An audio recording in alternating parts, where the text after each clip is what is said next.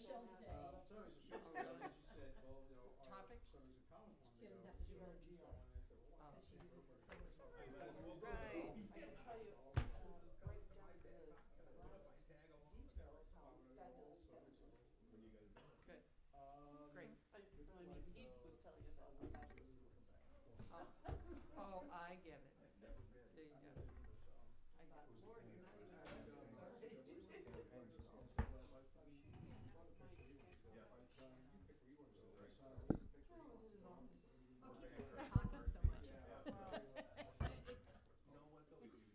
when you have to share because you come at them at strange angles. Mm-hmm. Across your face there.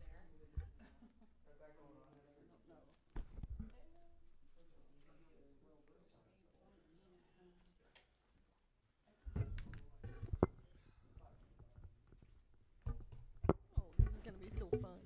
I'm gonna reach over top of you. Okay. Okay. Thank you. It's always so All much have fun. our own today. Oh, nice, nice, Amy, nice. I think except for Anita, I may have the record of being at the most Lorna Kibbe events. I was at the Mound House, I was at Newton Park, Yeah. I was at. Okay, thank you. But I didn't go to all of them. You went to all of them. Yeah. And I haven't been to one from back in. I think that's his, no, maybe that's, no, I think it's, I think he's right down there. He came Way back in. when. I noticed, by the way, it didn't escape me that you've started to use terms like previously. Exactly. There's lots of, If I was sitting beside you, I'd be kicking you like a wife kicks her husband. There'll be I'd go, all sorts of- I heard you. all sorts of cinnamons coming out now. How's your amazing muffin? Various It is metaphors. really good. Your It's amazing, messy. healthy muffin. Oh, it's not, I can tell. It's got blueberries. Yes, that's how she tried it. It does have a lot of blueberries, I gotta say that. That's healthy. Sometimes you get a muffin and it's really cinnamon. Did you have the coffee cake crumble kind? The That coffee looks really good. muffin at Tuckaway. Okay, now I'm gonna have to send you Penzeys Vietnamese I'm cinnamon. always. What is it? A spice Penzeys or is a spice company. They have a location in Sarasota, but they do mail order. They do it on mail order? Mm-hmm. But the thing that's cool if you go to the spice place in Sarasota is they have all the things in apothecary jars, so you can smell them. And they'll have Should I like sit down there? Penzey of Sarasota. So they'll have like 5 kinds of cinnamon. So you can smell them all. And they all have a slightly different smell. I mean, Vietnamese cinnamon smells a little different than, But the Vietnamese is really good. that's my favorite.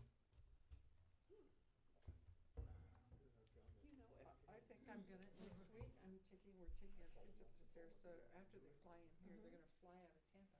We're taking them to Sarasota so they can go to her sister's house, stay for a couple days. Long story, but they love to cook, and when we take them to Sarasota to drop race them to off, town. we'll go early. There's a bookstore like just down the street. And If everybody would please settle down here, we will go ahead and call this meeting to order. This is a scheduled strategic planning session of the Fort Myers Beach Town Council with all council members present, including our attorney, Mr. Herron, Mr. Hernstedt, the town manager, and Lorna Kibbe, our facilitator. Okay. Lorna, it's all you. Good morning, everyone. Morning. Welcome. Morning. So today we're going to be talking about your strategic plan that we began a couple of years ago. And before we really get into the content, though, I just want to show you a picture.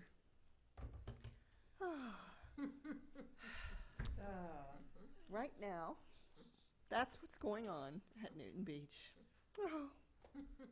Wow. Right now. I really thought it would be a good idea for us to start the meeting by just thinking about A Zen maybe moment. silencing our cell phones. That's a good idea. Let's silence those things. By thinking about where we are right now and why we're here.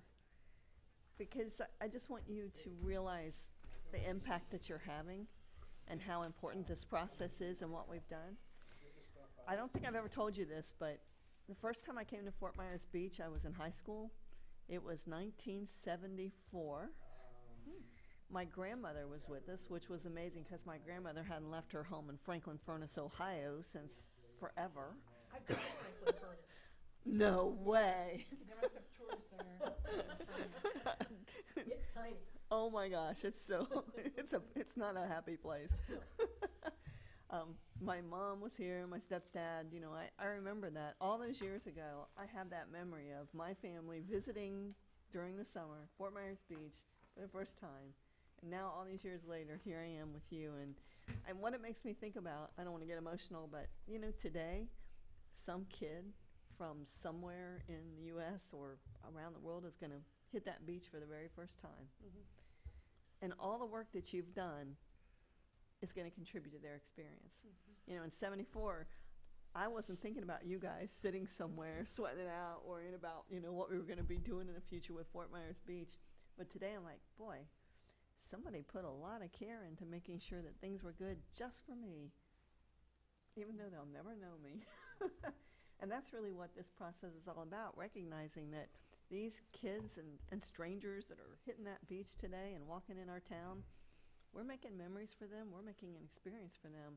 And 50 years from now, they're going to tell their kids and whoever they're with, well, it was back in 2019 Back when in I the first day. hit that beach. We're gonna have to come up with another phrase for that in the comp plan. You know, one of the interesting things about the strategic planning process is when you Google and you find out what's going on in organizations, you find out that many people consider this whole process kind of dead. And the reason for it is because it's done much differently today than it used to be done. You know, it used to be, and some of you probably had experience with this working in big organizations, we would do strategic plans that were targeted on 3, 5, and 10 years. And some would even go further out. Today, oh my goodness, things change so rapidly that it's very hard for us to plan that way. And the other thing I think that really complicates it is things happen.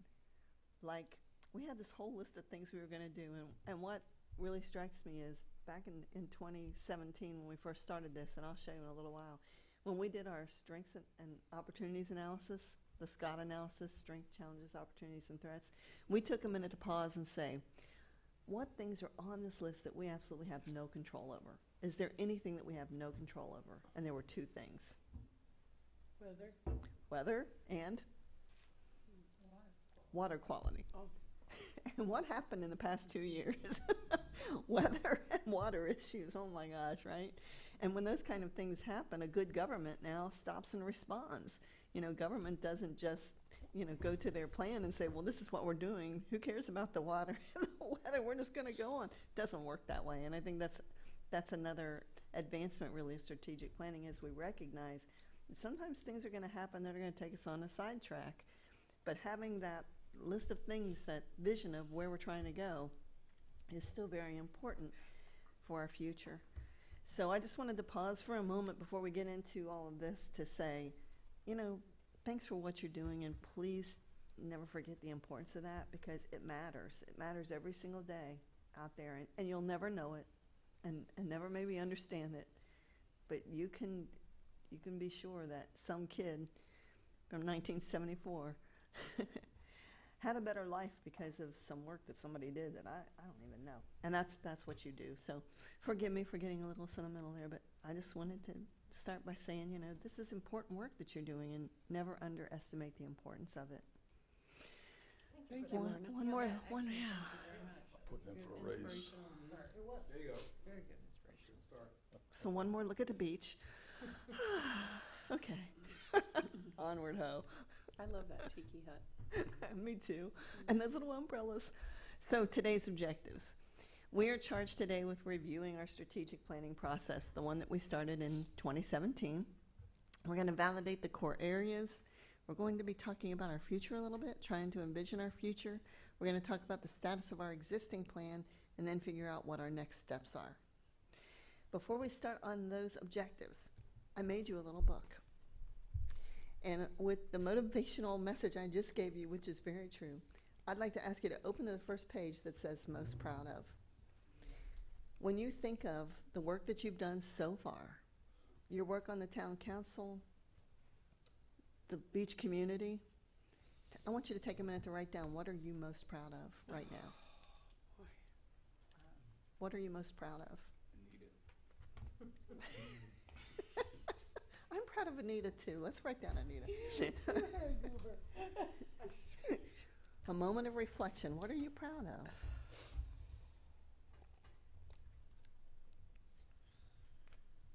In general, About the work that you've done as part of the town council, the town in general. What are you proud of? Why are Just you one proud thing. to be a person here that, you know? But just one thing. No, it can be as many things as you can think of.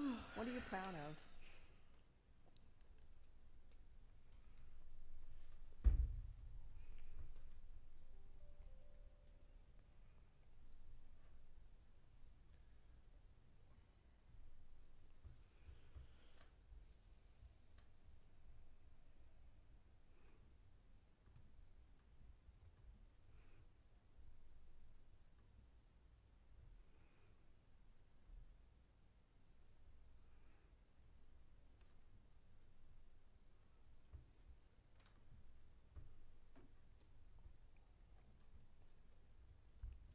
I'm asking you to do this because we don't often stop to think about what we're proud of.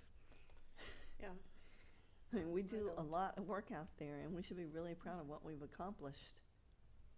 Things that have happened in the town, things that you've done, the work that you've done here. It's okay to take a minute and be proud of what we've accomplished. Anybody want to share what they're proud of? I will. Thank you. You ready? I'm ready. Financial stability of the town, TPI approval, partnership with Lee County on Estero Boulevard, and the change in the 50% rule. Same things I said, that's so funny. Really? You said the same things? I had achieving financial stability, protecting the character by changing the 50% rule. So those were two, yeah. What else did you have? you two are I was cheating. still writing. Oh, You can still write. Okay. I want you to write all day long But if I you want, know- I anytime know you think of it's something. exactly the same. I made this into a pocketbook so you can carry it with you and remind yourself of what you're proud of. oh, Lauren, if you saw my purse, you would know it's never gonna happen, but it's a good thought. I put down that I am proud of the fact that I feel like we make people feel at home. I know I try to do that in the council chambers, because people come in, they're nervous. I think we all have a feeling of, you're at home. And I think that's super important. I'm very proud of Town Hall, very proud of it. And I'm very proud of this council because it's forward-thinking. We spend a lot of time wrestling with things that have happened, but this group seems very concerned with what's going to happen, and I think that's our charge. Excellent. So, Anyone else willing and to I'm share? also proud of the Margarita TPIville. TPIville. I think my other thing is I'm very proud that we're working toward what I think of as a complete community, looking back to the vision of the comp plan, and that is that we are doing Heart of the Island, we are doing Bayfront Square, we are thinking about the connectivity between everything. We've done a number of things to try to protect our neighborhoods. We've tried to do things for the businesses. I feel like we have tried very hard to do things to make this complete. That's awesome. Sugar. I put down, I'm proud of the plans that we put into place post-incorporation, that started it all, and built on those over the years. And I'm also very proud of serving my town as an elected official. That's awesome. Good. I'm going to tag on to what Anita said about being proud of Town Hall, and the thing that she didn't mention is that several years ago, when I was elected to council and she had been re-elected to council, we didn't own Town Hall. We'd been renting for 20 years, this building, and everybody said that we couldn't buy it for various different legal reasons, and we didn't take no for an answer that you couldn't buy it. We made that happen. So I'm proud that we didn't take no for an answer. And the one thing that nobody else has mentioned is that we started the water project, the stormwater project, and the road project. And there was a lot of pushback on that. People don't like change. They don't like inconvenience. We've taken a lot of flack over it, but in the long run, it will be worth it. No, that's true, Rex. Wow, it sounds like y'all have done some things that you were First thinking of taste for a of while. Yes. Yeah? That's right. Amazing. Yes, you had trial by fire, Joanne, Roger, but how you about made the right you? decision. How long have you been the manager now? Like, this has been 40 years. No. 40 years, that would explain a lot. Hmm. Just completing my second year and starting my third. So what I had on my list is I'm very proud of the staff that we have here. We have made some surgical streamlining of staff that I think that has improved our synergy between some of our operations and is helping keep some people busy and engaged, which I think is important. I think we have successfully handled 2.5 disasters. Obviously Hurricane Irma, the red tide, and now we're facing the red drift algae. The project implementation of the town's project, both on Estero and in particularly the side streets, because although Estero has its challenges, working in front of every single person's house also has its challenges. Yep. Oh, yeah. That's And true. for those of you who've experienced that personally or heard from your friends and people you know on the island, we have gone out of our way to try to accommodate everyone's individual situation, and yet we're ahead of schedule. Two more things. One is I want to thank the council for their willingness to support the budget, which translates into our efforts to continually invest into Fort Myers Beach, and whether that's something as simple as repainting Times Square or now the bigger projects of look at the whole commercial corridor. I think that by us continuing to make investments into the town will encourage other people to make investments into the town. And then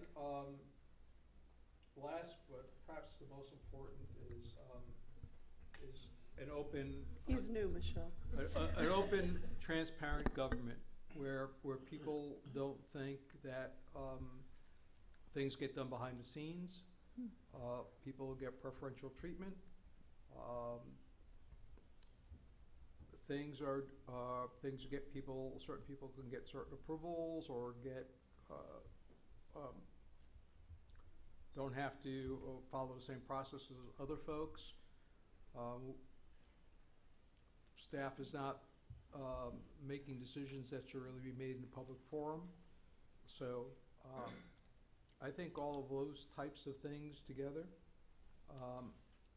where anyone can walk into town hall with whatever their issue is of the day, and they can get information and their issue addressed, and a route to success.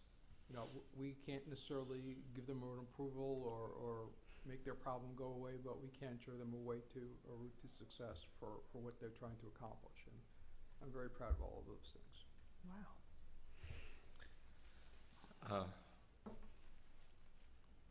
Being the newest to the party, and kind of trying to make from a high level overview is really the biggest. The thing that I'm most proud of is really helping this council achieve its goals in the short period of time that I've been here, in responding to their and staff's needs in a timely fashion, and trying to be as responsive as possible and improving upon that responsiveness, but ultimately it's assisting the council achieve its goals, its vision for this community in the short term and the long term, and working with staff. The staff here is really great. They put a really good team in place, and so that's really what I'm the proudest of, is helping this community through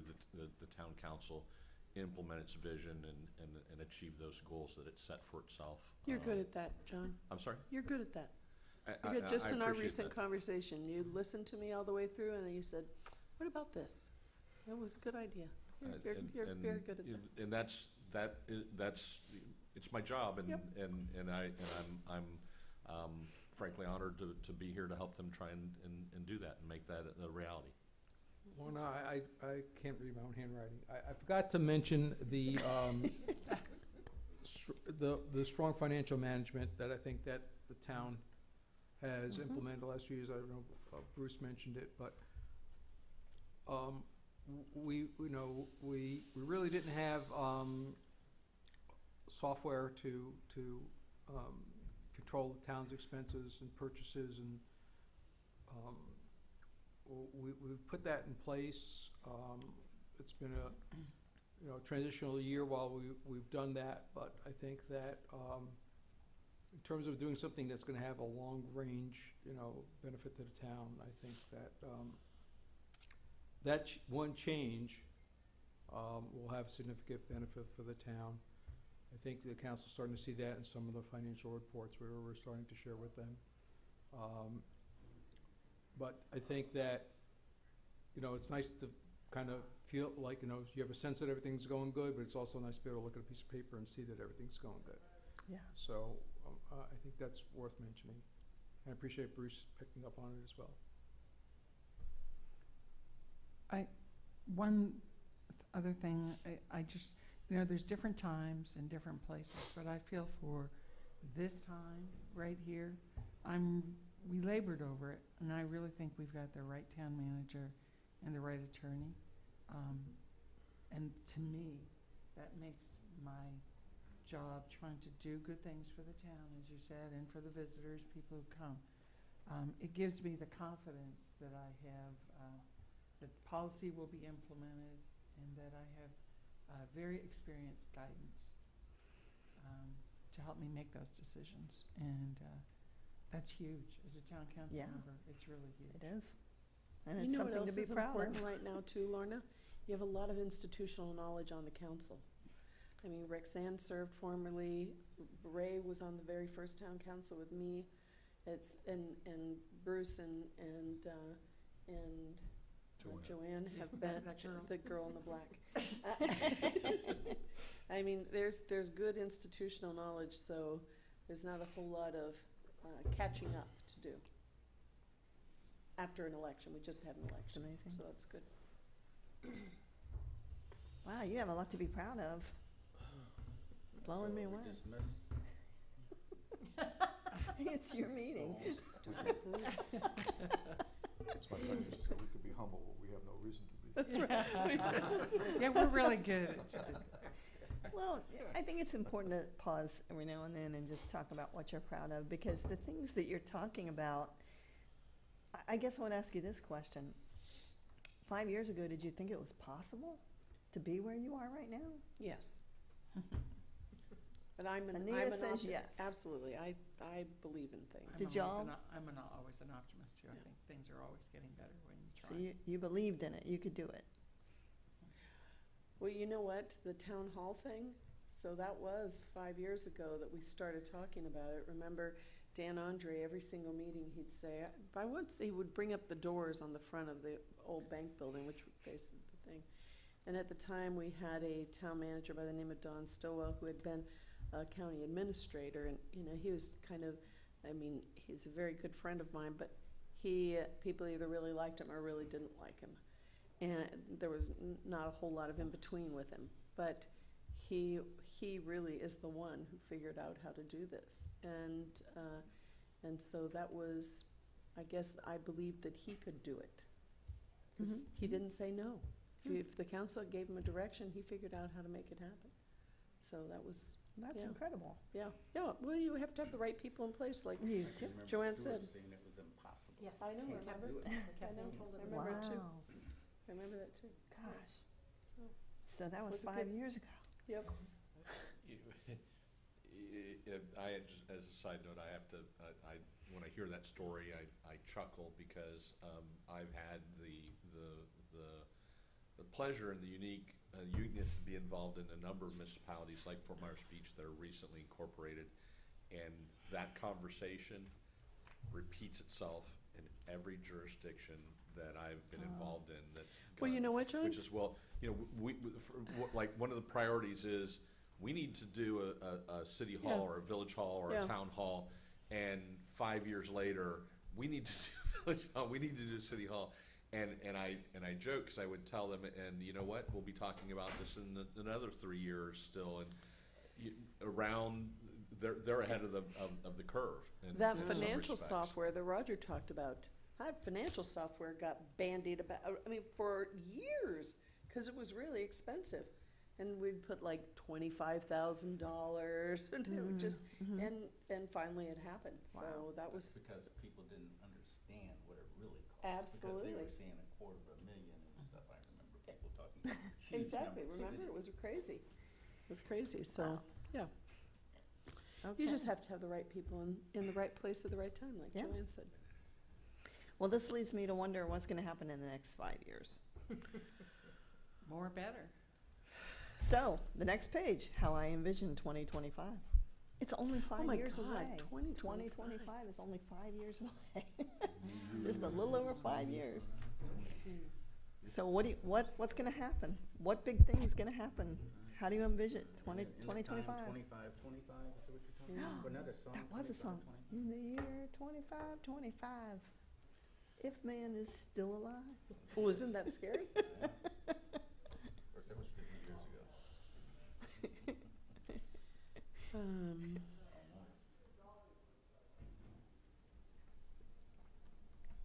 forgot about that song. Want me to start? Give everybody a minute to think, Yeah. and then we'll let you go first, Joanne. Oh, no, didn't know. Roger, when we're you wanted to defining what we're start. gonna do by 2025 now. We're envisioning how we see 2025, knowing what we did in the last 5 years, what are we gonna do in the next 5? And that's the next page of your booklet. Isn't this great? You can carry this with you and remember what you said.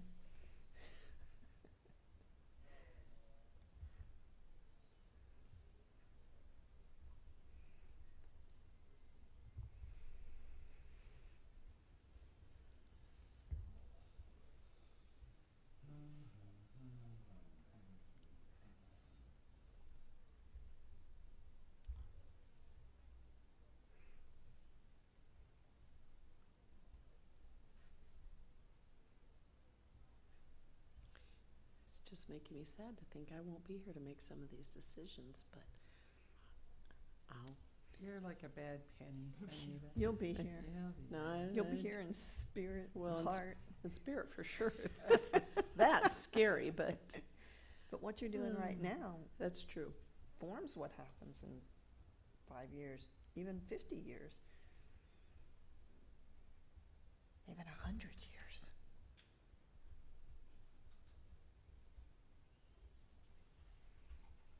All right, Joanne's ready. Let's hear it, Joanne. 2025, tell me about it. Well, one of the big things will be Estero Boulevard will be complete. We'll have increased safety, more bikes, more pedestrians. We can work off of complete streets, and I think the community will feel a little more complete if we get the community commercial corridor done. We'll get people moving around on these complete sidewalks in the way that we want, from area to area to area, from the downtown to midtown and all the assets we have.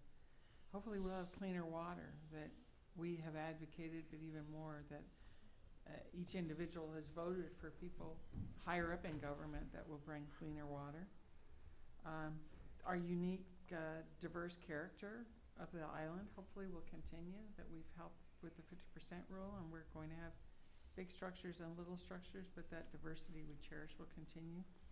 Hopefully TPI will be complete. We'll have that done, and hopefully we'll have a fresh entryway to the island. When you come on the island, maybe still be working on the 2 bridges at either end, but we will have established an identity of our own, that when you come on, that you don't have just an awe at the top of the bridge, but you also have an awe as you land at the base of the bridge.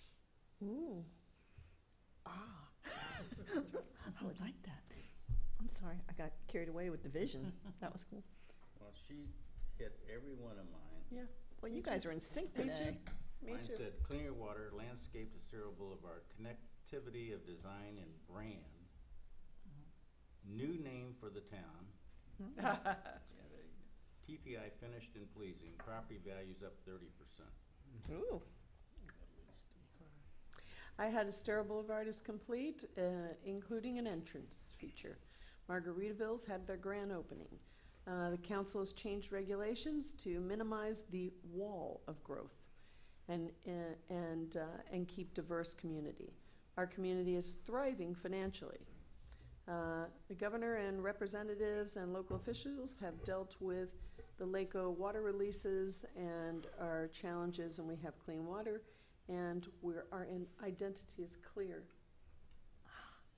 Is that This what, is, was it's that all like very similar. changing the name of the town? Is that? Mine doesn't include changing the name of the town, but But Bruce identity likes that. clear is, Meaning, we keep talking about what's our Brand. brand, what's our identity, oh, okay. what's it look like, what are our colors, what font is Fort Myers Beach, all those things Oh, that yeah. we've been talking a lot about Yeah. lately. Yeah, I think it's interesting that your logo is all green when all I think about is blue with the beach. Yeah, and that logo, well, that logo itself has some history to it, and Does it? yeah, it just Yeah, Was it- copy was- from Fort Myers. it was all very Hmm. whatever. Interesting. Yeah. Okay.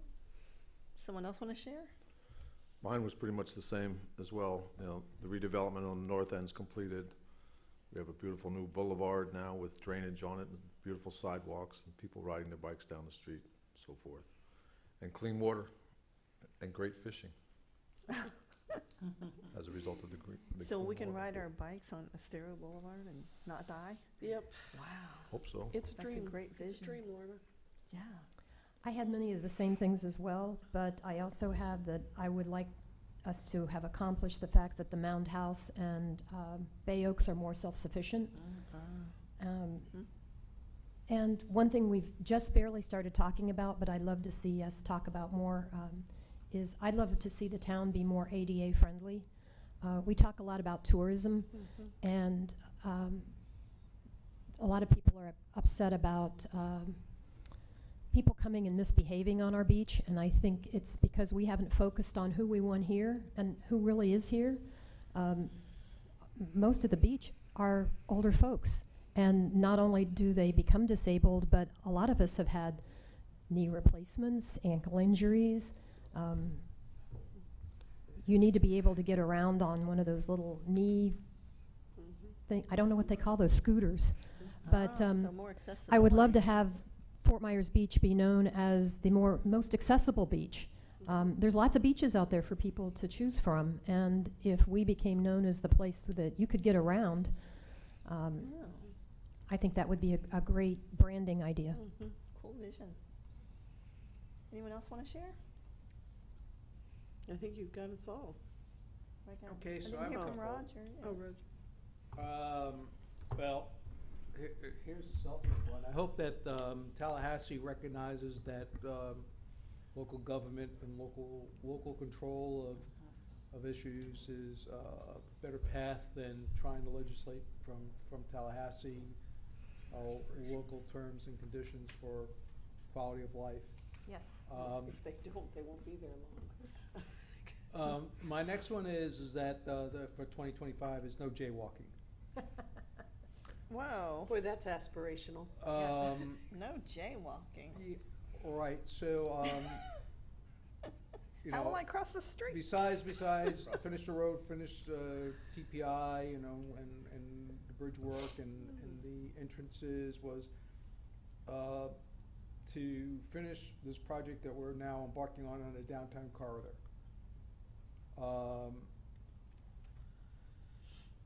I would like to see in 2025 that Bay Oaks basically be a jewel that has regional reputation as a first-class recreational facility. So, I would like, as part of the downtown corridor and the entrances is to get the signal at, Estero and Old St. Carlos and at Crescent Inn. I think that's an integral part of that. I would like to see the, San Carlos corridor that's on the other side of town, on the other side of the bridge. The traffic issues there be resolved by the county and FDOT in a serious way. That we're talking 2025. Yeah, I'm saving stuff for later years. Wow, okay. Those are good. This is good. So today, as we're talking, if you have any other ideas, write them down. We're gonna look, I know you've already looked ahead in your book. I'm gonna ask you to do the same thing for 2050, but not yet. Before we do that, I wanna go through where we are right now, where we are with our plan. For the new folks, and for the benefit of the new folks, we're gonna review how we did the process. And for the rest of us, it'll be a great refresher of what we did, the work that we did. So we're gonna review what we did. And then we're gonna start talking about what we have in our plan. We have an update. What do we need to do with this? What do we need to change? Okay, sound good? And then we'll go back and try to think even further out. Like, what do we want to add to our plan to make it to 2025 and even 2050? 2050, talk about not being here, I right? know, I was just thinking that, gosh. I was just thinking, I was put on here, she'll be alive. I know. It's hard to think that far out, it really is, but it'll be here. I mean, that's only 30 years from now. You may very well Only be the good alive. die young, folks. We're gonna be here. I expect to be here. In We're gonna be 2050? here. Yeah. I plan be on here. it. I do Oh, plan on sweetie. it. Whatever happens, happens for me. 2050. Well, I know one thing, there's a I'll whole only lot be of people on our 93. beach today who will be Okay, here in April 30 11th, years. 2050, we'll That's see 30 everyone years. right here. There you go. It's only 30 years. It's only 30 Well, years. hell's bells, I'll be here. Yeah, Oh, yeah, I'll be you have here. no Yeah, problem. 30 years. I'm a little older. Yeah, you'll definitely be here. You kidding me? That's right, because your people live forever. Oh, man. So do mine. This All right, might this be- exercise was might be not close. meant to determine who's gonna be here. Longevity. We're all gonna be here, all right. Okay, so let's go back to 2017 when we did this process. And here's what we did. We had a to-do list of things that we wanted to do, and I call them our deliverables. So for those of you that weren't here and for those of you that were, this will refresh your memory. Let me bring my list. We first wanted to define our process expectations. You okay there, Anita? Yep. Okay. I'm a So we chair with Murphy, I first- didn't bring mine. We first defined our process expectations. I'm going to show you all of these things that we did and how we did it. We talked about our main thing. What was our main thing? From our main thing, we were able to determine what we needed to do to be successful. To accomplish our main thing, we did a SCOT analysis, which, as I explained, used to be a SWOT analysis, but today we call it a SCOT analysis because weakness is a bad word and challenges is an exciting word.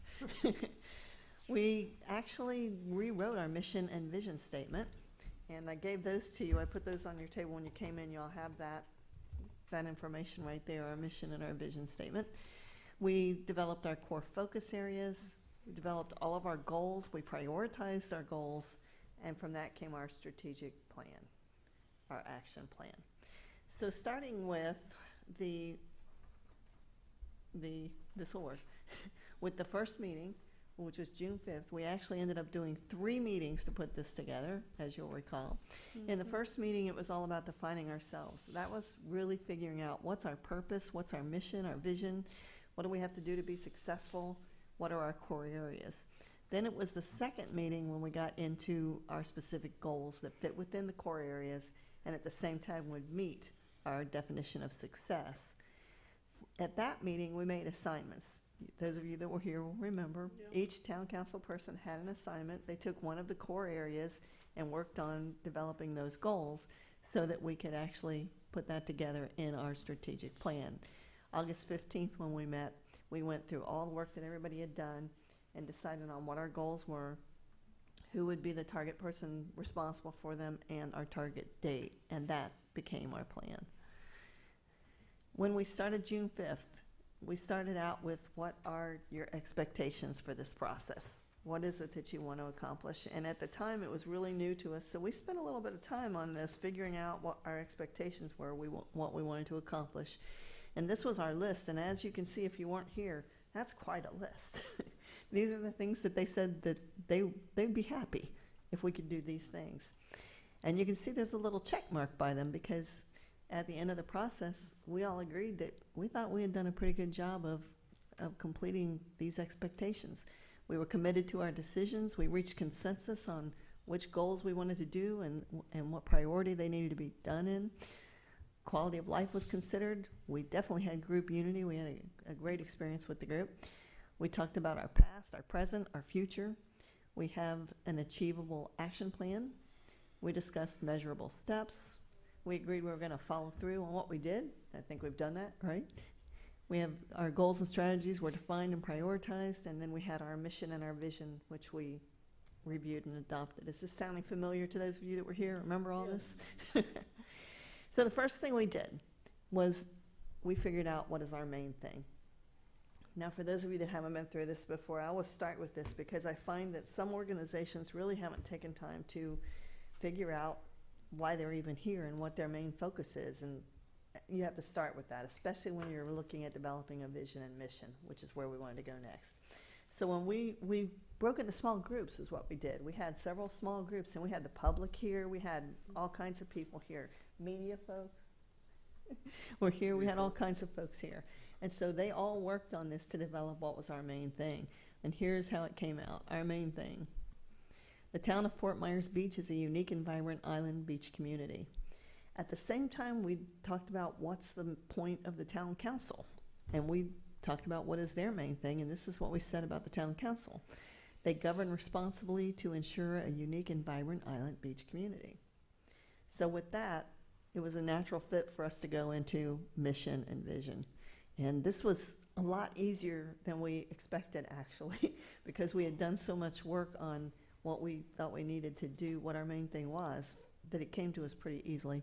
So our mission, we protect and enhance our island community and its vibrant quality of life. And that is on that sheet that I gave you. That's this sheet. Mhm. I put those on there for you so you could refer back to that. This would be nice to have as a little sign or something here at Town Hall. That's right, just photographed it. Exactly. I'm about to do a painting, Anita. I'm about to do a But painting. this would just be beautiful to have in here to let Yeah. people know. This is what Do this you like is why my we're slide? here. Thank I you. love the It's whole nice. thing. Yeah. Yep. Yeah. Looks lovely. I Good. agree. Except it isn't our pier. It is most certainly our Yeah, pier. Yeah, it It's is. our pier, we Sure it can't. is. Yeah, it is our The ear county- pier. It's our But it's pier. Oh, the it's the county. county pier. Oh. Oh. County property. Oh, yeah, but it's still our pier. Yeah, It's it our sure pier. is. And our vision, our town vision. This is our town vision, which a vision is what we aspire to be. It's almost this side of impossible, you know? It's like, can we do this? Mhm. And this is what we aspire to do. To be the best small town beach community. Beautiful, enjoyable, unique. Are you still feeling good about your mission and vision? Those are Those are what it's all I think you have a picture of the beach there. you want a picture of a beach? And because Get one of it's the a local beach colors. community and there's no beach there. Yeah, this Yeah, is well, it's downtown. just a PowerPoint slide for a I know. presentation. I'm trying to help you out so next time you do something, you'll Well, be better at it. Thank you, thank you. Yeah, do you know how much time I spent finding pictures for your slides? You can move over to the analytical side. Happy and I would be over there. Yeah, he really should be. Yeah, it definitely Okay. should be.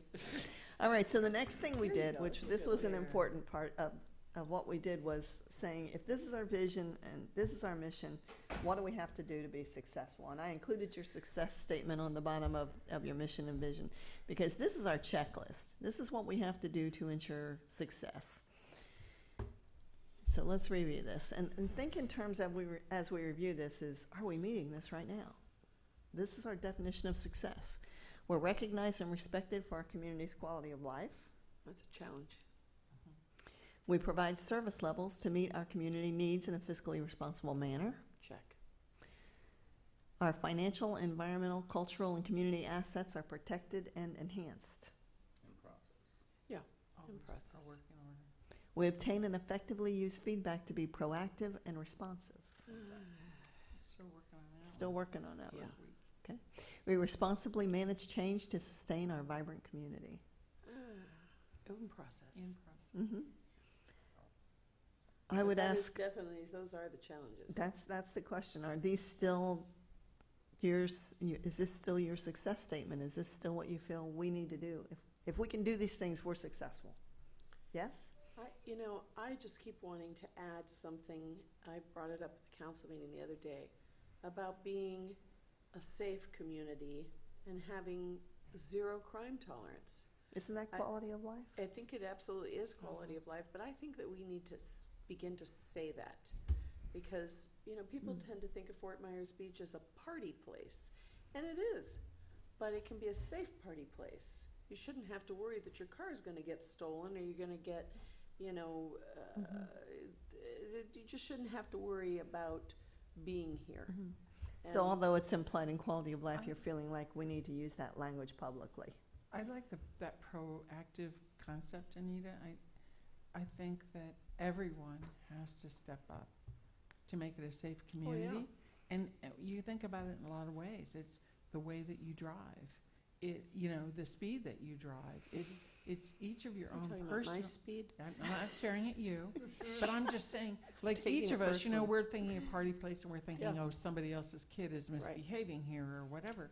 But in reality, I like the empowerment, that everyone is empowered to do what they can, to be a safe individual in the community, and that includes going the right way when you ride your bike, knowing what it is to create safety.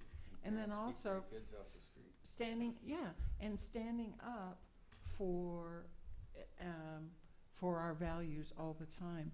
And the sheriff said that when he came here, that things happen and people don't stand up and say something too. So it's But even when being a people- good citizen, and it's empowering good citizenship behavior throughout the community. Well, let me put it this way. On a scale of 1 to 10, where I think we should be, for 10 is an ideal, safe community, I think we're about a 4.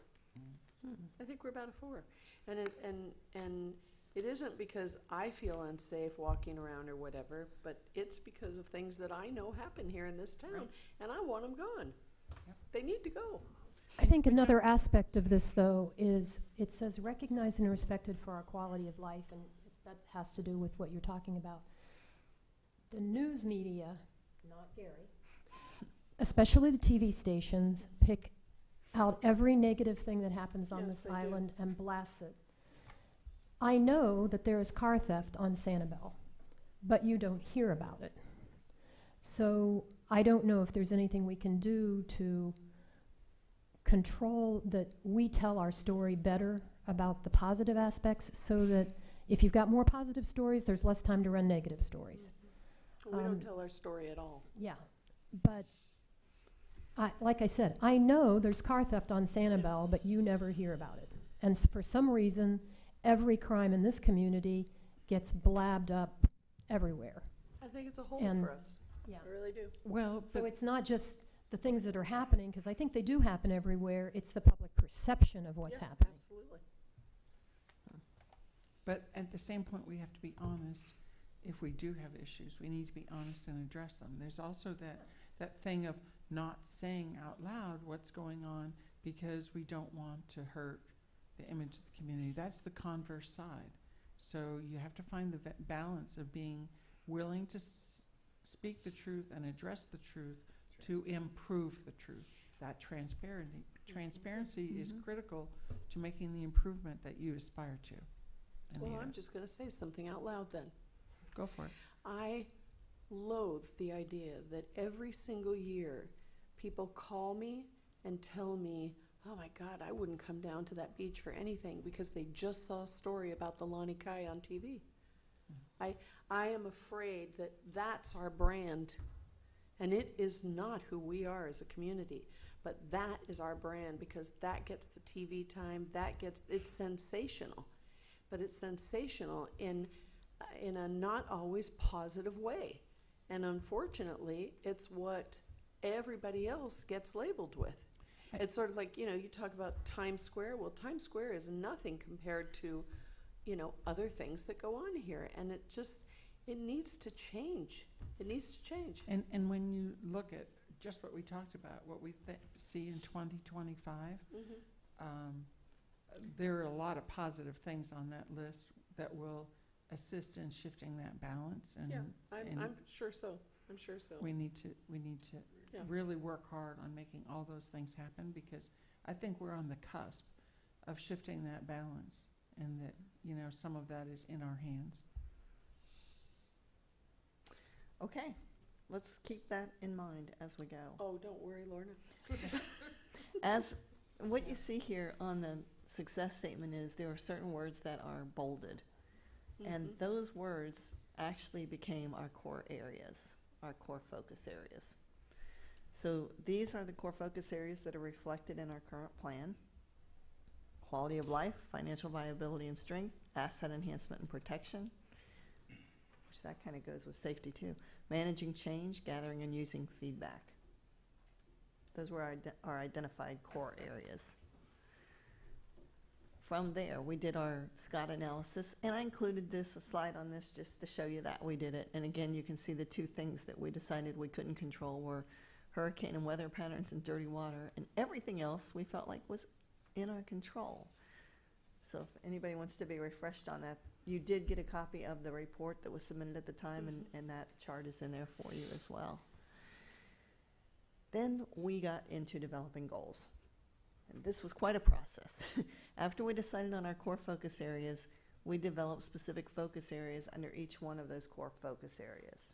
Then we went through this massive exercise where we prioritized what those goals were, those focus areas underneath our core areas.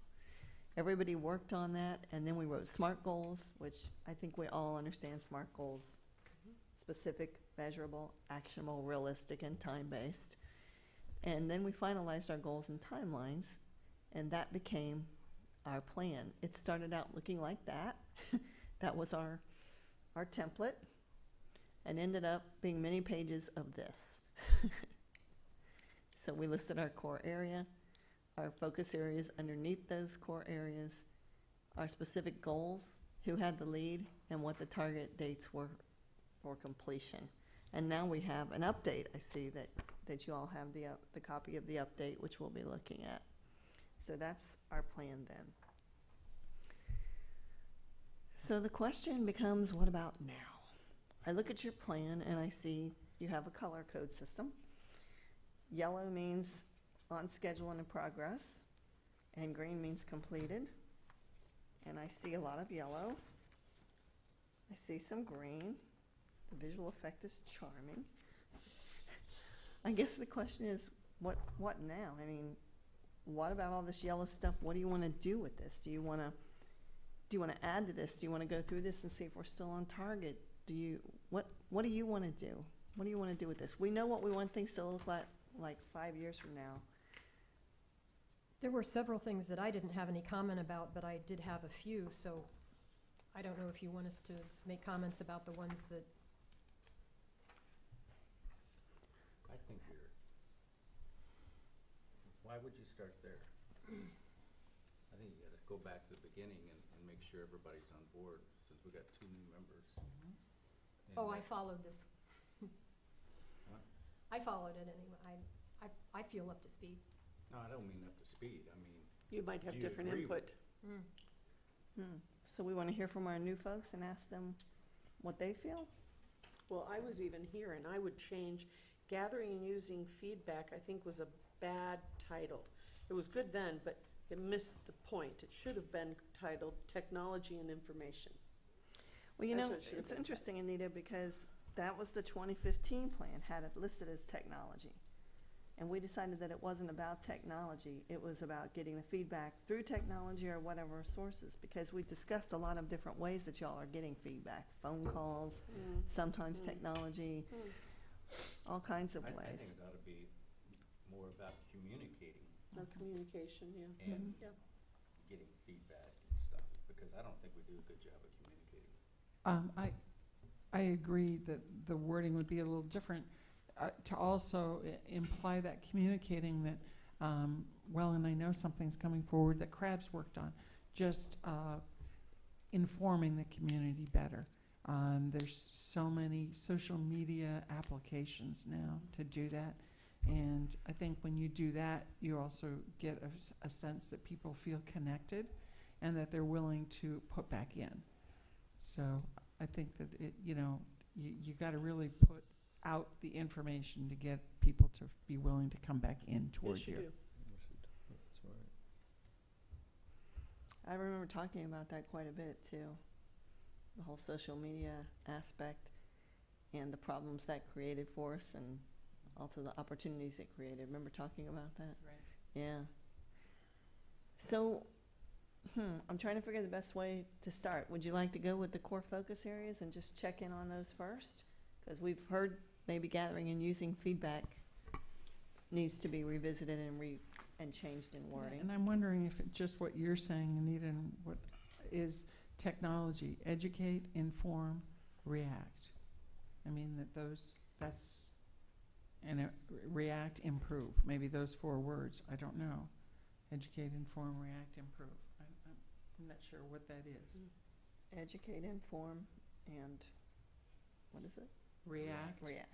Respond or improve. Oh, yeah, respond and improve. Respond is a better word. Yeah. I have been a fan for many years now of the town having some sort of public information officer. Call it a town PR person. I believe that a town like this needs it. Because, for example, instead of hearing about the fight on the beach, you might hear about the fundraiser that just occurred to raise $9,000 to send kids to camp. It just, there's always a good story. Sanibel does an extraordinary job at it. How do they do it? Well, their town manager does a lot of it on social media, but I don't know, but they are always pushing out information. The city of Bonita Springs too, they're pushing out information. This is in no way, shape, or form meant to be critical of anybody who's here, because that's not my commentary. It just is we talk about telling our story. We it's an example. don't tell it at all. We respond to things, but we're not proactive. Yeah, I get one from the city of Fort Myers and I get one from Bonita Springs every week or two. Bonita's, that it's regular. tells me what's going It's on regular. in their communities. Were you gonna say something, Ray? No. I'll say something. Not about that, but where we start. Where I'd like to see us start is starting with the brand. Mm-hmm. And if we can come to grips with what the brand is, then do this other stuff. If you don't have the top right, all this other stuff you're talking about doesn't matter. What is the brand? That's a good question. It's the symbol, it's the identity that people associate with Fort Myers Beach. And right there, when I said Fort Myers Beach, that kills the brand, because when people say Fort Myers Beach, they say, oh, I spent last night in Fort Myers. Where were you? I was at the Riverside Park in downtown Fort Myers. I went to the Ford Garage. I said, well, that wasn't Fort Myers Beach. This came from somebody at the Economic Development Council. Oh. I mean, it's unbelievable. People associate Fort Myers Beach with Fort Myers. And this emblem with palm trees reminds me of Fort Myers, city of palms. We're our worst enemy. Well, I've said it recently, and I've still actually, I've been working on a sketch, not to compete with what the designer's doing, but I still love sort of relax, you're on island time. Mm-hmm. I mean, we are a unique island, and in my mind, I visualize like a little island, and the with the shadow or the graphic of the pier off to the right, let's say, because it is our pier. 70% of, it belongs to the county, maintained by the county, but people come here for that pier. and then some palm trees, some diversity of little houses, the water around, and a beautiful sunset. I mean, and maybe it shows the clock, you know, maybe it shows a house, the clock, the pier. It's a lot of stuff. Yeah, too busy. I know, but you know what I Yeah. mean, but it's the concept Ideas. of island time. I get. You're 'cause I almost think that's- painting a Leoma Lovegrove painting in my head. There you go, that's I like the sun and the shade of an umbrella. good That's, too. You know, and the sun could be going down, I don't care where it is. Yeah.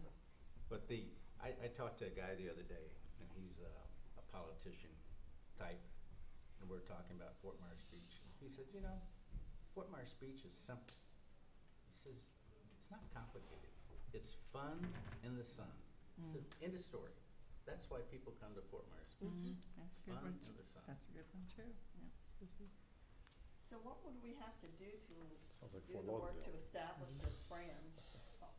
Hire Well, a I consultant. think we need to get back to a point that Bruce made, and that is, Bruce says he wants to change the name of the town, and I know that's a huge issue, but I think you do have to talk about it.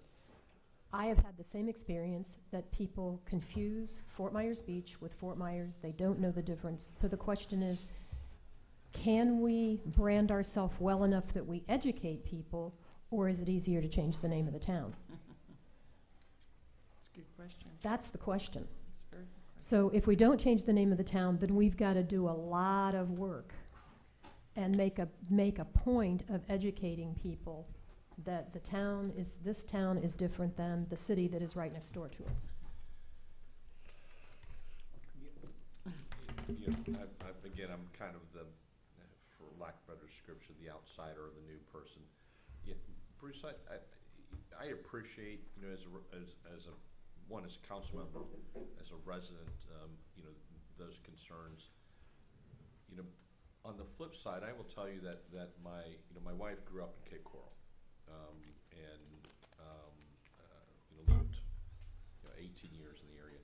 And to this day, she distinctly and specifically refers to Fort Myers Beach, Fort Myers Beach. People who grow up here And too. Fort Myers, and Cape Coral, Cape Coral.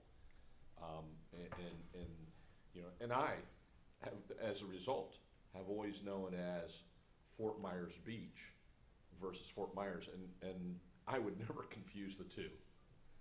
I know where they are. I know where one ends, the other one begins. Really? And Where is that? the other side of the bridge.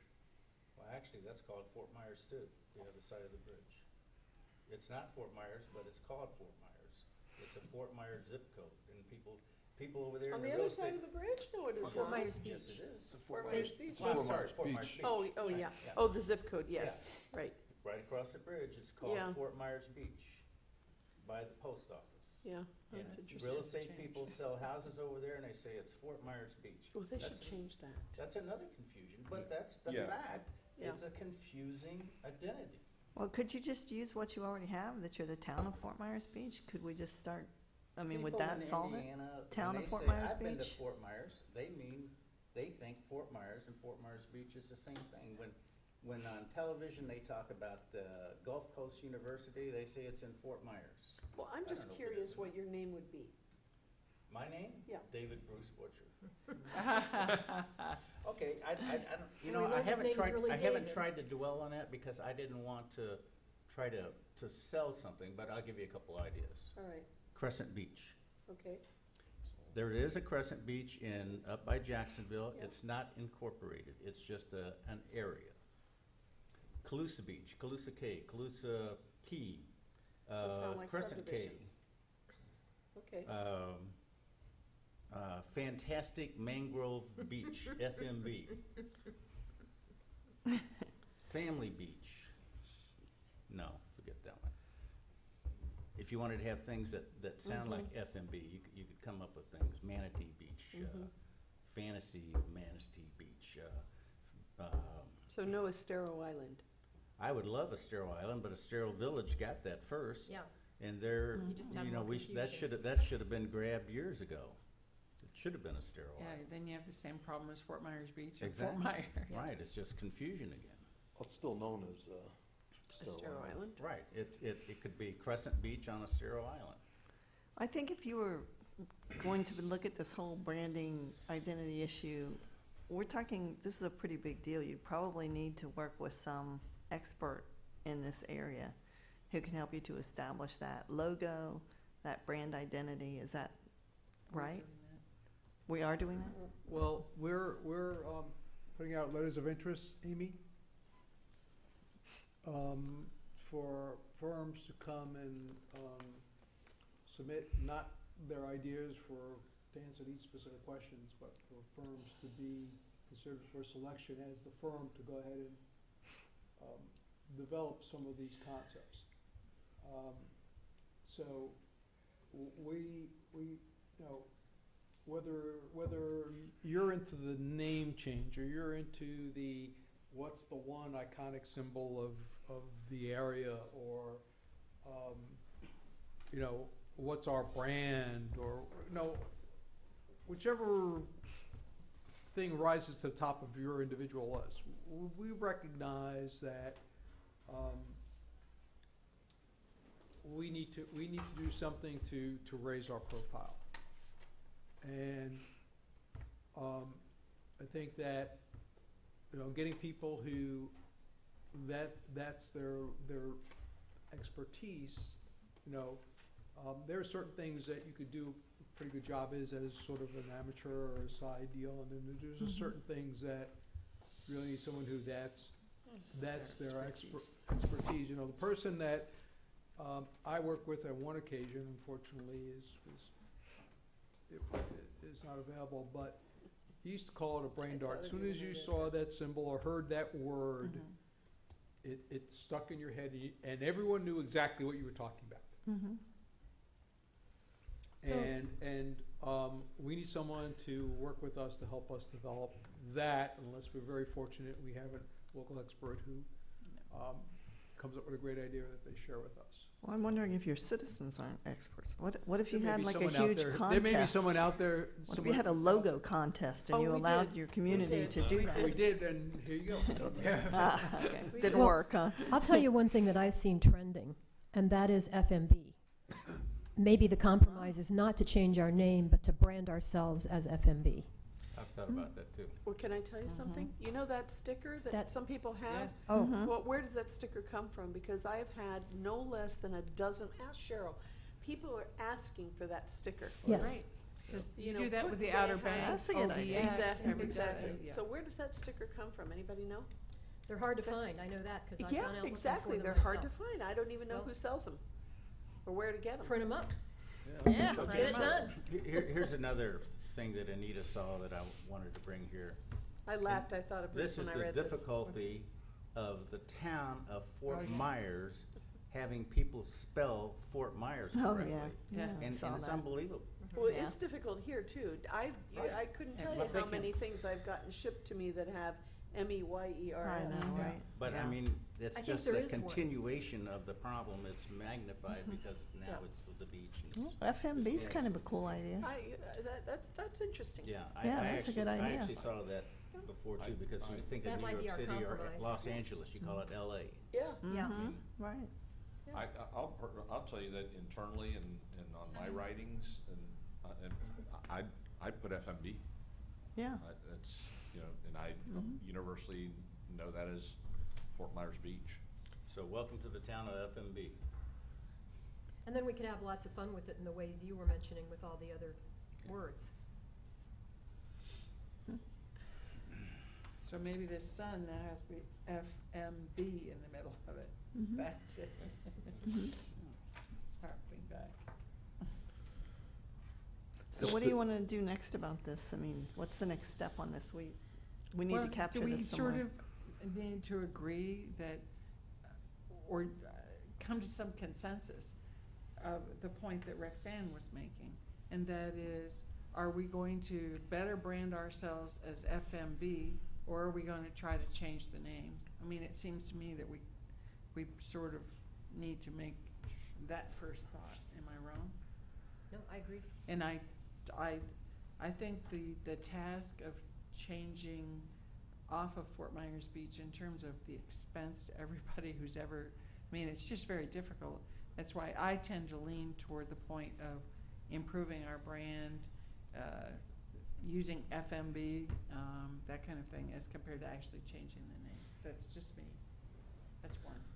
Yeah, you know, we've kicked this around how many times, Anita, over the years? This name change business. You know, it sounds good, Bruce, but I'll give you the other side. I know people from all over this country, and I tell them where I live. You live down on the beach. The beach. The beach. That's We right. are the beach. And when people in Lee County or Collier County, when someone says they're going to the beach, they don't mean Tiger Tail Beach on Marco Island or Bonita Beach, or they mean Fort Myers Beach, because we're the beach, and that's our brand. We're at the beach, and It's because the signs on, for Tiger Tail Beach all point to the exit. It's just true. you know, The exit of Fort, But Marco it's Island. true. Yeah. Growing up Sanibel, you said you were going to Sanibel, even if you were going to the Right. beach on Sanibel. Mhm, But right. when you came to Fort Myers Beach, it was just the beach. Yeah, that's that's it. true. That's it. And New name, the beach. well, I mean, it's not new, but I mean, it can be reinvented, but it's not new. I mean, it's always been known as the beach, and I mean, you can go back generations of people in Fort Myers, and they'll tell you the same thing.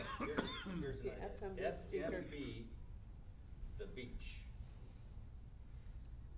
Yeah, but we don't have to change. I think what a lot of people worry about with name changing and stuff like that is their business cards, their everything. That's $10.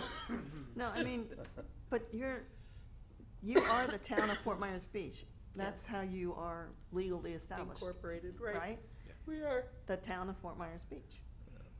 So you could be the town of FMB and not have to change a lot. But I think that just the idea got that all we the want to time. focus on FMB or the beach, is very helpful when we bring in a design professional to say, hey, this is the direction we want to kind Mhm. of elevate. Hey, could I ask you a question? If you know that FMB sticker, do you think that it's important that it's white on the background with just FMB, or what if the FMB sticker had like a sunset in the Sunset. background with Mhm. FMB? Sure. It depends, which, I I'm have, gonna I make have some of one, those stickers and bring them here. I have one in the window of my truck. FMB? Yeah. And mine, the background is black with white lettering because it shows up better on the polarized glass, you know? But I mean, other ones have a white, but yeah, I see what you mean, and, Where'd you get that? you know, Cheryl bought it from me, I thought she bought it from your store, I thought, no? People are asking us Well, for them. they're all over, I mean, Okay, people well, have them. somebody will probably need to hear get this some of those today and made send up. me. Yeah, exactly, I just. Okay, but what I need to know is what's next on this. I mean, give me some timelines, give me some understanding of how you're gonna settle this instead of just keep talking about it.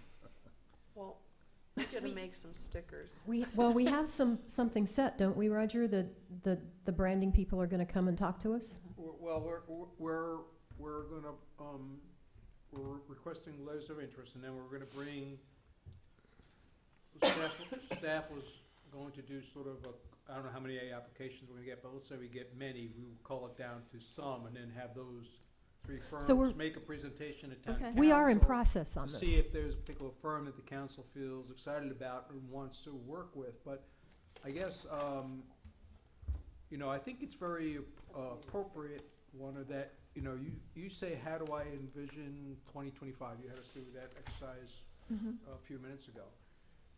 And, you know, this is one of those things that say that, look, we're not gonna change the name tomorrow, or we're not gonna change our brand tomorrow, or whatever, but by 2025, we want to have accomplished that, or maybe it's even sooner, maybe it's 2022, I don't know. But, so that people can, whether it's use their inventory of return to desk stickers, or business cards, or whatever marketing they're doing, that they know it's coming, they have time to prepare it if we change something that's different enough that the businesses and the people here have to react, the post office has to react to it. Yeah. So, Yeah, it's a big deal. you know, They won't be here.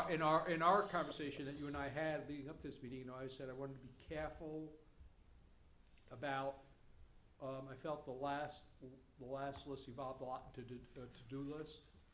Yeah. for very short term rather than more forward-thinking visioning.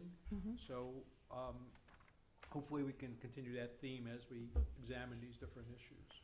Okay, so we just want to put that on a 5-year list Be careful there, John. that we're going to work on that. Okay. All right. What about the core areas? Let's go back to that for a minute. We were deciding that maybe gathering and using feedback needed a little bit of a change. What I'm trying to figure out is, will these work in 2025, maybe even 2050? How, you want to change gathering and using feedback to technology? You know what, it's not, technology isn't the right thing. Yeah.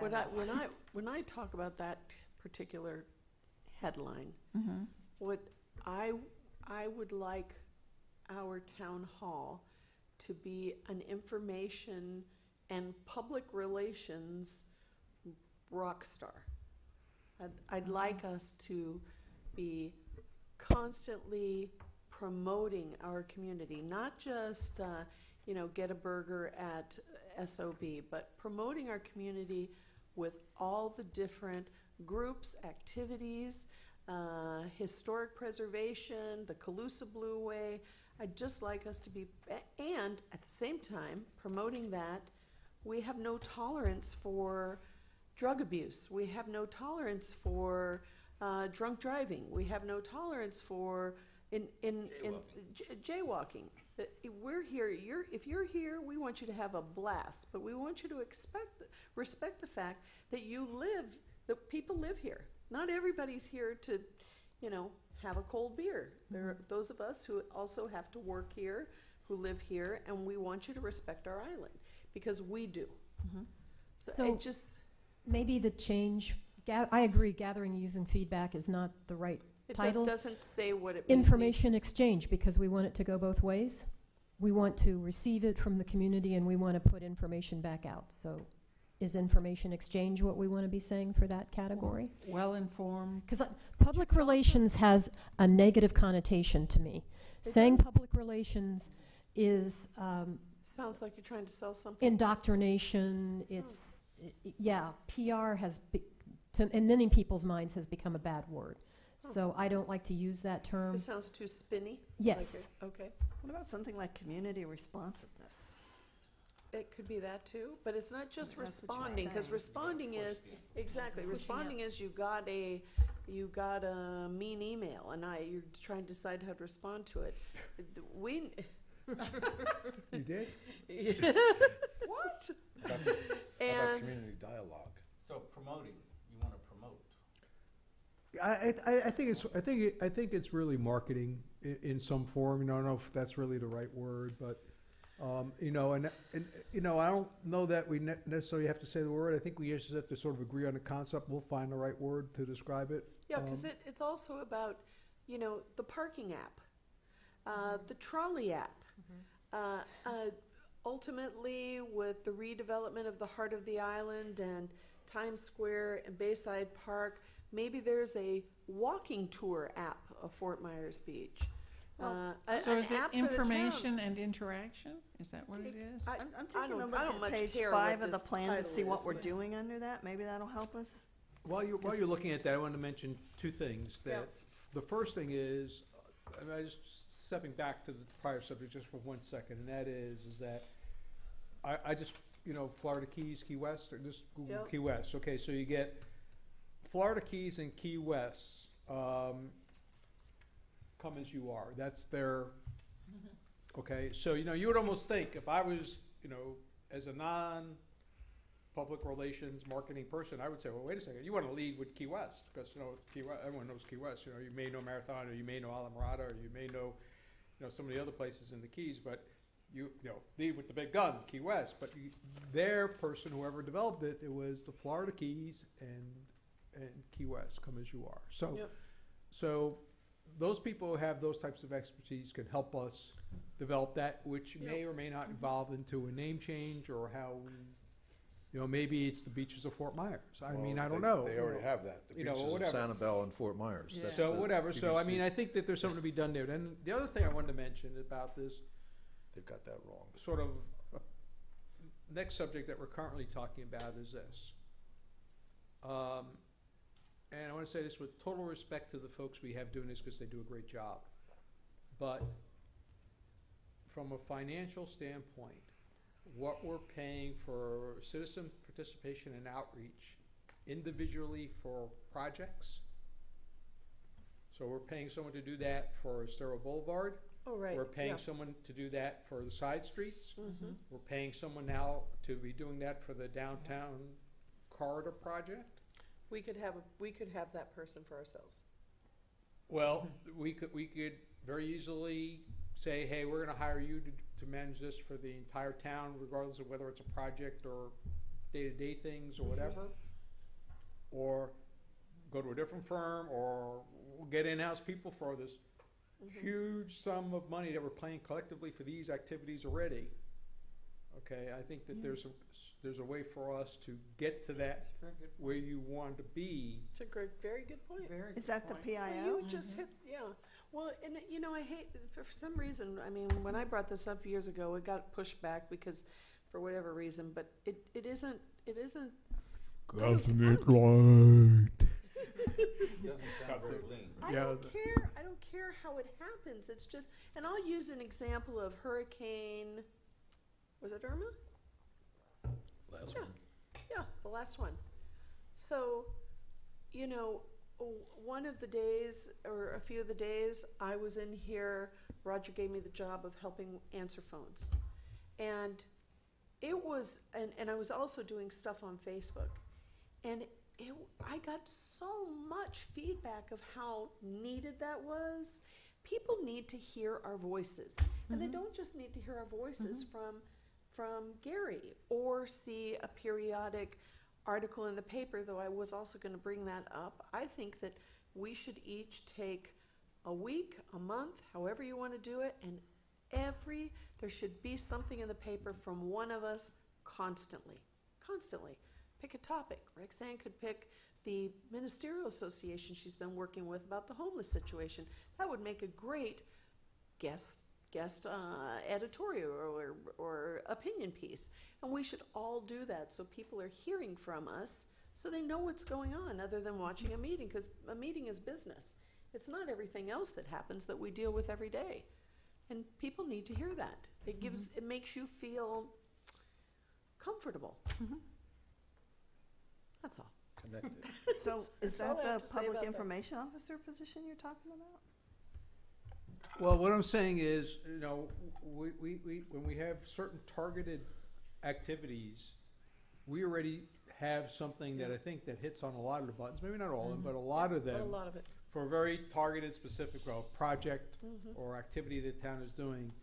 And we don't have sort of the one person doing it on sort of as an umbrella, you know, crossing all the town's programs, including the day-to-day stuff. And, you know, when you start looking at doing something new that we're not doing today, first thing I want to start, you know, at some point someone looks at the checkbook balance. But my point is, we're already spending a lot of money on these different, we've created silos, or the Estero project, the side street project, the downtown corridor, we're That's paying just it. money It's a side, individually, yeah. a fairly good sum of money in each of those for those same activities. So it would just seem that if we brought it all together as, hey, do the whole package, we're already probably wouldn't cost that much I more like at that. this point. The person has spent a lot of time getting, you know, I think we should. ground I think we level should look at knowledge that. and you know, so to move to that next Maybe step that is should be in our not really budget. that Maybe it difficult. should be in our I budget don't, conversation. I don't see it that way. I mean, but Okay. I mean, if that's a priority of the council, and the council is willing to fund it for the general fund, you know, Budget. not, well, Bring it forward, bring it the forward as a budget. non-project related stuff. Bring it forward It's as a an budget interesting way thing. to pull Yeah. it apart.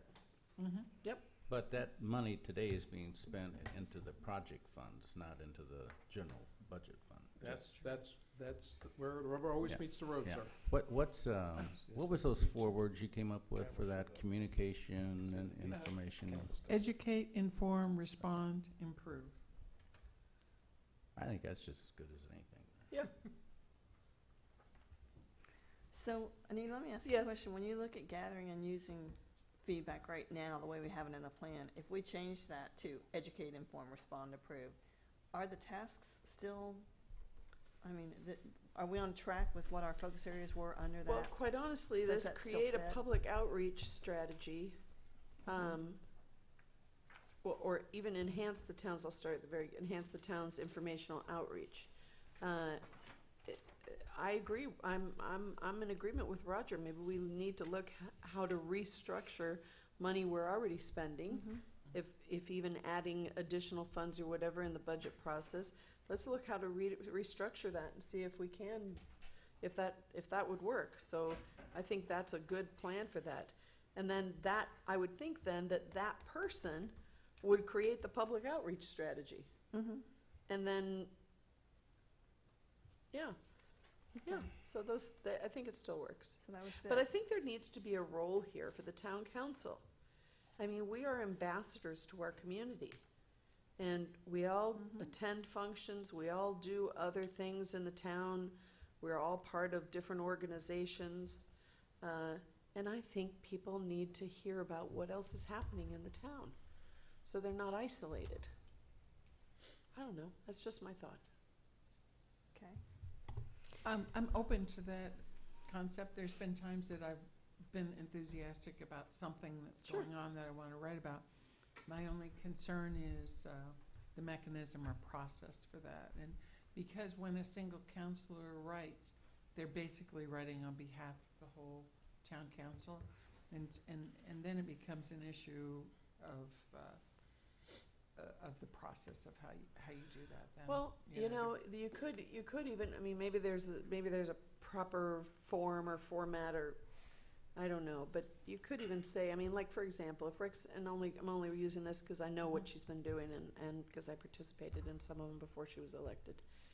If Roxanne was going to talk about the ministerial group, she could start out by saying, I have been doing this. It's not the town is doing it, but Roxanne has been doing it, but it affects the town. If you talked about the community foundation, you're doing that. We're not all doing it, but you're doing it. But it just gives some more information. But if there was something important like Estero Boulevard Park. Estero Well, Boulevard, I was going to say, I see it more, and sorry to interrupt, but I don't see it so much as like community foundation, but what we are doing as the part of the council. people's governments, Yep. as their could be as their that too. representatives. This is what we're trying to do. You have asked us, you want us to attend to water quality, and this is what our town is doing on water quality right now. Or you say you want to see more arts on the island, and this is what the town is Yep. doing, or whatever. Not so much for an individual group, Yeah. but the overall concept, Yep. whatever. And more informational as opposed to an op-ed for That's the, my for concern. the That's my individual concern, member, yeah. for the individual member. Right. So op-ed is opinion. Yeah, there's a place for that. Yeah. You know, it's just not, if it's not in that column, if that's what that's dedicated to, informing the town about what projects and everything we're working on, that's not the place for it. You know, but there is a place. The solution to the problem, it's a process problem, and the solution to the problem is once you get this PIO role in place, we would all need to coordinate through that person so that we stay on message. Very Yeah. good. Oh, that's good. So that solves Well, the that's process good. problem. It's very good. Yeah. Thank Yeah. That's two goods today for you. Yeah, but without, I agree with that, so we're all on the same page as far as the town, but not limiting someone's opinion as well. I mean, No. Right. but there's another place for that. Heaven's sakes. But you understand that. Hopefully, the person who's a PIO would be smart enough to put the stop on something that sounds like it's turning into an op-ed. Yeah, So what's wrong with an op-ed? nothing. Nothing. But, you know, It's fine if you do it on your own, but it shouldn't be coming from us. So if we have, let's just say, we have a column called News from the Town, and Yep. the Right. various There you councils go. take turns, Yep. you know, writing that piece. You know, if for some reason that same week you want to put an op-ed, you submit it as an op-ed, and that's an individual Sure. counselor submitting their position on a particular subject, but it's not news from the town. Right. And we all understand this is a positive orientation. Oh, Yeah. absolutely not. It's not, I voted whatever. No, Right. no, no, no. I mean, I have to be honest with you, I felt very badly. I saw the Observer, and it said I scoffed, Joanne Champ scoffed at the idea of having the new parcel be a drive-through. And I thought, I truly think that I've never scoffed at anybody's. That's an opinion of the I'm writer. very, very open, and I unfortunate, but the show, Observer's I try to become That's completely editorial. irrelevant. try to There's- show respect for everybody's ideas. So my concern is, I think that words mean a lot, because it They do. implied that I disrespect my Of fellow course. council members, which Was that is well? and never, the week ever, ever before, the they case. they talked about Rexanne doing whatever, and there was absolutely like maybe 10 words were accurate. It's unfortunate, but And that's why. was and there that even a makes it- reporter but, here but that the day? point I'm getting at, it's Yeah. even more important Absolutely. that we show Yes. not that we have a unity, we're working together, and that these are the positive things that we are accomplishing as a group. Couldn't Yeah, agree with you I more. think, I don't In- think the in issue. accordance with our staff too. Sure. I mean, it's not about us; it's about the town. Yeah, I don't think there's a problem about the Scoffed. information getting out to the town and being circulated. I think there's a huge problem about accurate information Yeah. getting out Amen. and being circulated. Yeah. And with all due respect to our friends in the media, they make, in my opinion, too many mistakes. You know, and they need to hopefully Was be a there little a news more girl careful here? about their choice was of gonna words and say what something to her, what too. they say. She set up a camera. Particularly when you have an article on the front page and then you have editorial in the middle, and they're on the same subject, and it all gets blurred in someone who's reading the entire paper. So Mm-hmm. I'm not here to say that I don't disagree. We have a lot of work to do in this arena. It's just really how the council's comfortable about proceeding Yeah. from where we are to where we'd like to I be. think these are Yeah. all positive. They're all ideas. good suggestions. You know, Lorna, we have, everybody refers to the Coconut Telegraph. We should be the Coconut Telegraph. We We should. should call ourselves that. Why don't we do that? Why not? Oh, that's not a bad idea. Yeah. Yeah. Okay. Do y'all want to take a little break, Good idea.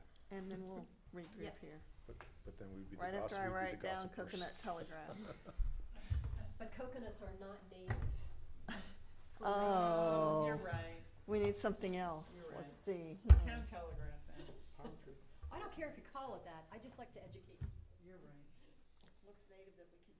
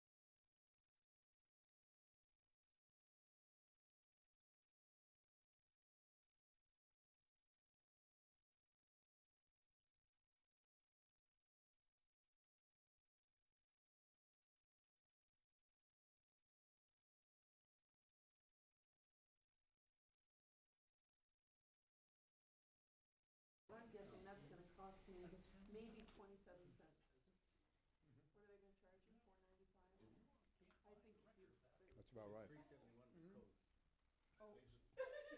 Oh, Well, they're so incompetent that, you know. I sent out a cease and desist. but do we want, do you want No, no. the, to be against the sunset, or do you want the FMB part to be sunsetting? I'm thinking it Oh. just ought to be. Because it could be sitting in water. Maybe it should just be the ordinary. But I im- think you need. Yeah, but imagine if you had a line of water, and then, the Yeah, FMB Could be did, that too. a line of water, I don't know. There's a traditional thing, though. Yes, The- just, the the black and classic is white the black and is the white. classic. Yes. I like it too. All right, well, let's all decide what it's gonna be and then I'll have them made and we'll just give them out. But that's a classic, the FMB with the green. But are we jumping the oval? gun, Should we wait till we get a, If nothing This else, is not I a need we, these. this is an islander. well, This that's is- true, but, He's gonna do it. Yes, but if you want, I mean, you know, if you put them in here and people just can take them. that's true. And then we can do different renditions of it. Start with the classic or whatever, and then we can do different renditions as we move forward too. That's your phone too, right? I love that idea. Mhm. Are we ready to go? Sure. We're so industrious, look at us. All right. I'll help chip in, or the town hall or whatever. Just to let everyone know, I have to cover the chamber speaker at noon, so when you see me leave in an hour, don't take it personal. I wish we could see the chamber speaker too, but that's all right. Why don't we break and go down and come He's back? going to get lunch. And that. Well, if Yeah, you're doing that, maybe if you we wanna should. do that, I'm going let me from know, cause donut we have holes lunch to ordered. cookies at Charlie Oh, Brown. we won't do that then. Okay, No, so, we'll stay here. I Have just them heard come some down really here. good ideas, a couple really stand out, and everything that we've talked about so far seems like it's doable by 2025, like, we got this, right? What about further out? Let's stop and think a minute about further out. Long-term vision. But we haven't gone through all this yet, right? Are we gonna get to this later? Like just a couple little notes. Well, I don't know. think, you know, to the extent that that is, spurs a thought for 2025 or beyond, I think, you know, and whether it's just to continue to monitor it, you know, a particular item, or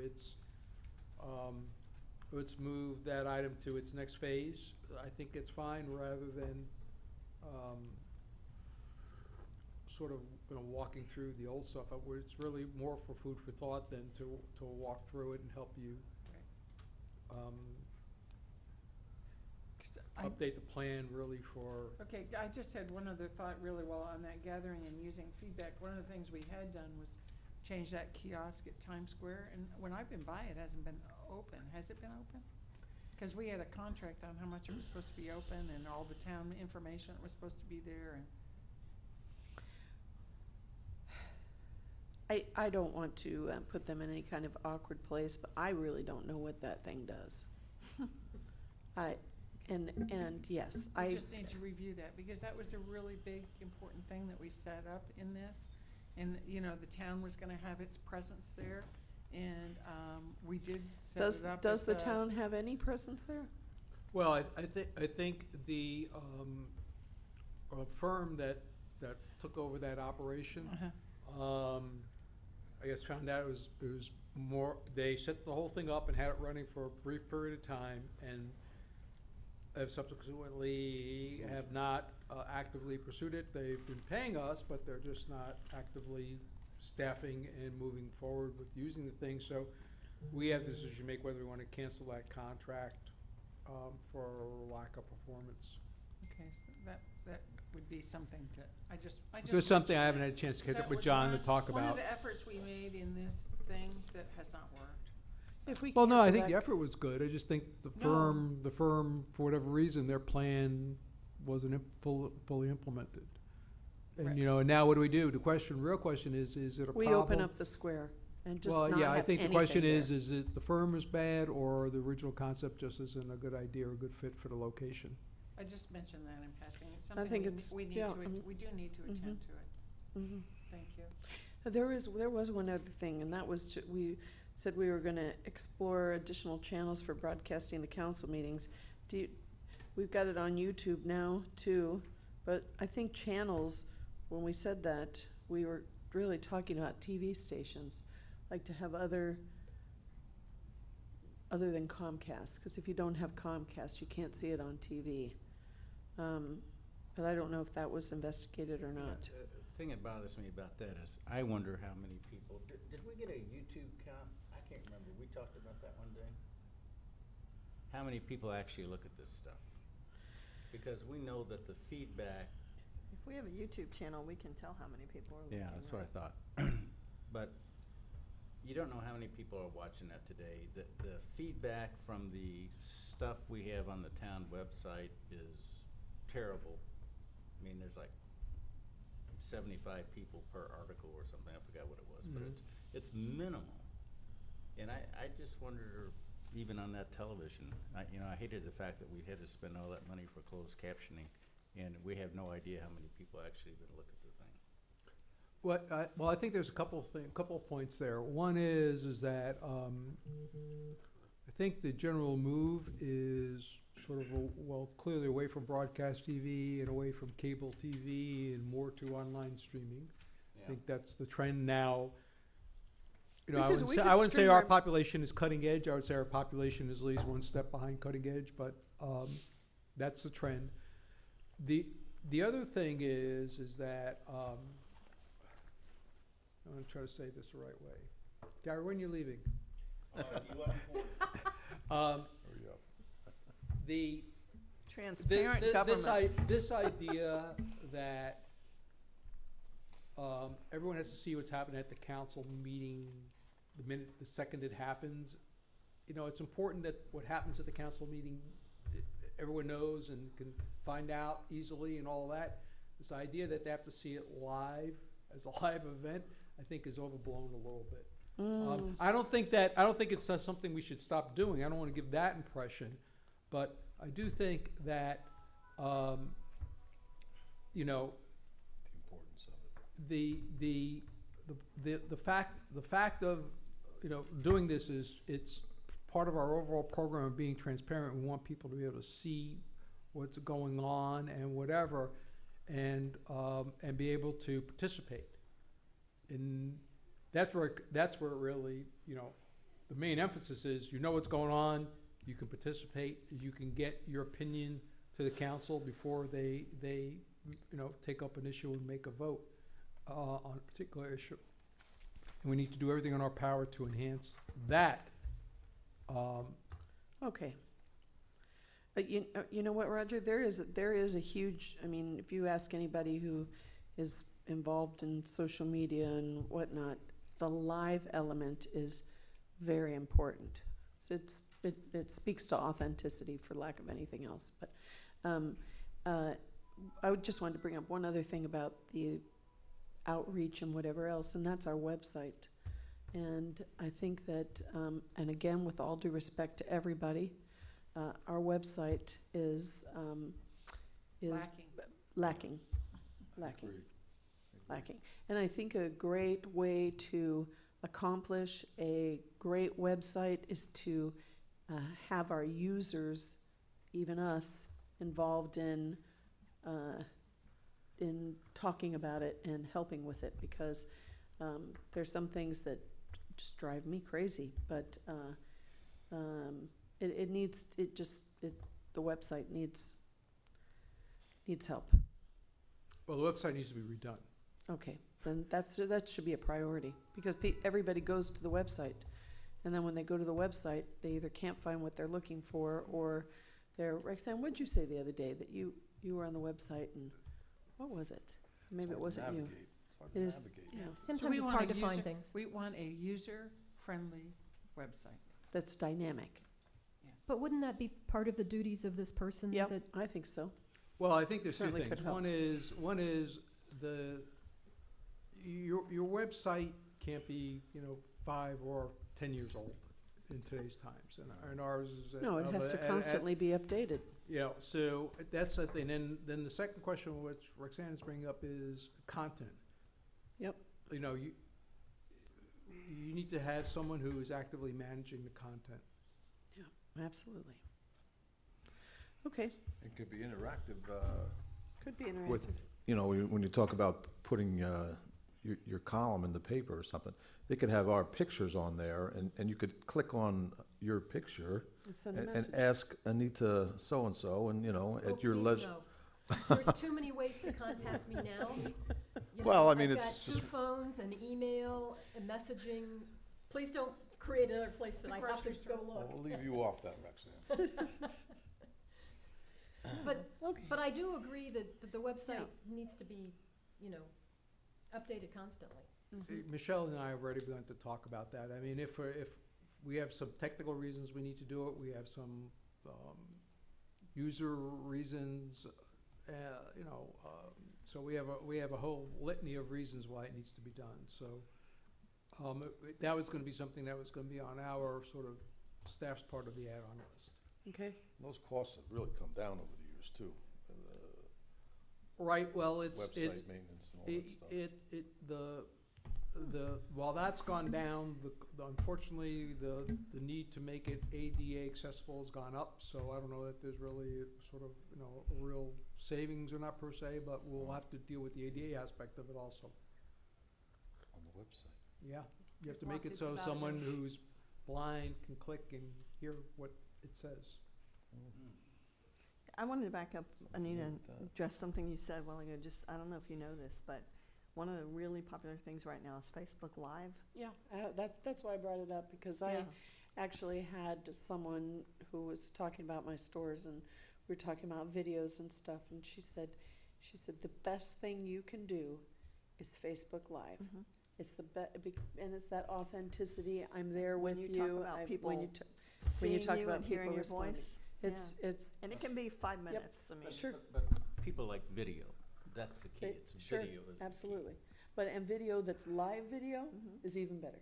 And then those live videos can be played over and over and over. Exactly. But how do they know it's live? You Well, on Facebook, tell it them. tells you that Yeah. it's live. When it's live, you can actually do like, and it appears on the screen. Yeah. You can see everybody that's watching. It's You ever seen pretty that? cool. Yeah. I'll show I've you never- some. I've I was never gonna seen look for your Facebook. YouTube channel, but we don't have a guest Wi-Fi here. I can't find We it. do.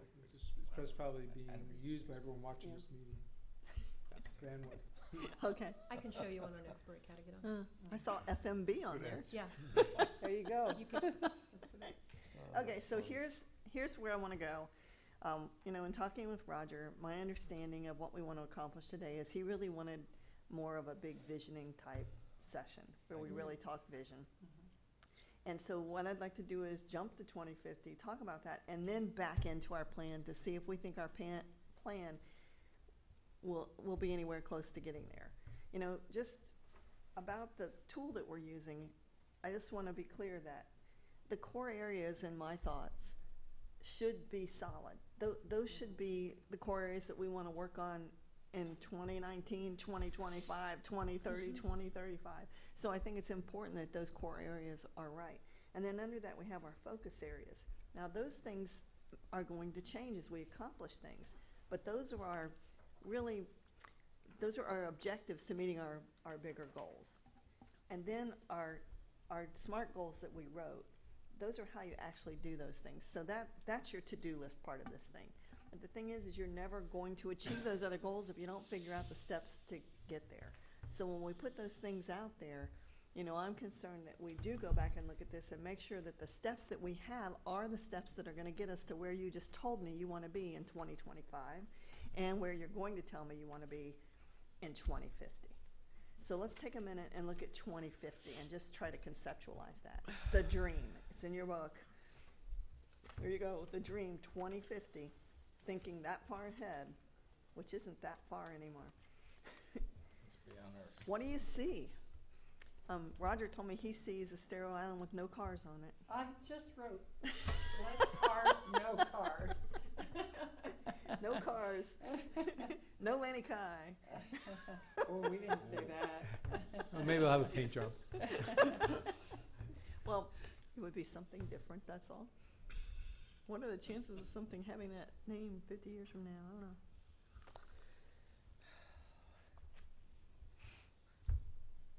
This is aspirational, not what I think will be, right? Is this what I want it to be, or? Visioning is about aspiration. Okay. In fact, yes. Let's dream big. That's why it's called. Yeah, I think, The dream. my thing is if we aspire for something in 2025, what do we do in 50 or 2025, what do we do now? Or 2025 and now so in 2050 we're there. Yeah, exactly, right. So this is the dream. So, I mean, just take an example, has nothing necessarily to do with the town of Fort Myers Beach or not, but let's just say that the goal is to have sidewalks throughout the entire town. That's our goal by 2050, that every single street has a sidewalk, because we think that's important for pedestrian safety or other reasons. What do we do in 2025 to get there? What do we do in 2020 to get there? How's it going to be different? Are we gonna have businesses the way we have them now? Is our Is it goal gonna to be have all up and down? a park and recreational facility on the south end of the island? Mm-hmm.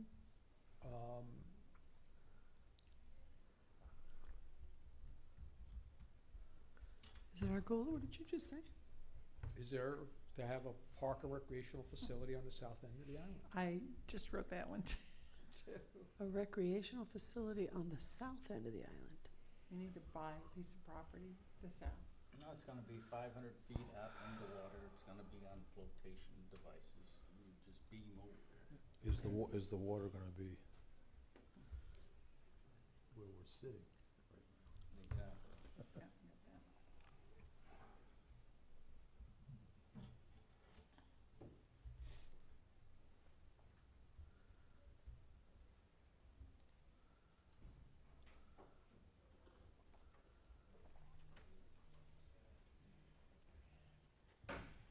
You got this figured out, huh? Got it, Joanne? Got it figured I've out? got some, I'm trying to be lofty and it's very hard. And as you're looking at these, Joanne, and as y'all finish up, go back to those core areas, and do they fit, or are there going to be developing core areas? I mean, do you think they still fit our core areas that we've identified? Are we on target?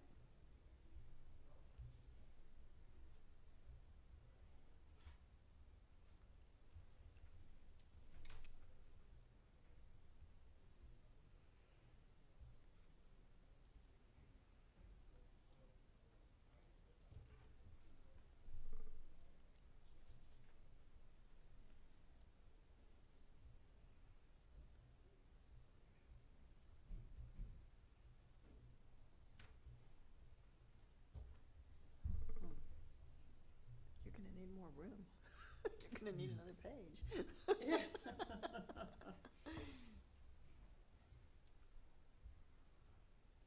Look at this, no problem with visioning, look at all their writing. Mm-hmm. Good. Yeah. Oh, one of them I only have is one, just- so I I'll don't even- I make don't sure no one You only steals. have say it one? I out only have loud, one, so I hope no one boy. steals mine.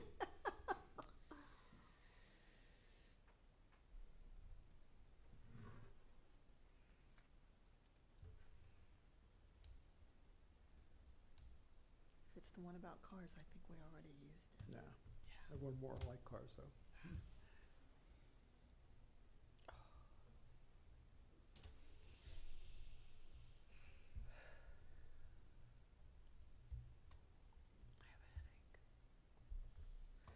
Oh, Amy said that there are still 3 users on YouTube? There's only 2 users on YouTube right now, watching it Thank live. you. Just, But can you tell how many hits some of the other recordings have had? well, and we, Can you tell how many hits some of the other recordings have had? she'll let us know. Yeah. It's also, who even knows this is happening? That's why we Part of looked the at the other pushing. ones, and I think Yeah. we looked at it one day and it wasn't very many. But Yeah, you know, no, Bruce, we looked at the website, I think you, Oh, but I got with Amy once and. Oh, okay. We were looking, yeah, we looked at the website, you said yeah. it was low. But the point of recording is, and anyone will tell you this that's big in social media, it's the live event is one thing, but that's not really where you get the hits. No. No. It's afterwards. Thank you for 'cause, making the point I was trying to make. that's the whole point of this, is that I can look at it whenever I want to. I don't have to be sitting here at 9 o'clock in the morning. I can look at it tonight at midnight if I want. I can see it And anytime. speaking of that, watching a town council meeting is a great cure for insomnia. So the management and planning on April 4th had 27 views, and the council meeting on the 1st had 85. So But that's people are YouTube. watching it. I mean, people are watching. I never watched on YouTube. I always, Is that only YouTube, Amy? That's only YouTube. yeah. There's I no think way the to get- majority of people stream it. There's no way to tell on our website, when we post it on our website, you don't know. And of course, we don't know about TV. Yeah, People do watch. yeah. Oh, people do watch, absolutely. Yeah, I mean, that's pretty good, Some really. people are religious watchers. Okay, you want to know what my list is? Yeah, let's go. Let's hear it. Crime, drugs, etc., don't exist. Oh, We wow. have, because we have zero tolerance for crime on Fort Myers Beach. The So do you have a boulevard, police department? that may be that. The boulevard is landscaped and shady. It's shady. It's shady. Shady. First one said you don't want shitty stuff. That goes back to the crime.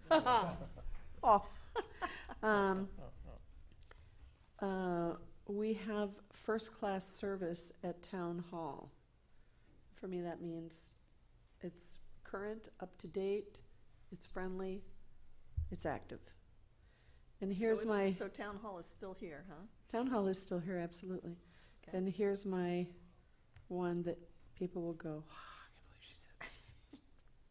Bay Oaks doesn't exist. It's now a passive park as the hub of ecotourism, which FMB is known for.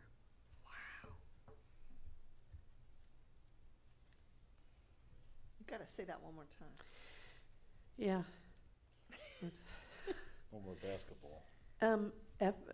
Bay Oaks is now a passive park, a hub for the ecotourism Fort Myers Beach is known for. Wow. It's a community park. Okay.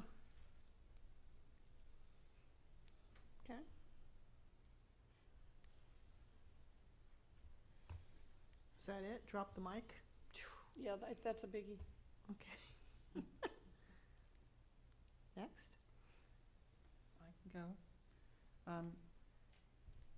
To me, we're not here if we don't have pristine water, a healthy beach environment, which means an educated community that acts fully, full-time as stewards, and we have adapted to potential sea level rise. So to me, we've got to do that. Then you work from there. I want to see less cars, no cars, and diverse transport. That might be water taxi service, things we can't perceive of right now. Who knows? Things transpire so quickly. Definitely more bikes and walking. And if that entails and requires sidewalks on every street, so be it. It may only entail markings on the street that this is your bike walk area on each street. It could just be a painted line on each street that this is your walking area. It doesn't necessarily have to be complete sidewalks. Well, if there's no cars, you can just repaint the street. Well, and that's, Yeah. that's it. I mean, and I couldn't visualize 30 years ago what today is, so I can't fully visualize what these opportunities might be. That's I cool. agree about increased beach access on the south half of the island. I think if we have enough financial wherewithal that we ought to be buying a beachfront piece of property and creating another park. I would like to see, by today's technology standards, I'd like to see island-wide Wi-Fi, but I don't know what the future brings in technology. But when you come to the island, I'd like people to just be able to be fully connected and engaged, and then that ties in with all the other information that we provide, be it parking, be it activities, environmental stewardship, everything that we want people to know they should be able to acquire for free as they step onto the island through something we provide. Sharon, did you know that the city of Fort Myers already has that? Yeah. You can sit in their parking lot by the river and just go on their Wi-Fi and look up everything. Anywhere in the city, you can just pull over and get on Wi-Fi and look at everything. And So maybe another- we don't have to wait till 2050 for That might that. be worth looking into right away. Roxanne do talked that. about that in I your first wrote a campaign. column on it. And another big one for me, along with the Safe Community, which I totally agree with, is that we have stabilized and increased our full-time community on this island. That we haven't become Disneyland where it Oh. closes up off-season or closes up after hours because people don't live here full-time. Mm. And how we achieve that, I'm not sure. I know Roger mentioned, not less school, but more school here. I mean, if our elementary school went through junior high, families would know they could come and stay for an extended period of time and only have their kids take the bus to high school. Or, I'm not sure all of the things that we do to inspire people to live here full-time and not have, we love and respect our visitors and our seasonal residents, and we need them and welcome them, but we've got to have a significant full-time base. And right now, if you look at the statistic from back in the day, Ray, to today, have we changed? Have we decreased or increased? It's barely changed, I think. I don't know. Decreased. It's probably decreased. I think that's a bad trend. I don't think it's a healthy trend. So I would like to figure out how it is that we create a community with more full-time residents. So the number has decreased? No, decrease, are you talking about decreasing full-time residents? Oh, I was talking about decreasing children and families. And the same, all works together. I My think point is, full-time I want to residents have see, decreased. I want to see more children, a more diverse community, more whatever. And by diversity, it's that, and then the last thing would be, I'd like to see a more diverse community this way too, and that is that we're not just a beach, but we are art, we are music, we are history, we are the variety of experiences that you have on here that's uniquely ours though, uniquely Yeah. island, but that we have that rich diversity and full culture, a very full culture. Yeah, that would be nice. That's it. That's a beautiful world. I'm going to jump in because I had so many of the similar things, but in slightly different ways. I think of Chautauqua, New York, which is people go there for education and experiences, and they are packed their entire season. You have to reserve a year in advance to get in, and they have plays, and they have art, and they have music, and they have lectures. And if you attract those people, you don't have crime. You don't have to have this zero tolerance and we're a police state. You've got the right people who are interested in doing things that don't have to do with vandalism or theft. Yeah. And if you've got all these people here doing all these things, then you need to have seamless transportation. And I use the word people mover because I don't know what it's going to be in 2050. But the problem with our trolley system now is you have to go out there and wait 20 minutes, 30 minutes, 40 Right. minutes, and that's why I don't ride the thing. 90% of my trips are up and down this island, but I don't use our trolley because I never know when it's going to come, and there's too long of a space. I should be able to walk out to the end of my street, look down the street, and see something coming that I can hop on. Because we have this unique thing that a lot of towns don't have. We just have one main boulevard that everybody goes up and down. And so it's so much easier to do it here than anywhere else. I know in Ohio they always said, well, we can't have a great bus system because we've got too much spread. The town was too spread out and people going different directions. But here it's so possible to just move people up and down Estero Boulevard. So we need seamless transportation, and then that would include water taxis. So many of our employees live in Cape Coral, and they all have to battle traffic to get here. And if people could, in Cape Coral, could hop on a water taxi and come here, and that they were frequent. And then get on the seamless transportation. Right. They do. I don't think you can say no cars, though, because I have been to, I'm blocking on the town. No, it's in Michigan, across the island, Mackinac Island. You still have to have the trash trucks and the trucks that come on to build the homes and maintain the homes, and so there still has to be vehicles, and you can't just block off the whole road for bicycles because there has to be a place for vehicles to move. But seamless transportation is so possible here with the way this town is set up. We have a unique opportunity that other towns don't have. It's so much more possible for us. You know, Bud Nacera's brother has this project, and it is a transport that is elevated, Oh yeah, I love it. and it's really cool. It's basically like that. It's a zip line with a little pod, and it comes down, and yeah, that's yeah. Wow, that's cool. Yeah. Okay. What else? Okay, I've got clean water, not cleaner water, clean water, many fishes, and believe me, there's not many here right now. Many fishes? Yeah, Ah, good fishing. you mean like in other small words. ones? No, I Oh, mean big okay, ones. many fish. Big, fat fish. Flowing electric vehicles, big beaches,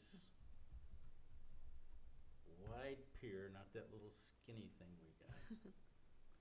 Known as the best beach town, period. Known as, not the, but known as. Pedestrian, bike friendly, no dumpy houses. Water ferry to the island. And then I had water level question mark. Don't know. Well, that's on my list too, the rising seas, you know. No one knows what's gonna happen with that, but as we get further along, I guess, these lists will be, coming out a little quicker. Yeah. Fishing is still good. I've got that on there, Bruce. And the water is clean, of course. And I truly see that happening. I mean, we're moving in the right direction with the water situation. You know, we're getting everybody on board now, and I'm encouraged by everything that's going on with that. Affordable housing, what we're talking about here. You know, the reason the demographics are changing on the island, frankly, is because people can't afford to live here. I mean, the people that Anita grew up with and the people that I grew up with here and our children, that's going to be a thing of the past. Yeah. It's well on its way. Well, And, can I ask a quick question? Why is that bad? I mean, what if you just had all rich people living here? That would cut crime. It wouldn't be Fort Myers Beach anymore. well, I think you know what the answer to that is. What kind of community is it with just, who's going to take care of the older people? Who Right. takes care of them? The younger people take care of older people. And if the younger people aren't around to provide the services and do everything that the older people require, what kind of community do you have? So we're gonna have to have an eye on that as we go. What's that? So we're gonna have to keep our eye on this as we go, of what kind of community we're creating then. Well, I mean, that just, You want families, yeah, and you all agree. We want families that are but procreating. Yeah, but that's not what we're getting. I mean, what's happening? I brought this up last week. What's happening is we have our aged people moving here, building new homes, but their children aren't here. Their children are in college. They're your children, Joanne. You know, Joanne has a typical family. They live here, but her children don't. I mean, almost everyone I know, their children live elsewhere, and because you're at that age. And quite honestly, Fort Myers Beach isn't a place. I mean, can you tell me why a young family would move to Fort Myers Beach? We have a great school. I mean, depending on what the parents did for a living, it's difficult. I mean, island life isn't easy. You have to really want to live here, because I mean, I think the dynamic of our town, the makeup of our town, like Ray's saying, has changed, and will continue down that trend. So that's a real challenge Well, and for us. it could change back the other way someday, but I don't know when that's going to be, because right now, we're going through the biggest transfer of wealth in the history of the world. Yeah. The money going from the greatest generation to the baby boomers. And so that's the kind of money that's coming down here now. That's building all these houses and everything Sure else, you know. So now where their kids end up, that's the $24,000 question. You know, what's going to happen with the next generation, assuming that well, I don't know, maybe there's enough wealth being transferred that it'll continue to transfer, but we'll see. I've got here just some other little things. I believe Lover's Key State Park will extend all the way down to Hickory Pass down there. That'll all be one big park That'd be great. one day, and I think that's good for the whole area. I think golf will return to Bay Beach. Do you really? I think there's going to be pent-up demand here, and they're going to get tired of looking at that wide-open space out there one day, and someone's going to say, "We can do something with that." It may very well happen. And someone's going to say, "Let's play golf." So, and those were good days when we had a golf course on the island, and I think that should be a goal for those folks down there. Glad to hear that. That was part of my dream of moving here, was to be able to walk down there and play golf. Yeah. Really? I think Estero Boulevard will be narrower, slower, and I think traffic will move, but it'll move at a slower pace, which is good.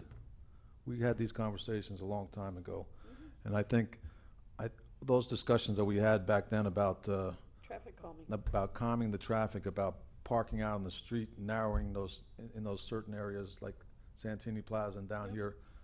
I believed it then, and I believe it now even more, that those save lives. Right now, people are going up and down this island. When they can move, they move. Yep. And it's even when all the barrels and everything is cleared, it's too fast. It's too fast on this sort of island.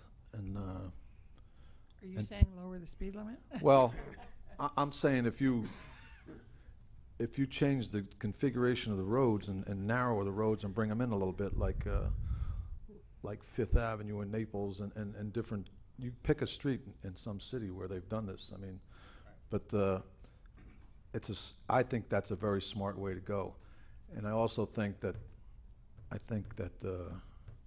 one day these crosswalks will all be figured out, and they'll all be lit, and they'll all, because people now are getting used to using those ones that have the lights, you know? Yeah. People get in there, they bang it, and people are getting used to stopping for those people. You don't see as much. You still see the people racing through these crosswalks, but Yeah. not as much as you used to, Yeah, you I know? agree with you. And I think every one of those should have those in there, because I don't think that if you slow people down, I don't think people should be dying in crosswalks. And that down there at by Santini, to have 2 people die in the same crosswalk is just unacceptable. Yeah. Unacceptable on this beach. So, and I'm not campaigning now. I'm telling you the way I really feel about some of these things, and I think if we're really serious about making these sort of lofty changes, that But- safety ought to be right at the top of the list. But are you hearkening to our community having more control over the design of Estero Boulevard and potentially? I'm not hearkening, but I will tell you that not only did I say we should have bought this town hall when we first leased it, that was my plan to buy this place, but I also said way back when that it is ridiculous for the town of Fort Myers Beach not to own their main street. We could do all kinds of things out there and could have been doing all these things all over these years. Now, the naysayers will say, well, we would have been stuck with the bill for all this construction and everything going on. Well, maybe we would have, but we probably, the pretty smart people around these tables, we could have figured out ways to pay for it too, you know, but all the dreams and everything that we have about moving traffic and doing this and doing that, we can't even do it without Lee County's consent on all these things. So, yes, I truly think that the town should have owned and still should own Estero Boulevard. And maybe when the county gets done with this project, they'll say, well, here it is. You've got your boulevard now. It's yours. And I think that would be a good day for Fort Myers Beach. And that's my opinion. That's all I have on my list. That was a doozy. Yeah. Where are we? And I don't mean that as a downer. No, I'm it just wasn't at thinking, all. I'm thinking about, you know, You know what, A I'm lot gonna of- stop saying zero crime and I'm gonna start saying we're the safest community. Because that sounds so much better, doesn't it? Okay. It's well, just, thank I you don't all for know, that. just a comment though, it's like, some of the things that you have on your list work against each other. And I Like? think that's part of the challenge. It's like, well, if you slow the traffic down, I'm not gonna move here with my family because I have to go over to Fort Myers to work.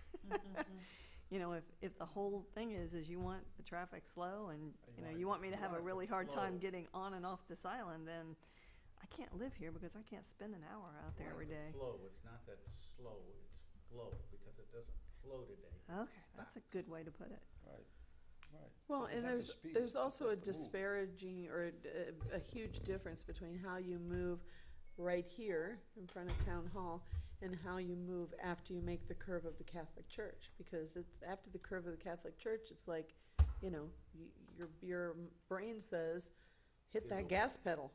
Because it's just like, zoom. It's just that you have to be looking at the ocean while you're coming down that first part. Of course, there's that other possibility, of course, that I have my 2 cars at my house, and I get in my car, and I turn on the ignition, however that does, probably just visually or a voice command, and my car lifts up, There you and go. I Just fly like the out. Jetsons. I fly out over the Gulf, and I go and I Then we'll be land getting where noise I'm complaints. supposed to, huh?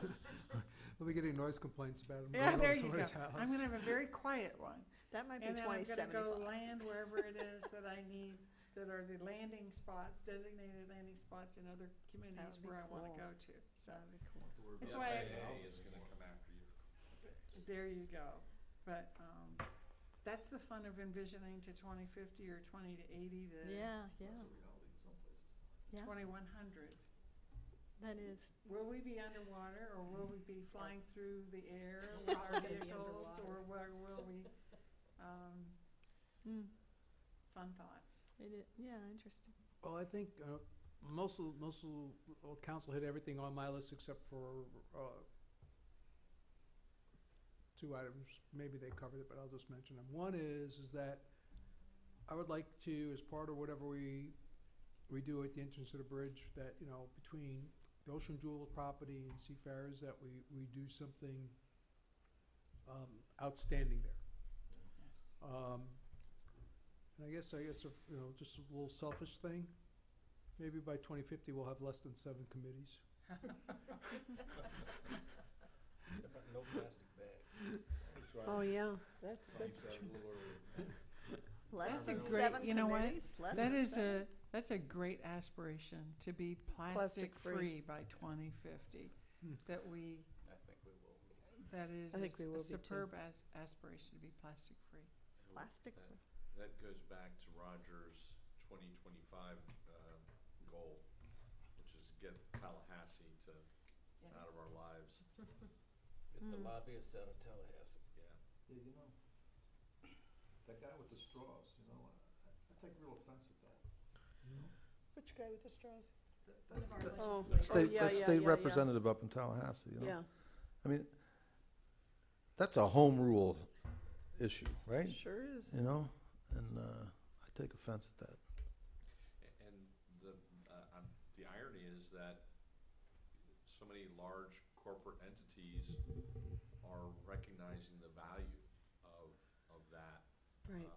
And are already, you know, I think McDonald's has already gone public saying that they're phasing out plastic straws in all their facilities, all their locations, and you know, whole communities have already done it.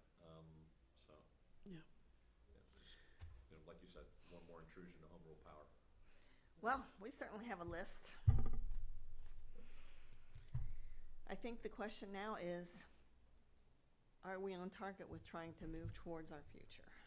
Well, I think the thing about it is if we, you know, and is I try to take notes as best we can if we can get, maybe get those things, on one of the whiteboards and then say, okay, some of them are, we're really looking at the future flying cars and some things that we just don't know really or whatever. But I do think that there are certain things that are very workable, the things that we can definitely work on. We, the people in this room and their successors, can influence an outcome. And I think once we agree on what those are, then we say, okay, let's look at 2025. What can we do so we're sure those things happen? But maybe they really shouldn't be 2050 items. Maybe some of them should be 2025 items, but we could look at that. But if they are 2050 items, look at what we can accomplish in 2025. And then what do we need to do? At some point, start talking about what do we do in 2020 so that wherever we want to be in 2025 is there, so that when we get, and also when we get to 2050, it's there. Mm-hmm. I think we could probably identify those common things right now pretty easily. Because I heard transportation, right? Mhm. It's on the list. This is challenging way to write on a whiteboard. Bear with me. And I heard water quality over and over.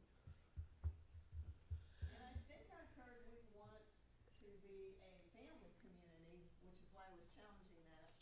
Is that? Well, or I'm saying keep a stability of full-time is to me, I'm not sure that it can be children, we'd like to inspire it, but I was, we want to be safe, families where we can, but we want a core. We can be family oriented without having children on the island. I mean, I think everybody at this table is family oriented, but there are necessarily no little ones running around. I don't know how to say it.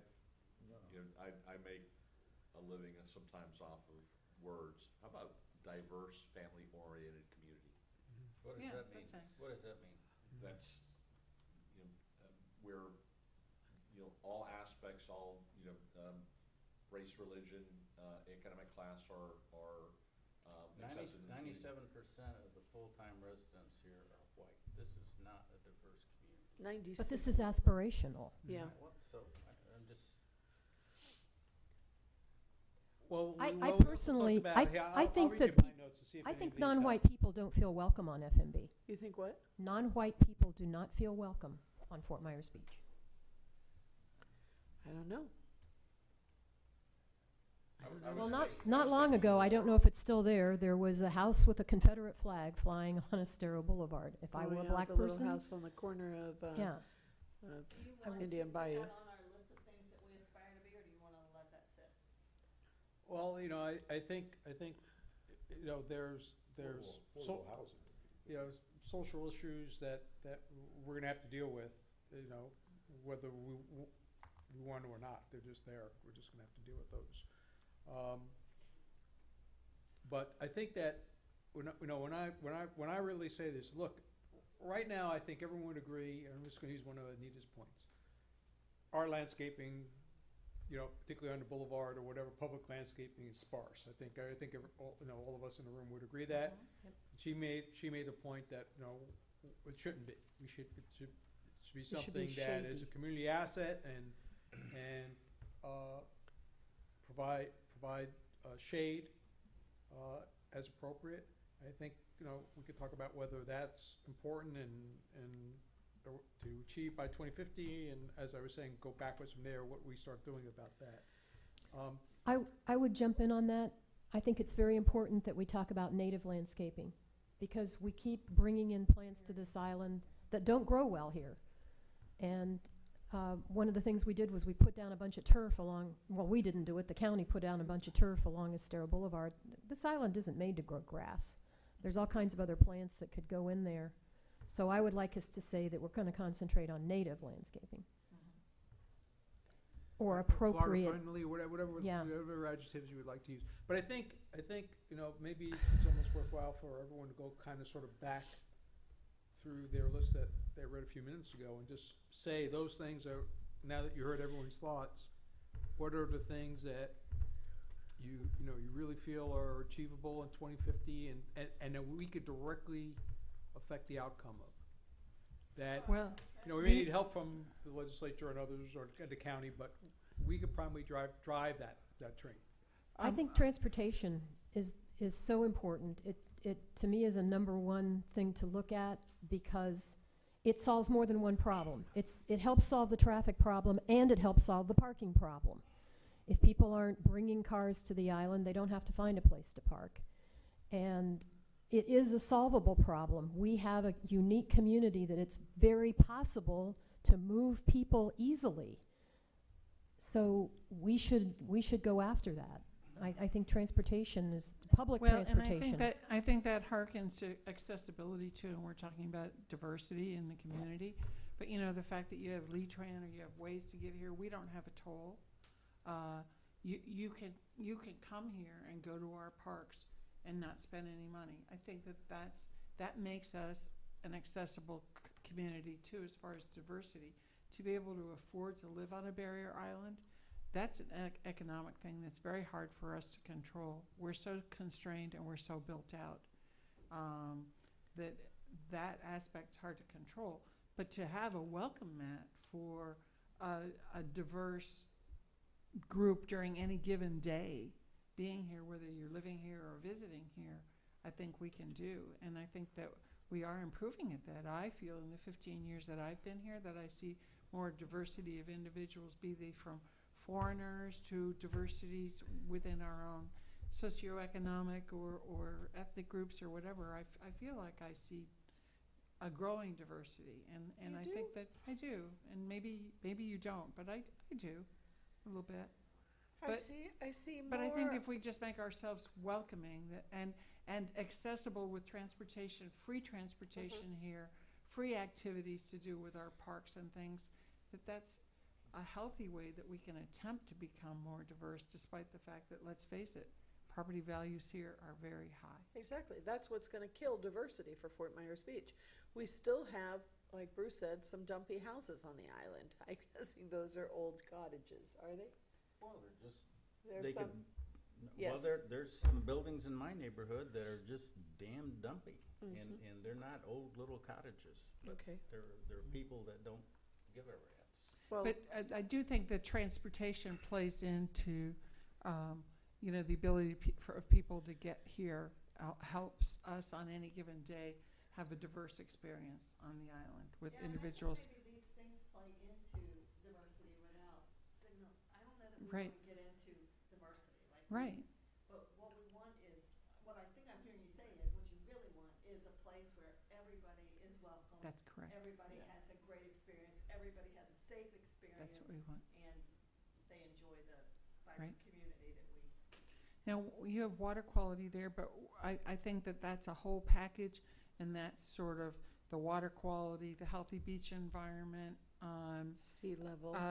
adapting to sea level rise. It's the whole environmental stewardship package, which to me is probably, in all honesty, above transportation, because if you don't have those, there's nobody coming here. It's not a livable spot. But the thing about the water is that a lot of that is out of our control.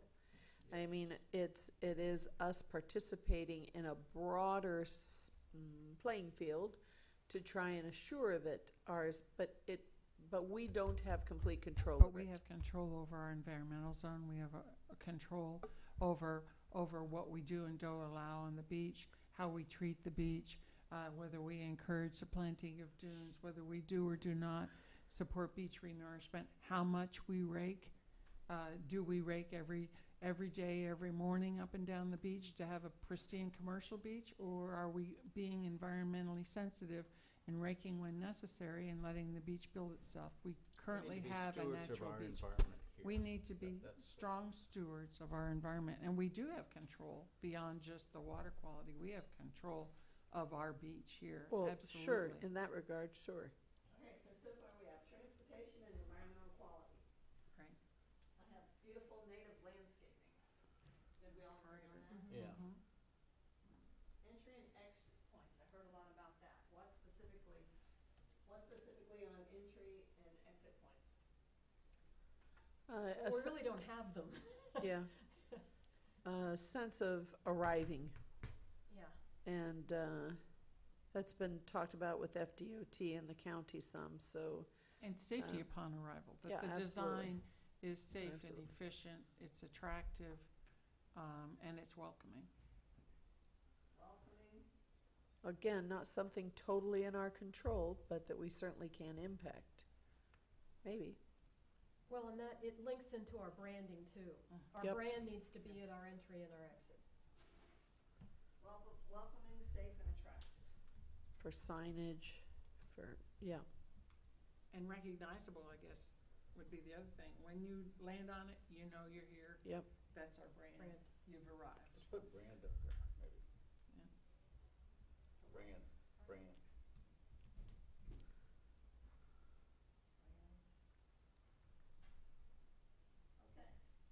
And then we talked about safe community, right? We talked about a safe, livable community, or whatever that is, a safe community with good quality of life. I mean, we talked about a lot of, huh? And what wording? Are we talking quality of life and then including safety on that? Would that work? Yep, Public safe.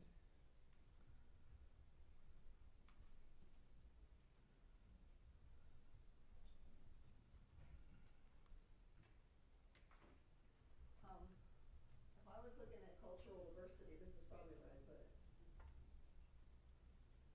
Arts, music, Right, you know, all those things. quality of absolutely, life. yeah.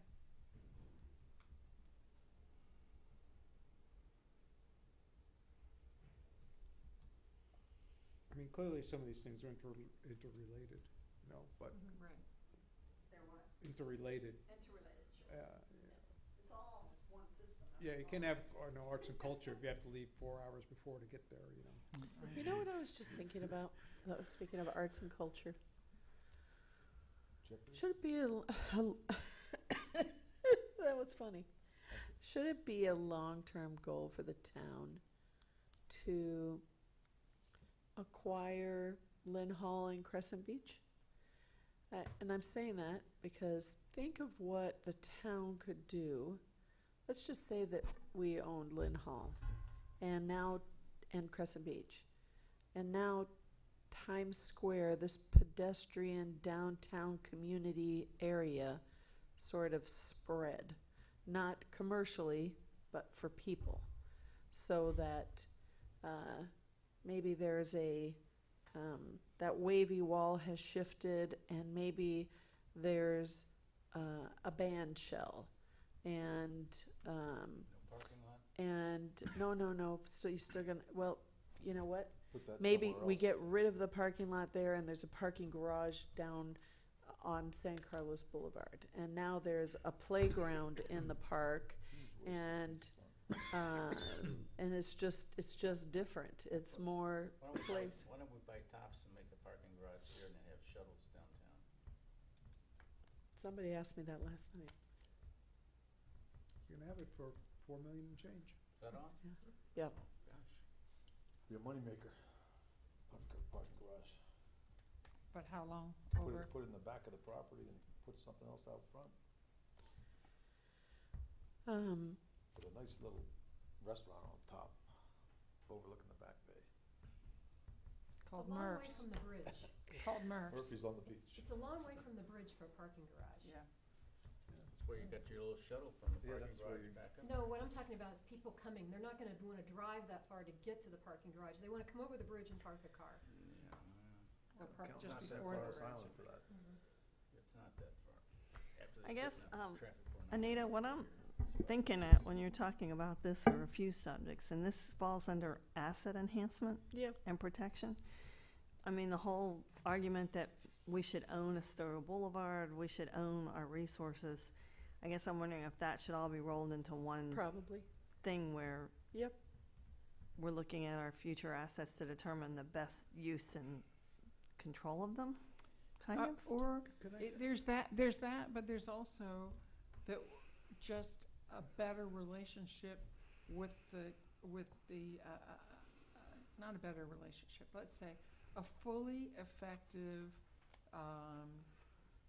and aspirational relationship with the owners, if they're the county, where, all of the goals can be mutually met. Well, I'm not sure that we need to own these things to get the most out of them. Yeah. You know, once again, it's a small tax-paying community, and to own all these things, you know, I'm not sure how they pay themselves off and how we support all that. I'm not being negative, I'm just saying, in lieu of that, the other option, of course, is that, we have just the ultimate type of cooperative relationship, with the owner, which is the county, that continues to be mutually beneficial. Yeah, I'm not sure that needs to be on there. on our list. I don't know, I'm looking for other common things. It almost seems Well, like. one of the common things was sort of this whole idea of the, what I call complete community, where we're trying to complete, you know, we're going to get some, because of the commercial redoing of downtown with TPI and whatever, we're getting some redesign there, but we want that connectivity between Times Square, Bayfront, and heart of the island. So to me, and sidewalks that interact and everything. To me, that's that complete community concept where I guess we're completing the vision that was started in the comp plan, maybe improving on it, modifying it, managing it in different ways, but working toward completing that vision by the time we're 30 years old, let's say, you know. No, I think that's really, it's part of developing the core infrastructure, completing the core vision of the island, the initial vision of the island, which was this connectivity of the different segments of the island. And there's some infrastructure. It's branding, it's infrastructure, it's a lot of different things. Am I wrong? I mean, you guys were there. You're not wrong. And You it's guys were there accessibility. with when the comp plan was designed. I wasn't, but I love it and I'm inspired by it. So. Connected community. Yeah, there's a lot that can be learned. And that's a commercial, residential. We're kind of connecting the different sections of the community. So are we at a point where we could break, eat a little bit of lunch, come back and see if we've got our topics identified? See if we're Sure. on target with that? Does that sound reasonable? Gary's nodding his head. This is just be a perfect time if you guys would break now. Because I hear lunch is ready. Okay, great. So, yeah, so we should, before it gets cold. Alrighty. Oh, it's cold. Before it gets colder. Is it colder upstairs or warmer? Should I take a jacket? Yeah. I'm kind of glad. Just get some mustard, for God's sakes. All right. It's like bacon. It doesn't matter what you put on it, it's still good.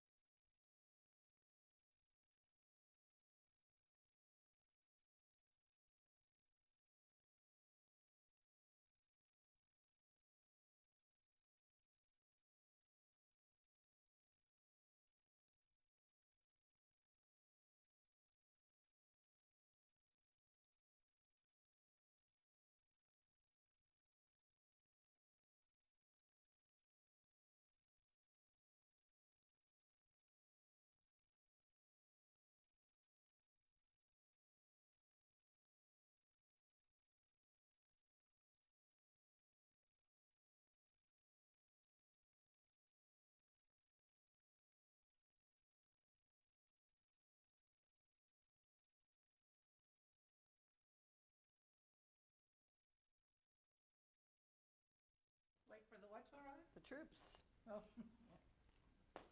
well, I think I'll get a cup of coffee. Did you want a cup of coffee, Lorna? No, I've got Coke, thanks, I'm good. I appreciate it, though.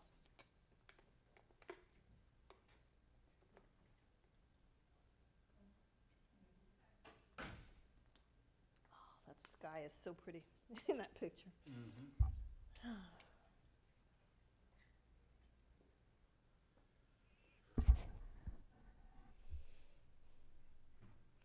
Do you know the lady's name in the booth? Amy? Yo, Amy. She must have it turned off. She must.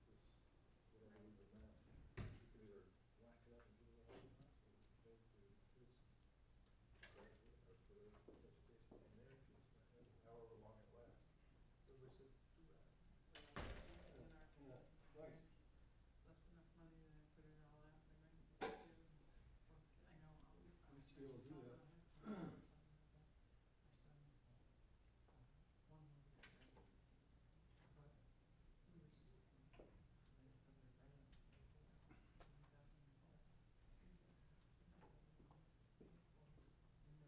Yeah, it's nice. My brother, Years catching up to me, trying to get out. we were building Islands End down here while, my brother Billy was in Georgetown, like one of the most expensive. And, I remember writing those checks. It's, tuition. No debt, you know, it comes out no debt. Huge difference. My, sister's daughter, she's a physician now. Is she? finishing up her- What's your specialty? She's gonna be internist or something. Oh, good. But she went to Villanova, her brother went to Notre Dame, Mm-hmm. and she was gonna go there, and she went to Villanova instead, and then, went back to Texas for med school, smart. The Texans take care of the Texans, you know, Yeah, and, yeah. their tuition was like nothing down there, you know? Yeah. So, that was a good way to go. Yes, Steve went to University of Cincinnati for med school, and he was an Ohio resident, so it wasn't bad either. I don't think it was. I graduated from UC. Did you really? Yeah. What's you see? University of Cincinnati. She did? Yeah. And that was where I got my undergraduate. Really? When was that? 1979 is when I graduated. Oh my gosh, you're young. Yeah. That's where I went. I think that's where my son's gonna wind up practicing. That's crazy. Wow. UC wants my son back bad. He might wind up practicing there in another year. My daughter-in-law's brother graduated from there in surgery, Uh-huh. and then he did this and that and the other. And he did his fellowship in Portland, Mm-hmm. and his family's from Cincinnati. And he just bought a place in Seattle. He's moving to Seattle. Oh, is he? He's gonna stay on the West Coast. Huh. He wasn't a neurosurgeon, was he? No. Because a friend of mine did his residency in Portland too, neurosurgery. Yeah, okay. He was a general surgeon initially. I'm not sure what he's gonna end up. You know Mary Louise Bauman? Yeah. Now her husband was from practicing in Cincinnati. He was just retired from practicing in Cincinnati. He was a pediatrician. Bauman, Dr. Bauman. Oh, I didn't know that. Yeah. I think he was a pediatrician. I don't know if your kids wound up going to him along the way. Of course, you moved all over the world, so. It's a Cincinnati connection here. Yeah. They live in Bay Beach area or EBIA? Yeah, they do. Yeah, when you Go first in, drive turn in, one right. of the houses on the right, there's separate condo houses over there, duplexes. Hey, that's pretty I bet Porsche people. Right, her husband Wayne has recessed it got all around the the cars, nice garage with all the cars. My husband salivates over there. It's an hour, right? Just about. What's good? Well, the timing, I mean, we recessed at 11:40 and without Oh. paying any attention, We're back. it's remember 12:37, so. Yeah. You'll probably have to go get Anita, though. She's As a keeping kid, I was living discussion. in Where did she Indianapolis go? when, She's looking I at, think it was Six an Flags employee. over Cincinnati. Oh, yes, she does card making. Opened up. She makes, Oh, yeah. Oh she does God, Polaroid everyone was cards. flocking to it. Oh, Yep. yeah, she still there, I had residents. friends, you know, family friends who plan their summer vacation around going to, So what would you major in Cincinnati, that, you know, that first Communications. summer. And I went to USF for my master's.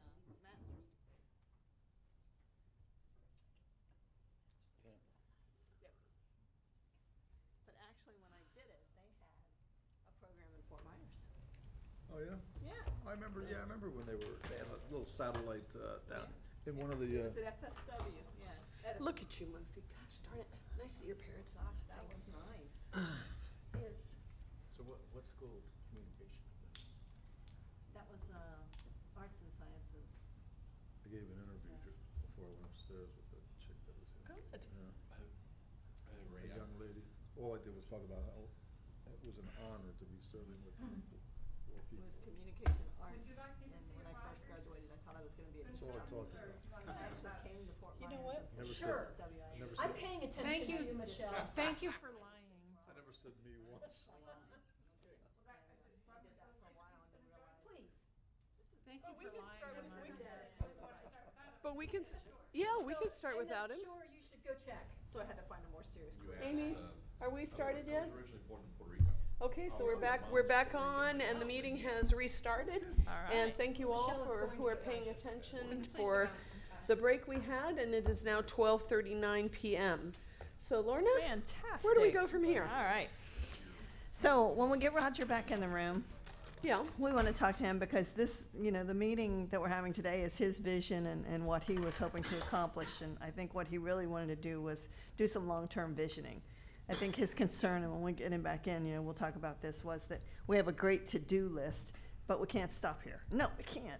That's the whole point of this plan, is to launch activities that help us to move towards our future. And I think we're trying to identify what that future is so that we can make sure that our to-do lists, as they're called, are in line with what our vision for the future is. So Roger's next item that he'd like for us to do is go back over our 2050 dream sheet and just review it to make sure that we are capturing the main points of what you guys are looking at for the long-term vision of 2050. Roger suggested we go through and just have everybody state again what they were envisioning, if you would like to do that, or continue to summarize. We have a list of things right now that we've summarized as being, these are our major issues so far that we all had some agreement on. Transportation, which includes, I should have put that more where I can read it, which includes traffic flow, of course. Environmental quality, which includes our beach and water. The beauty of the landscaping, that we use native plants, stay true to ourselves. Our entry and exit points, that it's welcoming. And whatever else that print says down there. Welcoming, safe, attractive, yes, and safe, branding. attractive, and then we consider our branding in that. And finally, that we have a connected community. So Roger, I was just explaining what I think your vision is now, is for us to go back through our dream of 2050 of those items and make sure that we've captured everything. Did you want everybody to reread their list, or are you okay with Well, I the? just want to ask that everyone check their list to see if there's something that was not captured, that we capture it and or reevaluate it to make sure if it should be on the 2050 list. And I think on that list, we need to understand what we hope to see in 2050, so it relates back to 2025 and in between. Right. Both before and after that. Right. And that what we're working on now actually gets us to 2050, right? Right, so you look at 2050, you say, okay, we want to see the road to be purple. Mhm. What are we gonna do in 2025 good color about that, choice. and what are we gonna do between now and 2025 to get there? Right. And I know when we talked just about this meeting, one of the hard questions that we want to address is, what are we willing to do to get us there, right? What are we willing to do? What are we willing to sacrifice? What work are we willing to do to get us where we envision ourselves in 2050? Inevitably, I think everyone in this room is experienced enough to know that, generally speaking, when you pull on the string of any of these subject matters, pretty much when you get to the very end of that string, there's some money. It's a price tag. resources are gonna, and funding is gonna be there as a consideration.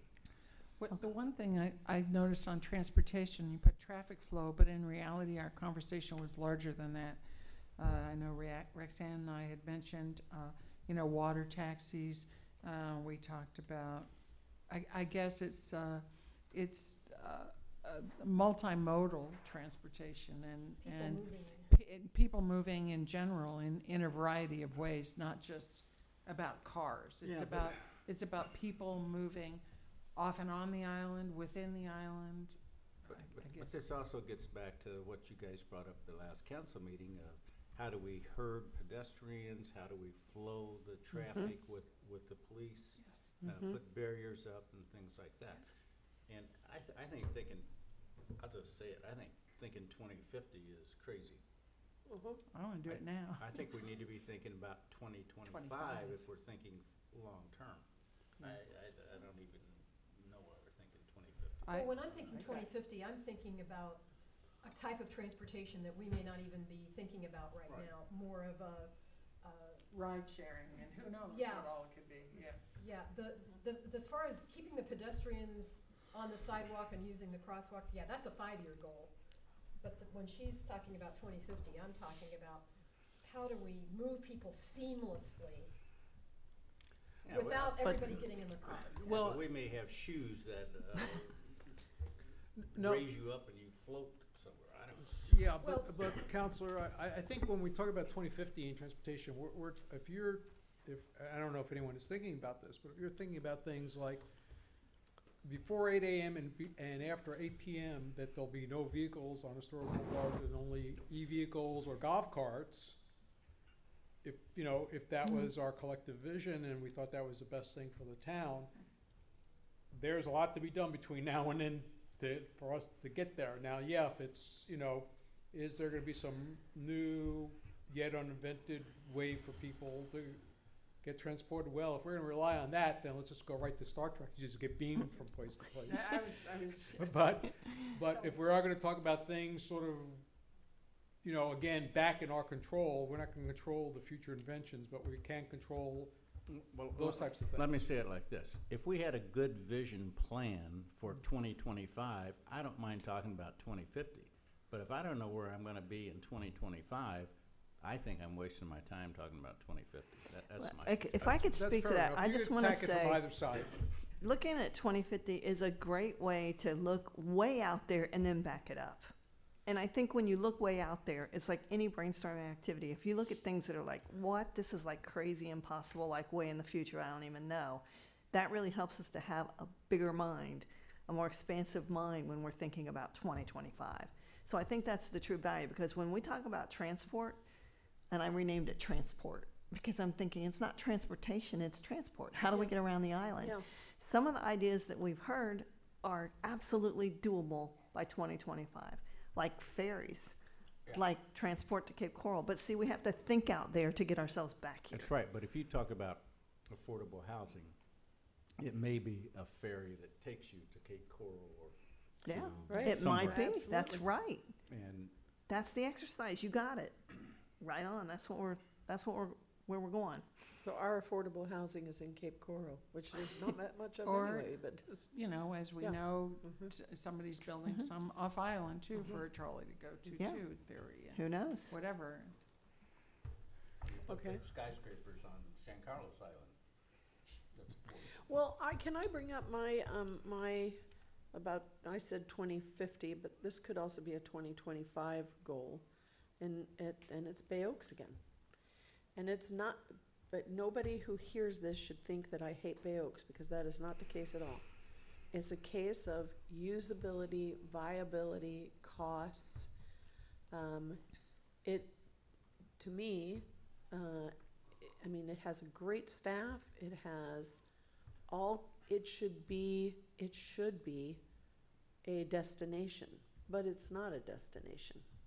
And no matter what, and it just seems to me that over the course of time, that property should evolve into something that serves the island as a whole better. Anita, do we have a mission for Bay Oaks? I mean, what is its current purpose? They started to work on a strategic plan, but I looked at that I saw nothing strategic about it. In the commercial real estate business, we call that the highest and best use of the property. Well,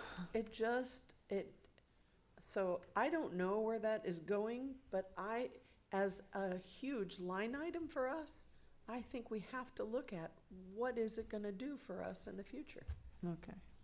and So- who it serves. So, you know,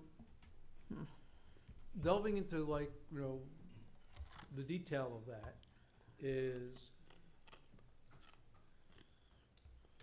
we basically have an air-conditioned building, besides the fields, we have an air-conditioned building that is set up primarily for basketball, but it's used for other activities, but it's primarily set up for basketball. Yeah, it's a gym. Yeah, so the question we should be asking ourselves is would it be better for the town to have a airnasium somewhere which is basically a roof over a basketball court? Basically take our basketball setup, move that there, and redefine the part that's under air into something else. Well, In the Roger, recreation, you know, arena, not to make it the public works yard, but to, you know, to deal with some of the other recreational needs, cultural needs perhaps of the community. absolutely, but I also think that we need to be looking at the usership. In my opinion, and I don't have all the facts to back this up, so I'm saying it's my opinion, we are still operating a county facility, but calling it a town facility. And we've done that too long now. I mean, it's the cheapest daycare in 100 miles, and with great people attending to them. So again, I don't want anybody to construe that I'm like, whoa, after Bay Oaks, that's not it. I just think it needs to be looked. It's always, and I'm bringing it up because you know what, I don't have to worry about not getting elected next year. I don't have any of those concerns, and all of you do. But it is. You know what, Anita? I never have a discussion or make a decision Yeah, I know based you on don't. whether I know. anybody's gonna elect me again. I And I don't think- think Bruce does either. I think So this let's has been. Let's have a discussion. It's and been the then golden decide what goose that nobody is. ever wants to talk about because there's so much emotion wrapped around Why do we it. have 2 baseball fields? I don't know. But it is emotional for me too. I mean, I remember how much a part of my life Bay Oaks was when my brother Charlie played t-ball or baseball or basketball or whatever. I remember that, but that isn't now. That isn't now, and I don't think it's going to be the future either. I think we really need to talk about it. I'm doing this just for the sake of conversation Mhm. only, and I think we all understand. This is just a conversation so that we're not That's all it is. overlooking having thought of something. Having a That conversation being that probably said, should if I'm have. having an honest conversation, it's very unattractive and unappealing. And it's one of the only big open spaces on the island, and a great open, and Bay Beach. Where do we have open space, you know? To me, how does that become more appealing to the community? It may indeed still retain some of the things that it's doing, but the location of the structure, either it's an unattractive structure, and where it's located in an older community. I mean, I'm young enough and in shape enough, and I don't even like to haul my butt all the way back there to find out. It's not attractive. Maybe it's that you change the direction of the entryway to make it more attractive. And yes, be honest about the use of the structure and the appearance of the structure. These things don't have to cost a fortune, or they could cost a fortune, okay? It's obsolete. Or walking trail, where do we have it could be, if you had a great walking trail that was attractive, it would be the place that everybody met to walk. I'm sure people in Bay Beach walk that trail all the time, and I know the beachfront's a walking trail, but, you know, so I'm not sure what that vision is, but I understand what you're saying. You've And I elaborated on it. And I understand the conversation that ought to be had to make sure that, as Ray said, you've got the highest and best use of the piece of property. We can't be stagnant just by how it's used now and not think differently if that's what it ought to be. Could I jump But- in and say what I think is happening here that's important is that we're identifying questions that we have now that are going to affect our future vision. It affects our Right. budget every year. Affects and it everything. affects the future of the town. So I put up a sheet, questions for now, and I put Bay Oaks on the list. I mean, there are things right now that if we're looking at 2050 or just 2025, Yeah. these are things we need to be addressing now. And I think that's what you're saying with But- Bay Oaks. It's like it will affect everything that you have up there, our community, our beauty, everything that you've talked about already. Bay Oaks may have a And role that's a in really that. important point that you're making, though, because it all interrelates. We say we want families and children here, but you can't, if you don't have that daycare and you don't have some Exactly, right. affordability, you'll never get the diversity. So we have to be careful how we move Yes. But things that around. daycare isn't being utilized by families on this island. Well, It's you know being- how it might be, though? What? I'm sorry, Roxanne. It's being used by the people who work here, Yeah. and That- I Oh. would strongly disagree with getting rid of it.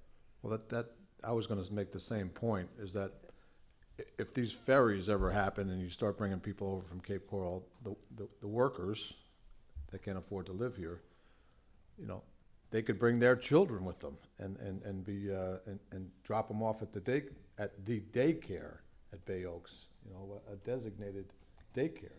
I mean, that could be a good use, you know, rather than people just leaving their kids there and the counselors looking after them and that sort of thing, you know. It could be a real daycare program, you know. Well, but then we need to be honest about that, and the taxpayers of the town have to recognize that they're subsidizing in an enormous way daycare for people who work here. Well, I mean, that's not how we talk about Bay Oaks. We talk about Bay Oaks, as paying for Uh, itself and I all know, that. but we talk about it with a longing to the past, and I get that completely. But it isn't. But our It's not elementary today. school is the same thing.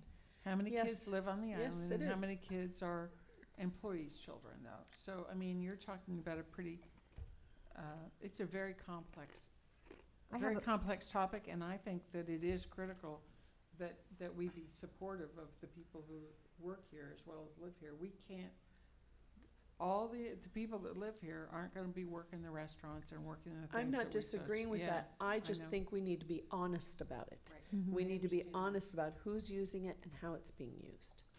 I'm going to make a Bruce kind of statement. We've got some information in this paperwork that indicates we were going to send out some kind of survey or do some kind of survey. This is what the survey needs to be about. If you live on Fort Myers Beach, what would you go to Bay Oaks to do? Let's start with, do you go? No. I don't go now. I want the question to be, what would attract you to go to Bay Oaks? I might go there if there was something else there than what is there now. I do not play basketball. But we don't For know example. if you go to start with. So how about we ask, So first we do ask you that go? question. Oh, yes You- or no? Of course, that's a Then preliminary question, yeah, but the then we have information we really need is, what is that we need to put at Bay Oaks that will attract people? And so we need, I know That's a good idea. pickleball has become much more popular than basketball, for example. But I'm not up to date on all this stuff, and I think that's Neither what, am I. But you the know, we que- need the to do. question is, how many people even use Bay Oaks? I kept trying to get Absolutely. Sean to give me that answer. How many heads, not volume of heads, but how many heads actually use the facility? I asked And I Allison never- that the I other never day. got a good answer. Yeah, I think there's a lot of information that, all I'm asking is that we talk about it in an honest way without any emotion, because it always, historically, back from the day, has always been emotional, and it's because a lot of us have attachments to it, but I think we have to grow up with it. And I think a good way to do this is, once again, looking at what we talked about, our connectivity to the community in terms of information, educate. Like I get these things all the time now from SurveyMonkey. All the little nonprofits on the island even do it. Quick email out to, we've got Oh, yeah. Reverse 911, we've got a lot of email And it's contacts on free. the island. It's free, and you get responses so quick. Mm-hmm. And we could do it not just about Bay Oaks, but about Newton Park, Sure. about Bayfront Park. Sure. I mean, we could send out such a quick survey about the properties that the town owns And with the similar questions for each one. Mm-hmm. Do you go there? Mhm. What keeps you from going there? What would encourage you to go there? What is your vision for that piece of property? You can get all that information so fast, even as we're working on our envisioning. And I wouldn't separate out, you have to throw in Mound House too, but I wouldn't separate out Bay Oaks. But I think that for all the town properties, we ought to be asking that question on behalf of the community. Lorna, is that the kind of, I mean, you know, with those sorts of things, how you ask the question is instrumental in the survey. So maybe you could help us, or help think about and/or do that sort of thing, so that we get good information. Yeah, absolutely. You know that when we did the Mound House strategic plan and the Newton Beach plan, we did surveys using SurveyMonkey before we started, so that we came into those meetings with a lot of information I already. really think we need And when to you do- talk about this, you know, gathering and using feedback, Yeah. that's perfect. I mean, just short little targeted surveys like that that give people a chance for input. How did you select your population for the survey? Allison had a mailing list for Mound House and for Newton Beach that she acquired by having people sign up, yes. No, so I'm not sure. that was the users then, not the general public. Right. I'm just trying to understand. Yeah, could be. I'm not sure. I don't disagree with getting feedback via survey is a good way to get information, but I just have to tell you this. When I was in college, I worked for a political pollster as a part-time job. And we got paid by how many people completed all the questions that we asked. We were trained on how to get them through the survey and make sure they didn't drop off in the middle of the survey, and this was all before robocalling and all of that. And I learned a lot about surveying. And one of the things I found out is if you take a 20-question survey, 5 of those 20 questions are asking the same question Of course. Mm-hmm. in different words, and make sure that the respondents' answers are consistent before you can say that that's really their opinion on that very specific subject.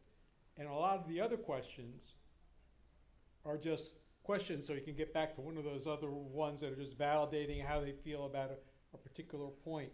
Filler. So it's a very, to get back a survey that you're gonna, use as a basis of making a decision, it's really a technical thing, doesn't mean it can't be done. Or you could say, look, I wanna do a survey, I'm getting feedback, it's just, general impressions, and we're gonna categorize it as that and only use it on that basis, not as, because we got X respondents that said, checked off, yes, we're definitely running in this Yeah, direction. that's just one piece of So, data. you have to be exactly. careful about Yeah. that. It's just one piece. And now we're taught it shouldn't be more than 5 questions. Yeah. So that's a particular challenge, they should be able to take it like that, or else they're not going to. So yeah, it's only one piece of data. But the one thing that you guys are bringing up that I just feel like I have to say, and I know you get this, but I love that you're thinking in terms of systems. I mean, this is systems theory, everything affects everything else. Any one piece that you move, any one piece that you work with affects another piece of this system, and this entire community is a system. And so I think that you're getting that and you're connecting those pieces, and that's really important, an important part of 2050, an important part of 2025 is understanding how these pieces connect and how one bumps the other, for sure. Kind of like what Roger said, anytime you put one thing into motion, it's going to pop up somewhere that it's a budget issue or it's not a popular issue or there's something. So I think that's part of it is, and all of you are already doing this. I mean, being willing to make those tough decisions and live with what happens in the best interest of the community, right? One of the big items that I don't think we talked about, but you mentioned it in your Bay Oaks thing, but to me it was bigger or different than Bay Oaks, and that is ecotourism, because I've always felt that we haven't really gotten on that, and that really interplays well to us living as good stewards and celebrating good environmental stewardship for our people to take home as well. And then everything that we do in the way that we live and the way we visit, the way we experience this island is about being good stewards. And I love that concept of us becoming more of an eco-tourist community. But then we because have that to- means we're an environmental We have to community. give people access to the water for, like, when Rexanne was talking the other day about kayak, Yes. launches. I asked somebody else, and you've got Mound House. You're really kind of stuck once you get north of the Mound House. You've got no place to stop. Now, again, think about Bay Oaks expanded as a place to stop. If there was a place to or paddle boarders or any kind of, you know, I'm going to call them low impact water activities. If you came to the Bay Oak site or that area and you had a place to stop, tie up your kayak, use the restroom, get some water, do something like that. I mean, if that was more park-like and not, I see it evolving. Aren't we part of the Calusa Blueway? We are. But that, just because we're part of it doesn't mean that people have any way of getting around. Because the other day, didn't we get told that you can't put a kayak, or did you say it, Rex, that you can't put a kayak where Matanzas is? And on any of those docks? Could you dock there? Says no. Yeah, Yeah, it's, no, you can't. you can't. You're But talking you got- at the town's dinghy dock? Or- No, No. but at the Tops dinghy dock, you can come. Okay, yeah, you could. And that could be a And that kayak could be a launch. link to the Bay Oaks Yeah, I property mean, too. just boom, right there. The ecotourism has really come a long way here. I mean, Used to be a phrase. yeah, it was a phrase, and people heard ecotourism, and oh my God, here we go again, ecotourism. But it really became a reality here over the years. Remember Ard Narrington and his operation and all the different ones. You know, the boat operators got into it. The rental people got into it with the kayaks and now the paddle boards and everything else. I mean, so it's been a movement here. I mean, it's been happening. I mean, we may not be blowing the horn all the time about it, but I think the market is doing that without us, because people come here specifically for that. I mean, Sanibel here, other places up and down the coast. So I think that's moving along. I mean, we can encourage it more and provide more places for them to come and that sort of thing, but as long as we keep that water clean, I mean, there's no turning back the clock on this ecotourism. But maybe my point is it needs to be part of the sense also of our branding, Sure. in that, Yeah. that it doesn't matter if you live here, Well, our you branding is our vis- system, right? right? And that is But everything. it's an integral part of our system is our behavior, no matter who you are. That we offer all these things to interact with the environment, but then in response, we also are very good stewards. But I'm just saying, it's a thread that needs to run throughout, Yep. is all, and Definitely. Yep. Definitely.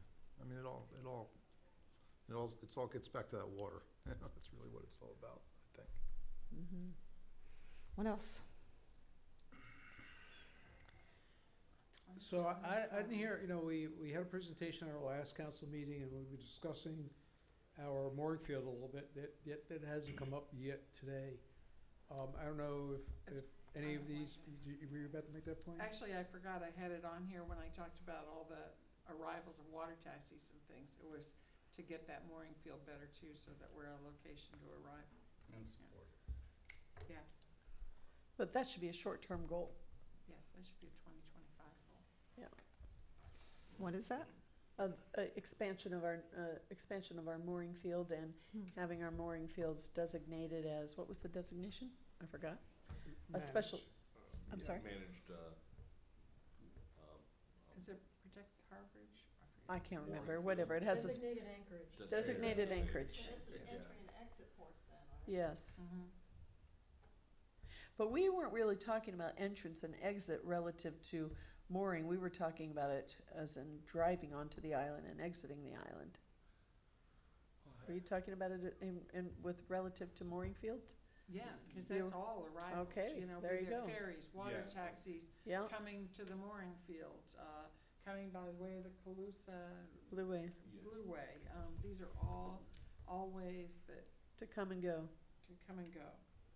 And I remember the consultant talking about it being part of making you all a destination.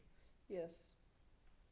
I think another big thing that we just can't, and you know, it ties into a particular property developer, I understand. But we're about to have a renaissance again in the downtown. You guys, back in the day, were all involved in remaking Times Square and whatever, and you've got all these visions that were in place with the master plan, the old San Carlos, Crescent Street master plan. But we really are right now in here between 2025. Let's be honest, we've got a big vision about to right there. And I'm not sure, I mean, we've got it splattered around with transportation and da-da-da-da-da. But in reality, we've got money, we've set aside almost $1 million for sidewalks down there. We're redesigning the bayfront. We've got a big commercial development coming. We're talking about our entryway. We are talking about the massive piece. And I feel like that piece we need to recognize is a connected piece. Like all those things all go into that pot. The traffic lights, I mean, we need to put a lot of effort into making that all happen right now and make sure that it happens well. It would be disappointing for us to have the opportunity with the develop here, we have the money to do the sidewalks, and for us not to get the traffic lights that we need. For us not to get the design of the downtown, which I've stated is stalled right now because the county is saying they're not ready to go ahead with it. I'm not sure, in all honesty, that that's acceptable. I mean, we have this piece right now ready to go, and we need to get it all right all at once. It shouldn't be piecemeal anymore. It needs to be a cohesive plan. Let's have it. It's gonna be a mess down there when TPI is building. It's gonna be a mess when we're doing the sidewalks, but by gosh, when we're done with that mess, let's have it be done. Let's not still have to do the sidewalks and still have to figure out. To me, we need to, like, that's an overlay we ought to be zoomed in and focused on right now. And I wanna do Heart of the Island too, and I'm putting in a lot of effort into that. But that right there, man, we gotta get it right. There's a lot going on with that. Yes, there is. I agree. Yes, there is. You know, downtown Fort Myers just took out all their traffic lights. They just took them all out. That's what I was gonna say. I'm not sure we need any traffic lights. It's all four-way stops. And I have to tell you, it's pretty Yeah, nice. our traffic problem is like a little it. different. The reason for the traffic light discussion, just to make sure everyone's sort of thinking, it's not a vehicular issue as much as it's a pedestrian issue. Right. Pedestrian. So the idea is So we make you pedestrian freeze walkways. the vehicles for 60, 70 seconds every couple of minutes, allow the pedestrian movements, and then the other 3-4 minutes, the vehicles move and pedestrians wait. That's the concept. Hmm. Those kids from Indiana didn't get the memo. Oh, no, they didn't. They tore up the memo. Yeah, I agree with Joanne that it's, we need that, we need to talk more about how and when. Would be nice to think that it would all happen in sync. But you have a lot of entities that have to work together, and, Well, you know how we have the Boulevard thing, and they have it, phase 1, phase 2, phase 3, and these are some deadlines. It just seems to me that unless we start to put together a chart of how these are gonna fall into place, and, we have to ask a developer like TPI, because they are a big player, what is your timeline? Okay, what can our timeline be for the sidewalks, and what makes sense? I mean, we wanna get the one sidewalk in maybe down Crescent, because nobody's gonna be able to walk down there when this is under construction and stuff might fall on them. All kinds of things, but it seems to me like we need almost a timeline of how everything's gonna fall into place, and we try to keep up with that timeline. I was just thinking about Am I that. Downtown wrong? redevelopment. What did, Lee County say that Estero will be finished, 2022? 2021, they said. 2021 end of December. 2021. Right. So TPI, if the law agrees this year sometime, they may start construction when? The end? Beginning of provided that they don't December. have appeals. Yeah, but. But their goal is to dig in December. is to Well, that dig may in be December. to start Break demo. ground. Yeah, Break ground, but demo. yeah. So realistically, I can't see that they're gonna be done before 2022, right?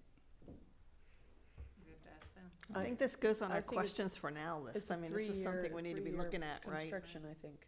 Right away, right? So, my point is that as they start construction, Estero starts getting finished, County should be working with us before Estero is finished, so that when Estero is finished, they can come back and do this thing. And I would think in my mind that they're kind of all going to happen simultaneously. That gets done, he gets done, and then the front end can be done. But at some point in time, you have to do that planning before you can do the work and get the funding. But I think that's gonna dovetail together nicely as it's set up, if we get the legal approval to proceed. Well, I can see a lot of things, I can see that being fluid too. I can see a lot of things happening during that big project where, you know, we gotta do this because we gotta do this, and things are gonna change as we go along.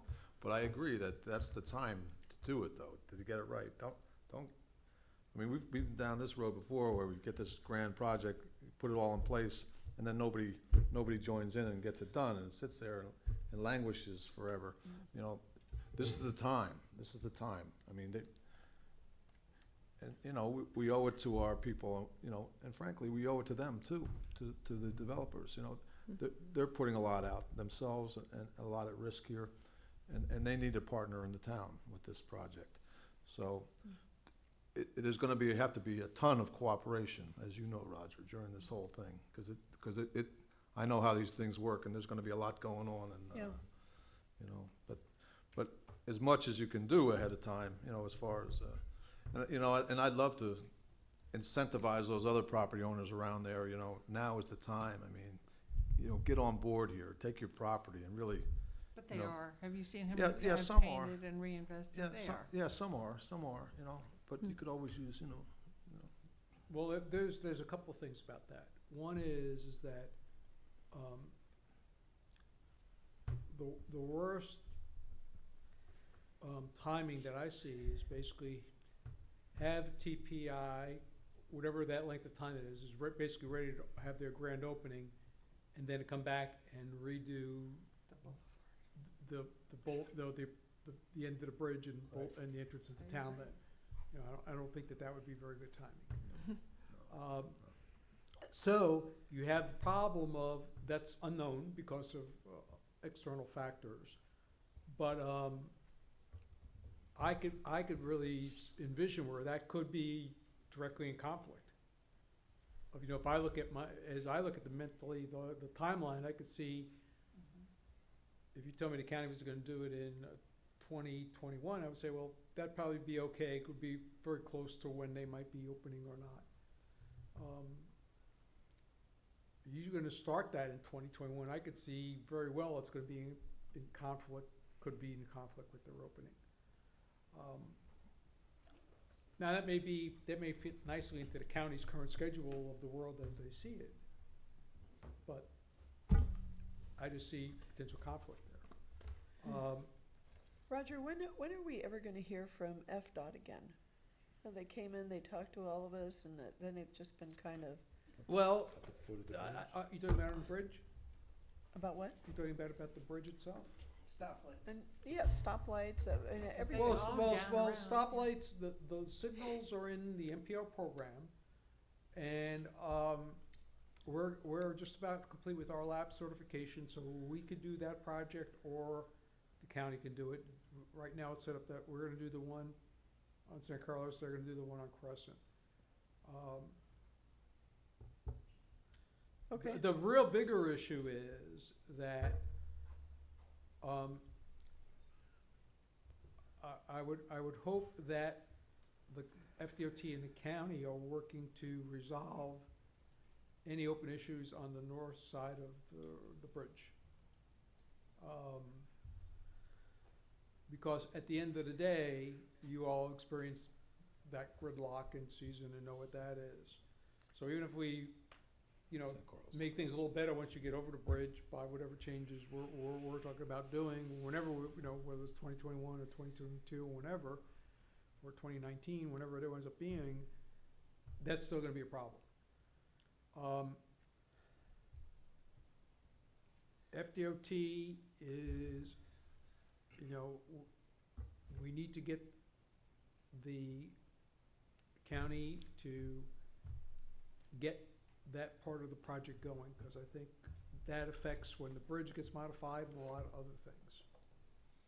In terms of what's on, our side of the bridge, like I said, I think there is a potential for a conflict where if they're really gonna start in 2021 on that roadside improvement down there, and with TPI, I think there's a potential of that. So, we need to advocate for let's look at our county schedule relative to that. I don't know, they're saying they wanna go into the, South End Bridge too, so. I know, I think the answer is we don't know. Well, I think. That's the answer. I do know this. I do know this. We received the submittal from TPI. So I know that as soon as they can, they're going forward, as quickly as they can. I think we can count on them. Yeah, I'm yeah, just wondering so- about the other entities. So, Or what I'm concerned about. everybody else needs to be, I'm gonna say, moving forward and possibly even nimble to adjust their scheduling to, have the Yeah. situation so we don't have the downtown area under construction for 5 years. So that is a No. big issue that got brought up, really big. We wanna try to make sure that all that construction works to minimize the impact to the ongoing businesses as much as possible, allows traffic flow, regular traffic flow, et cetera. So that's all gonna be challenging. And we're gonna have multiple partners. So maybe the question for now, under downtown redevelopment, is the timing to synchronize. I think that's what's important. Synchronization, maybe that's just a single word, synchronization. I mean, just to think out of the box for a second here, if you say that, lawsuit A will be resolved in the next several months, that'll kick off a year of lawsuit B, right, John, at least a year, would you say? Yeah. And then, Really? and then if that's, and then That's depending on that result, Could we back up? Yeah. Because the impression I was given is it that if we get a depends. good result on lawsuit A, lawsuit B should Yeah, go away relatively quickly. True. So if that's not true, Well, Oh, just say if it's true or not, please. It's true with a caveat. Okay, Right, and the caveat is, one never knows. Could you play your microphone? I'm sorry. The problem with trying to guesstimate, because that's really what it is, what the course of any particular piece of litigation is, to a large degree depends upon how the other side reacts. If you win, for example, on summary judgment, is the other side going to appeal that? The problem that you have in this particular scenario that you're involved in is the risk the developer moving forward without the certainty of both cases being resolved all the way through, if the other side decides to, the appellate level. Because there is precedent in Florida where a developer won at the court level, at the trial court level, and ultimately at the appellate level, the decision was reversed. In the meantime, the developer took the risk and moved forward with their project, and were then told by the appellate court, you have to rip it out. And they had built a $2 million apartment complex. Wow. And what the court said, you ran the risk of moving forward with the development, not knowing whether or not you were going to prevail at the end of the day. You assume that risk, you now run the liability. The developer said, well, isn't that a taking of my property rights? And the court said, you never had the right to put that there to begin with. And so your decision to move forward, they allowed them a year to get their tenants out, and then they had to tear down the apartment complex. Huh. Yeah, let me So- just add Well, one so thought the onto attorney. this. You know, clearly both parties want to prevail, but one party is just as happy to have a very, very, very, very extended delay. That's Yeah. sinful. It may be Yeah. sinful, And it's a but that's flaw my, in our that's my, system. It that's is. my observation It is. of part of their strategy. That's, To the where, what I've told each of you, at public meetings and, is that the legal issues, underlying the dispute, whether or not this was done properly or not, will be resolved in the first lawsuit. But again, do they appeal it? And they, I don't know. One and would what's that hope, timeline? one would hope that, they'd realize that that puts them in a, significant uphill battle in the second piece of litigation as well as the appeal. But it will resolve many of the issues, and it will shorten the second piece of litigation. How much is dependent upon how the other side reacts. How long do they have to appeal? 30 days. Oh, well, at least that's good. Yeah, that's on the first one. That's on the first one. Yeah. And, I suspect that their strategy may be, we'll appeal the first one, which will delay the second one. It, as the manager, as Rogers indicated, it may be. Well, let's not give them any ideas, John. Well, I think the court of public opinion is gonna weigh in on this one pretty heavy, too. So, This go around. so have we had, or do we have a motion to dismiss on the second lawsuit? No, Why not? because, the case has essentially been abated pending the outcome of the first lawsuit. So The if use the, of- so if we get a good result on the first lawsuit, we should immediately be filing a motion to dismiss on the second lawsuit. It tees up the second lawsuit for summary judgment or motion to dismiss. So yes. that does give us some hope that that could be resolved.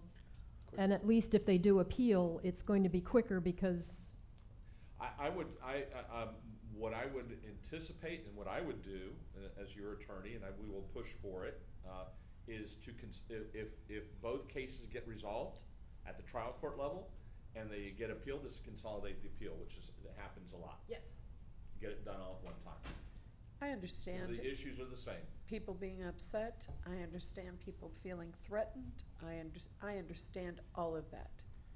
But what I am surprised about is that there isn't more public outcry. It's amazing.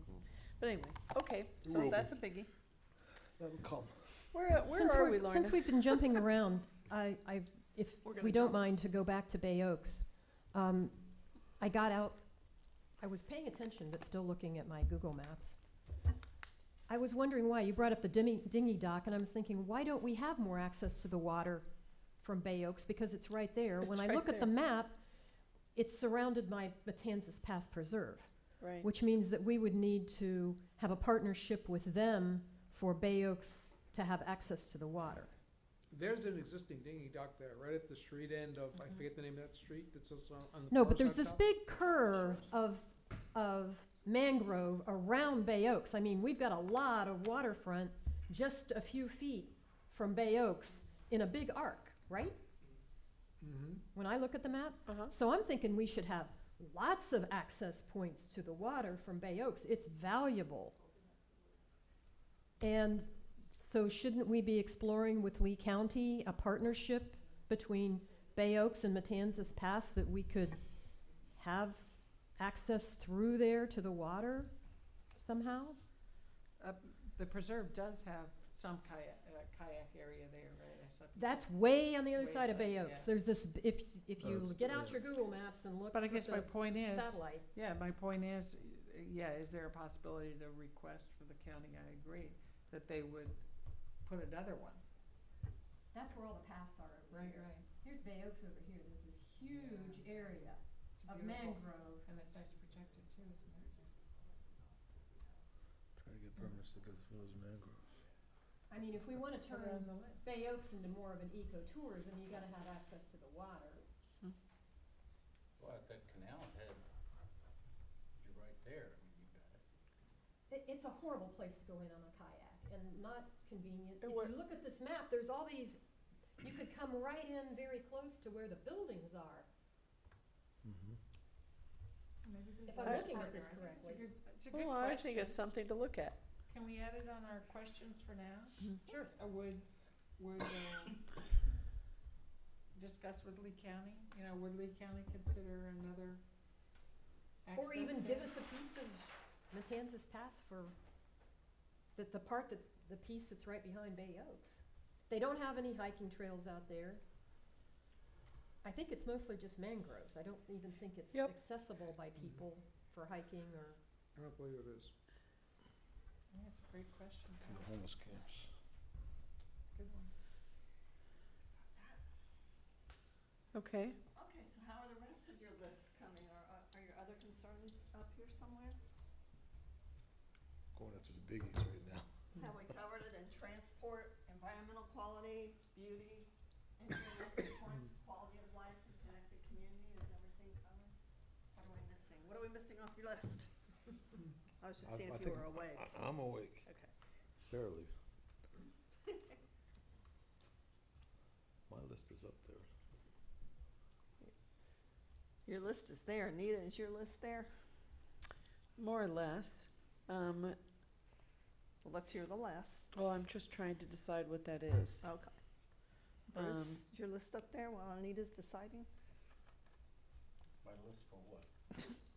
I'm still not sure what my list is for what. Are all your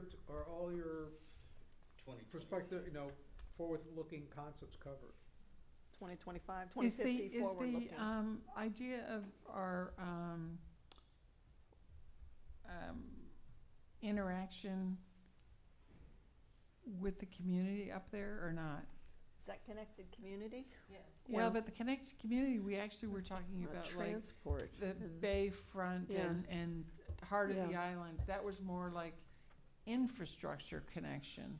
Now we're talking about like informational connection, conversational You connection. could just add that as another tab under that. Yeah, So- connected, so it would be infrastructure Yeah. connection. So you could even have just And- like be connected, transportation, walking, Well, it's the information. facilities, the infrastructure facility interconnection, and then the other would be the informational interconnection, or whatever that is. Right.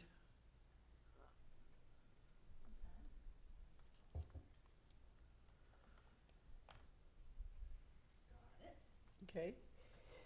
Anita, what- Mine is all pretty much summed up there. Fantastic. Yep. Sam? As far as long-term things, I think we covered it. I had notes about shorter-term things that, Okay. But Roger, are we not gonna take a long-term. look at that? Yeah, I think if we feel Once that. we've done this, we yeah, can go back and look at that? Just about if there are things, for example, on Rexan's list that are not covered here, we wanna cover that in Okay. 2025 to today.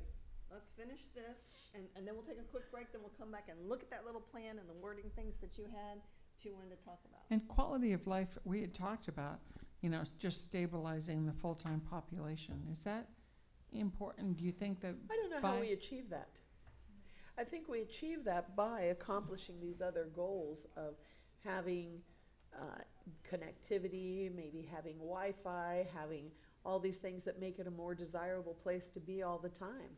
And by being desirable more all the time, there has to be amenities for people to use here on the island. I mean, doctors, But there also has to be More- sense of neighborhoods and things too. It's real Yeah. difficult to live on a street where you don't feel like you're in a neighborhood. You're just an island unto themselves. yeah. So, and I think we've approached some of those things, but that's why I think it almost belongs under quality of life. Or maybe it's just the result, you're right. It's just a byproduct that we'll get if we keep working on quality of life. We will stabilize our full-time population. Well, Because there's gonna be nobody here to do these things, to run these islands, to run the nonprofits, to Mhm. whatever, to keep the essence of Right. who we are. What do you think about connected community, if we add neighborhoods there? yeah. Yeah, that's good. Mhm. What about the brand? The brand's everything. Brand is our system, it's all of it. we We have brand. We don't had branding up in the entry and exit Yeah. points and the welcome and the, that as a question for now. it is, cause it's a good point. It keeps coming up, and we need that.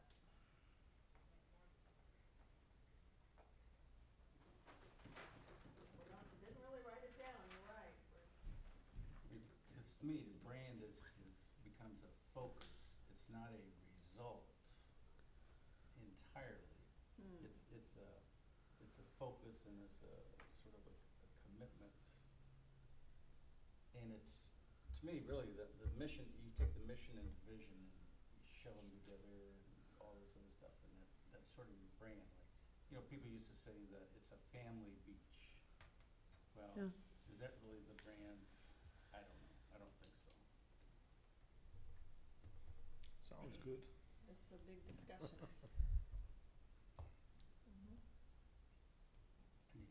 just, Yeah. Maybe it's the good life. The good life. and like what Roger said with Come As You Are, to me, that's sort of a brand of Key West. How about the good life? FMB, the good life. That's fine for me. Fun in the sun. the You good just life. want one. I just want one. Yeah, I want a good one though. I don't want some crazy thing. Like Family Island. Yeah. Fantasy Island now, I like that. That's pretty good. Uh-oh. See, I don't know, I think brand is a little more than a tagline. I mean, what is Right. Starbucks? You know, when we say Starbucks, that's a brand. When I look at a Starbucks cup, I feel happy. Why? I feel Because poor. going into Starbucks is a cool experience for me. Other people see it differently, right? Right. What about Apple? I see Apple and I'm going, quality product. You know, Right. so it's. Innovative. Yeah, innovative. This thing's gonna work, baby. You know, so what do you see when you, They go overpriced, but I drink it at home and only at home. so quality coffee, right? I mean, so what do you see when you see FMB? What do you Fun. want people to say? I think Oh, people wow. see fun. Exactly. Fun. You think Fun fun? in the sun. I Fun don't, in the sun. even those who live here. I mean, those of us That's who why live you here. Yeah, oh, that's why I live here. Is it fun? Is it relaxation? Is it peace? Is it sand? Is it, what is it memories? Yeah. A town called Avalon, Fun in the sun with some shade. up There you go. up in New Jersey. That Fun can be in the fun. taken so Wet many sunscreen. ways. Sorry, with some Ray. shade. That's all right. There's a town in Avalon, or a town in New Jersey called Avalon. Yeah. Avalon, cooler by a mile. It's a Ah. mile long, cooler by a mile. Oh, that's Ah. That's theirs. That's You know, I theirs. mean, I think from what you're describing here, you want people to think of this as a place where they can come and be connected to a community and be free to enjoy arts or whatever they Yes, like. ideally, To yes. leave going, wow, what a beautiful We've place. never really hit on the fact we're 7 miles long. That reminds me, like 7 Mile Seven Beach. Mile Paradise, or yeah, whatever. There's another thought. I don't know. 7 miles of tranquility. We got it all. I like that. Well, why don't we take a quick break and then let's come back and wrap up and see what we want to do to pull this together and wrap up. Okay. Anita, you look like you need a break. Oh, You need a I break? am just, nope. You I'm okay? good. I'm great. So otherwise, we have everybody's, that's kind of, Amy, the only we're other on thing I break. want to make sure that we look at is, are the core focus areas still right? And so far, the only thing I've heard is maybe gathering and using feedback could be Yeah, better it just worded. needs, it could be better So worded. think about But that while you go to the otherwise, restroom. That's what we've been doing from day one. I kept this up so that you could see all of this area. Do of you mangroves remember the here. 2015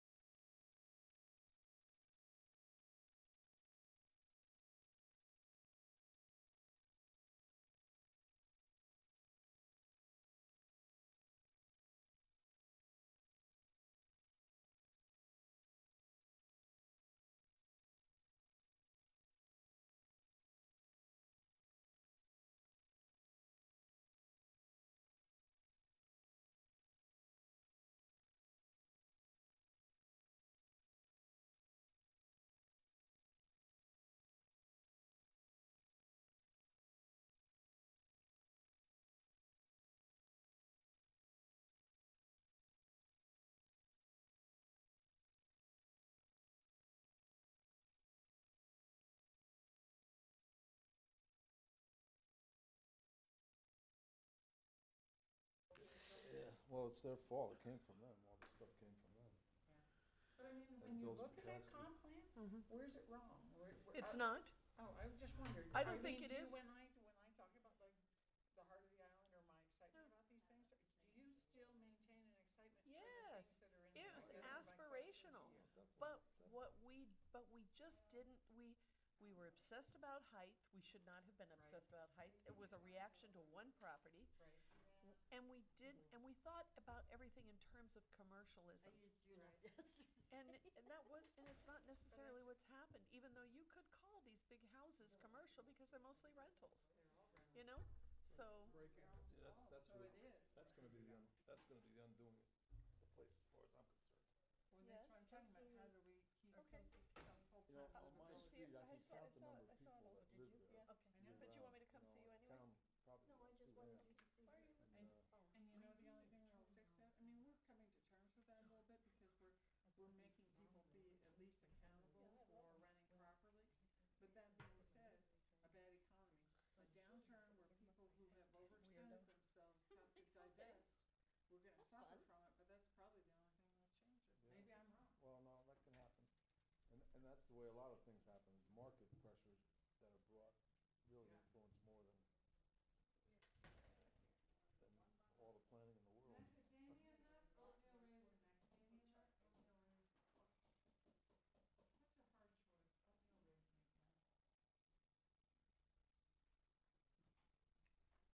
But things do change. Remember when all the stores on Fifth Avenue in Naples were all boarded up? Yeah. It was a ghost town down there.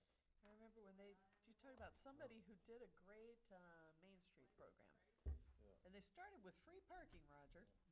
They have the prettiest parking garages They sure do. I have ever But seen. they're not a barrier island. They do They not aren't. look like When you're parking talking about garages. free parking, They they're aren't. not a barrier island. They are. But yeah, they do have nice garages. And we had a design for a garage like that. Yeah. We had a design Even the for it. Coastland Center has a nice garage. Yeah. Yeah. Yeah, they do. I'm gonna add parking garage to my list. Talk about throwing another hot seat on the blanket. Like, God, my email will blow up by the time I get home. Certain areas of Naples, though, have taken 30 or 40 years to redevelop. I mean, it takes time, Mm-hmm. And, Did you see on the news though, Collier, is it Collier County or just Naples? Do they have 6-month restrictions on their Collier rentals? County, Collier County. Did you see that Yeah. thing? I just caught the end of it, so I didn't catch the story. No, I What did read it the say? part. They're starting to enforce their 6-month ordinance. They've never enforced it, and people are getting daily and weekly rentals in high-end neighborhoods. So the county commissioner said, we're gonna enforce it. Now they're backtracking because houses aren't selling, or property values are dropping, and so they're trying to Are decide. they what to do. backtracking from community pressure or is stuff really happening Well, financially? Backtracking from the realtors. They're being called jackasses. There is a huge lobbyist Oh, yeah. group behind all that. Go online and look it up. They got a lot of money. But you know what's another big Real lobbyist group coming though is hotel motels, because they're not gonna tolerate all the Airbnbs. I mean, they're gonna start putting money into They need to. making sure that communities recognize the Why do you impact. think that it's the beaches of Sanibel and Fort Myers? Yeah. Yeah. Hotels and motels. Mm-hmm. Nobody comes here to go to Fort Myers unless they're going to see their grandma. or for baseball. Or baseball. Yeah, baseball. Baseball's pretty big. You would be amazed at the number of birders who come to Fort Myers Beach. Oh, yeah. I'm Number hooked of into what? all God, I the thought you said Audubon birds. murders. Yeah. Birders, Yes. people that go look at birds. Lord, I thought you said murders. Birders. Ornithologists. Audubon people. We have migrating birds Yeah. that Sanibel that you can't see anywhere else. They're on their way to South America. They're tracking them now with weather satellites. Amazing. Yeah. Should we start again? Yeah, we have everyone but John. Is it okay to go ahead? Yes, we can start. Yeah.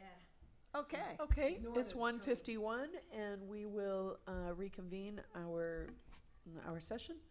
Lorna? All right, I'm going to defer to Roger to explain what he wants us to do next. So, you know, we have these issues, and now I think it's time that I think most of you have been chomping at the bit to try to get them down to specific things, and particularly the ones we can do in the near term. So that, as time goes on and 5 years roll off the clock, that, some of them will actually be complete, but others will be well on their way towards what we envision. And then, of course, those things will be adjusted by some future session like this by the council who's sitting at the time. But, you know, my concern in setting up the session today with Lorna was just not to just immediately focus on what we want to try to do next week, but to really start with the broader view and kind of dial it back. So I apologize if you're frustrated. I appreciate your patience, but I think we're now ready to dial it down into, okay, what do we want to try to accomplish in the next, 4, 5 years? Mhm. So I think what I'm hearing then is these things that we identified up here, 1, 2, 3, these 6 things really reflect our long-term vision for maybe as far out as 2050, but that doesn't mean that we don't want to be working towards these things in 2025, right? Or 2020 for that matter, or 2021, or 2022. So what you would like us to do now is try to identify specifics under each one of these for what we should be doing. What are the things we'd like to start? You know, if we did a sort of a report card check in 2025, what would we like to have done, and what does that mean we need to do in 2020, and so on and so So forth? now how do you see this as being different from kind of a to-do list? Of Well, I don't think it's a to-do list like do X, but what we'd like to see accomplished is, so if it's, well, I'll just use the Bayok example. If it is to relook at how Bayok's is being utilized, that's the bigger objective. The shorter objective may be to, okay, let's go out, or let's have some mechanism or methodology to open up to the public what they would like, what amenities and what features and what programs they would like to see at Bayok's. So do you want to start with just general questions for now, or do you want to do it topic by topic here? Oh, that's up to the Can council. can I interject? I mean, we have most of these topics. I mean, we're still sort of working with what we have now. I mean, these are still things that are underway from the last strategic plan, because they take a while. That would be And my I'm hope, wondering is if that we don't one was big. look at this and tie into our thoughts about what we just said, let's say about quality of life, and relate them and see what we might add into here or change from here, no? So that we have one functional list then that's been updated? Does that make sense, or is that going to stagnate the conversation? So you'd like to go back to our existing plan and see if we have this in that? Right, so right away, you've got quality of life, and what are our notes under there? And how does what we have in here right now relate to that? What's good to keep, what's bad, what do we add in? Yeah, No? well, I don't know, I would think that we take each topic and just brainstorm things under each topic. Then match that against that list. That's okay too. I'd like to know what you think we should do, Lorna. You're the pro here. I think the plan that we developed before is Yes, our base. okay. And in that base, we identified our core areas, which I keep referring back to. Yeah, I mean, I want to make sure that those core areas are still our core areas. If they are, then this should all fit, which I think it does, just from looking at it, but I think that would be a good place to start. When we're writing our plan, like Roger has this example of one that was done very visually. It's exactly our plan, it's just done visual instead of a spreadsheet. I You know, like and the, I but like that one better. It has more specific Right. target dates and who's responsible and that kind of thing. Mm-hmm. But I mean, is this where we want to focus, quality of life, which we have that up there specifically, financial viability and strength. We haven't really talked specifically about financial viability and strength, but I mean, it goes to say that we can't do any of this if we don't have financial viability and strength, right? Asset enhancement and protection, that kind of goes with connected community, exit and entry points, beautiful landscaping, traffic flow, I mean, that, it looks to me like all of that kind of fits there. Managing change, that's everything. And gathering and using feedback, which we know may need to be reworded. That one, I'm not sure, other than connected community, that I really see that per se. So that would be my suggestion, is let's see if our core focus areas are right in the plan that we have now, and whether those will carry us into the future. I have to use the mic. So let's see if those core focus areas that we have now will carry us into the future. And I like that, and I'll tell you another reason why. Like, when you look at quality of life in our packet, it was packet page 3. Let's say you can start on any one, but if you look at quality of life, short-term rentals, implementation and complete. I mean, we've got that underway. I'm not sure that this town council needs to address that anymore. They'll bring forward. I got a note about it. But, yeah, and that's my whole idea. We have Okay, so what's your note, we have Roxanne? 2 new members, and I'd like to hear their reaction. And the same with, like, what are we gonna do with code enforcement? How they feel that's going? How, do these stay on? How has it been going, and what would you change? I think that's really important for the new members. Well, first of all, I guess I would say that I like what's down here, and I don't disagree with what's down here. I did have a note about short-term rentals, because I don't think the implementation of that has turned out in a good way. There's been a lot of negative vibe in the community about it, and I think we've got some bridges to mend and things of that. I'm not saying it didn't need to be dealt with. It did.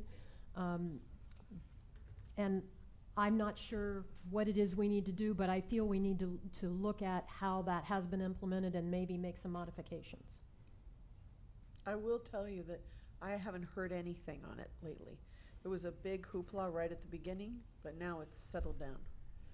I agree. I'm not hearing anything anymore too. People were upset at first, didn't understand it at first.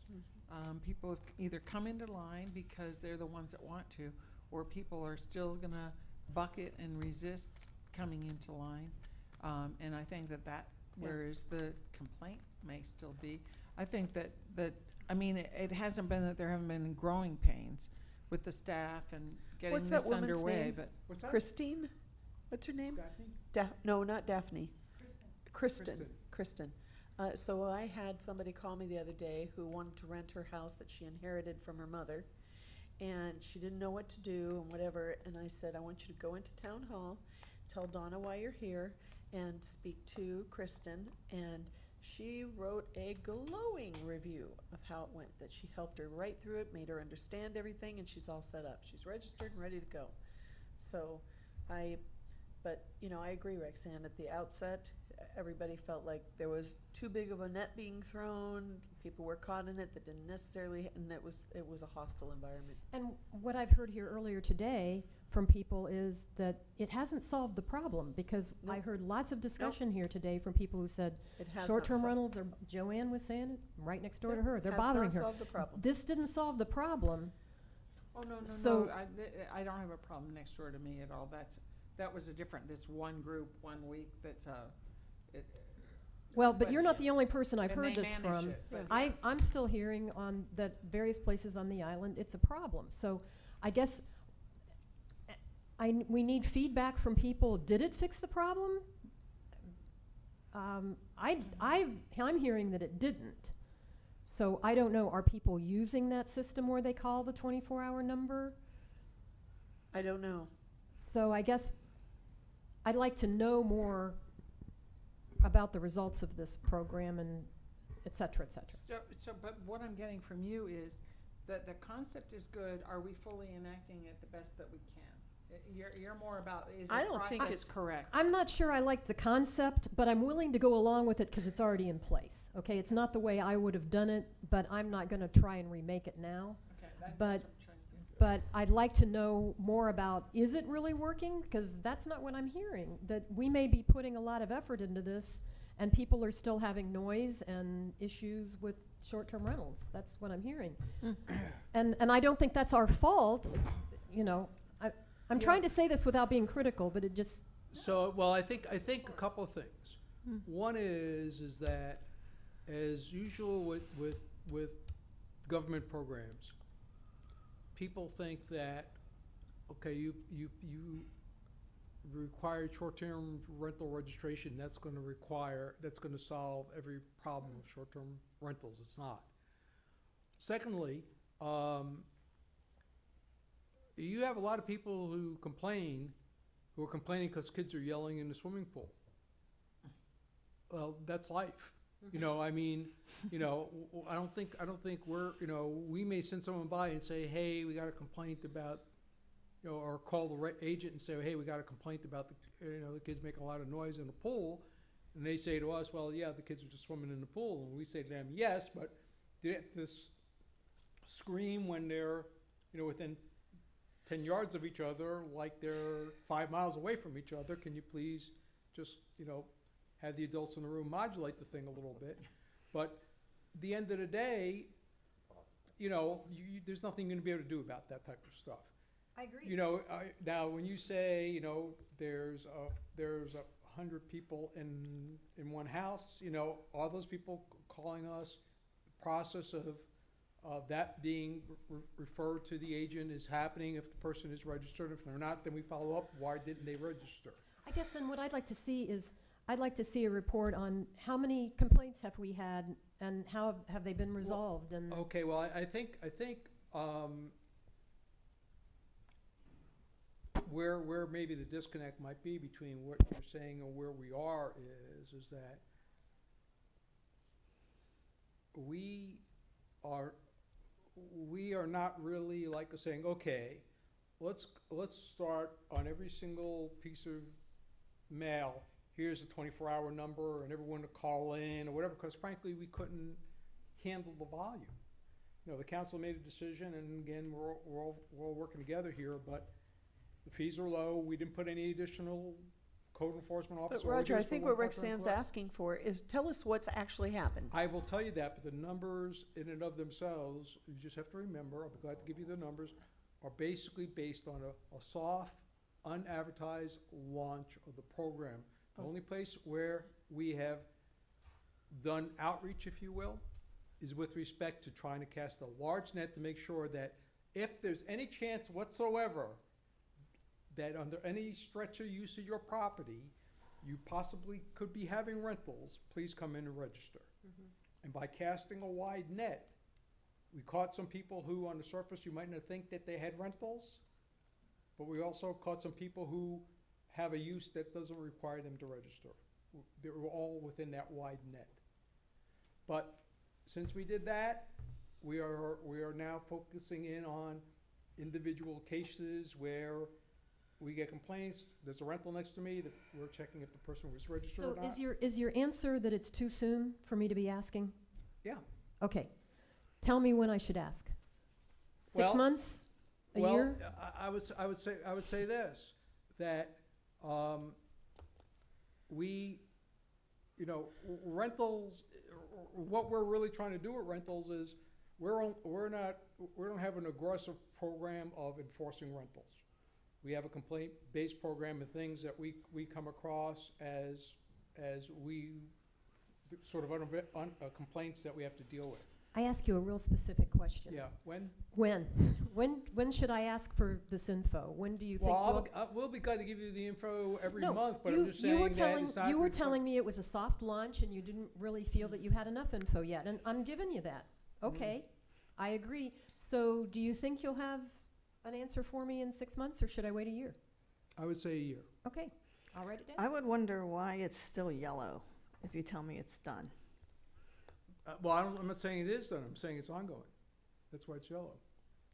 But your task, what you wanted to do was The task is. put a short-term rental policy into place and that's done. If the policy's in place by the council, they passed an ordinance, it's So in place. that task is done, but now perhaps another task surfaces. That's what this is. It's It's an not a one and ongoing, done, it's a living, one and breathing forever. plan. But that's no longer the task. Well, maybe The task now is to reevaluate. to right, evaluate in- the data to determine whether the policy is Reevaluate the effective. data, because Right. you've now implemented. Yeah, So- evaluate data.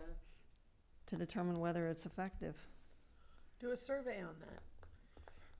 You know, we created a registration, but we did not change the activities of people in rental units. What kind of survey? You're gonna survey the people who rent, you know what they're gonna say? No, I mean, I we're don't gonna wanna- survey, we're gonna survey people in general and say, for example, to someone who lives on Indian Bayou, are you bothered by short-term rentals or whatever? I don't know, something. I don't know, it's not my area, but I understand think what there'd be you're a way to get information from people to see if going through all of that actually affected anything. I don't know. saying. So I guess- Evaluate data. Yeah, the thing that I've accomplished by asking my question was, we need to reevaluate the program based on data in approximately a year. Right. So, Plan, do, check. yeah, Mm-hmm. Yeah. and do I'm check done, it. let's move on. But I would just like to use that as an example. I mean, I think that's the point of this entire plan. This is a living, breathing document. One thing is accomplished, awesome, check it off. Now, that's probably gonna create another item. And that item is going to be 1 year from now to evaluate the data to make sure this is the right policy. And then look at it to see if it needs amended. It's unfortunate, you know, I don't wanna sound defensive about it, and frankly, I don't care if we have required registration or not, that's up to you all. The point that I'm just trying to make with this is that this is something that it could take 10 years to get to where it's really working totally effectively. It's not a thing where, now, we should be making progress every year, but it's not going to, you're talking about modifying people's behavior, and particularly this, you're not modifying it from day one, you're modifying an existing behavior that's been in existence for 5, 10, 15 years, and now you're trying to get them to do different things than they have been doing in the past. And I'm not talking about the physical registration or writing the check. I'm talking about educating their clients that they're putting in this unit when they're putting a different person in, a different family in this unit every week. So, Lorna? you know, it's a lot more, this is not building a building that it takes you 2 years and then the building is done, you cut the ribbon and it's open.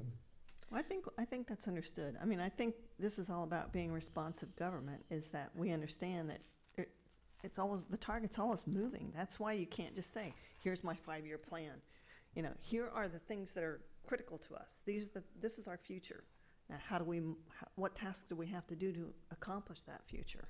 So Lorna, based on what you're hearing from us, can you move through our old existing list and see if there's anything you need clarification on for our next step in this process? All right, let's do that, and if that's okay with everybody? And let's see if, because there's a lot of yellow here, and I don't understand. Present code enforcement policy process to town council, and it says that that policy is to be reviewed. So what's the status? Like, why isn't it green? Where's it going? It could sit there forever, I don't understand. Exactly right. Yeah, he's about to bring it forward again for council to look at, so Ah, that stays just as it is, I think. okay. Maybe it could have a green hashtag on it, so it looks like something's happening. So it's green and yellow. Green polka dots, Like a green something. flag. Comprehensive plan, LDC review, and FEMA regulations report to be presented to ground to It's council. also ongoing. That happens all the time. Okay. Present list of applicable canals and current applicable LDC regulations to town council, M&P for policy direction on docks and canals, and later funding discussion. So we presented it, and So we presented the concept that it be done by petition of interested parties. I'm happy to tell you, we did have someone reach out to us for a petition, and unfortunately it was not about canals, it was about something else. We provide them with a format for them to go collect signatures of their neighbors to see if the majority of them are interested in doing a particular thing. And that's where that particular thing is at. I think we could take that off our list. That's been accomplished. We made a decision about it. No? do you agree? Yeah, did we actually get rid of that one, remember the old neighborhood parks ordinance back from way back, 01 something or other? I don't remember, but John, you could look into that. I can Yeah. bring it up to you, because I'm not sure if it's something that just needs to be rewritten and brought forward again to Okay. reflect what we decided, because Right. there is an old one in place that's very strange. Okay. But this, as it sits here, is Yes. done. We decided it was gonna be now, it was at a management and planning meeting. Do we need to memorialize that somehow at a council meeting? I don't think so. Okay, we can go ahead. Okay, under transportation, this is traffic flow. Council discussion, eliminate left turn from Estero to Fifth Street. FDOT study. We received a presentation held on February 2018, and it's waiting for y'all to make a decision. I think we could take 1, 2, 3, and 4 completely off of this, because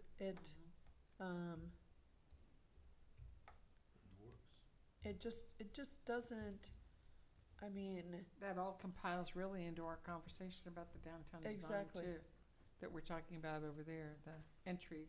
it's almost too specific. Mm-hmm. Okay.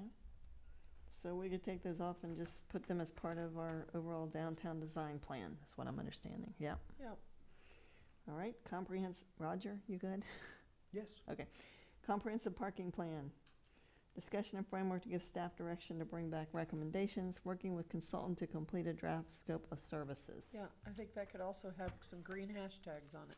Yeah, actually, the contract was approved by Yeah. council and given to the So consultant. that's done as well. Well, it's not done, it's Oh. it's working, we have a consultant. That's why I suggested hashtags. Hashtags, not what I meant, hash marks. Slash, like half So green, whatever. half yellow, right? Yes, there you go. Half green, half yellow. Are you a Green Bay Packer fan? Is that why you picked these green and golds? While we're still on quality of life, because it looks like we're getting close to moving off of that, Mhm. I had a note of something, a new thing I'd like to add as a goal. We keep talking about making the island safer, and it seems that we tell people to make complaints or whatever, and the deputy doesn't follow through. I think we need to have more regular meetings with the county law enforcement people and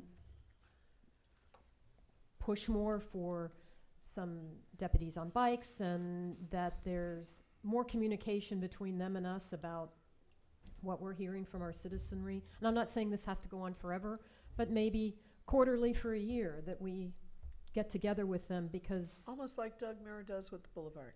right.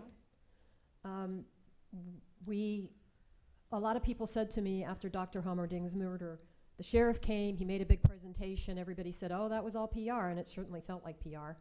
And he said, oh, call us, call us, call us. And what people are saying to me is they are calling, and that nothing happens when they call. So They're can I told- write quarterly meets with law enforcement on safety concerns? And I I'm think throwing that that's out as an really idea. big. I think it's a great idea. Okay, Great idea. got it. And maybe it's with our West District captain and Yes. lieutenant. Yeah, not Carmine. No, He's running, we don't want to hear from him. Yeah, he's politics. And- Just, I'm sorry, Go ahead. just so the council may recall, you asked me to invite them to a meeting. I did email both the sheriff and the captain, giving them a list of the upcoming meetings and asking them to let us know what will be the most convenient meeting so we could get them at the top of the agenda and sort of get them in and out. Yeah. And I've not heard back from them. well, you know what I would really like? I would like not a meeting, I would like a work session where we can just talk to him, just like this. Yep. And I really don't think the sheriff needs to be involved. I think this is totally a West District issue. Honestly, Roger, and if he could come, we could even, if he could come during one of our work sessions where he could just sit for a half an hour, 45 minutes, whatever, maybe not even that long, so that we could all collectively tell him what we're hearing, what we're seeing. It's a good idea. I would think it would be very useful to him. Well, and your lack of answer is sort of demonstrative of what I'm hearing from the public. Yeah. They do show up, but then nothing happens, so. So I'm gonna record that as work session with law enforcement on safety concerns. Okay. So as Roxanne just brought up, we're on quality of life. So let's go back and look at our other list up here to see if there's anything else on that we wanted to add. Because on that one, we have You know, it all cultural actually is diversity and quality of life. safety. All of Safe- it's quality of life. Yeah, I know. So we just did something about safety. And I think cultural diversity was more of a long-term thing. Wishing a prayer. Yeah. You want me to put on pray? We could do that. And have we handled, under quality of life and in the neighborhoods, a topic we've addressed, and just tell me if it should be on here or you consider it to be handled. And that is, they can come forward about acquiring any of the right-of-way area between their plotted property line and the canal seawall. That's, What status would you say that's at? that's the example of the petition person coming in and asking for a petition Oh. form Very that good. I was alluding to earlier. Okay, and you feel like the policy has been expressed and that the staff can handle it, you can handle it. We don't need to do anything right now. It doesn't need to be on here for us to attend to, till one comes forward. If the process that I described to council is, Yes. the process that the council adopts in practice, that's one consideration. The second consideration is if 50 petitions showed up tomorrow, that'd be a game changer. But that being said, right now, we're fine with the process. Okay, good. Thank you. Okay. So this property maintenance thing, this is still ongoing. We're under review of that now, right? Yes. What number is Yes. that? The Yes. second one, Yes, Oh, yeah, line 2.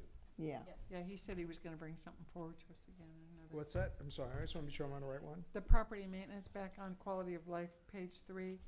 The property maintenance, second one down. Okay. And code enforcement, you said you were gonna be bringing something to us on code enforcement to go over. Well, there's two things with property maintenance. One is,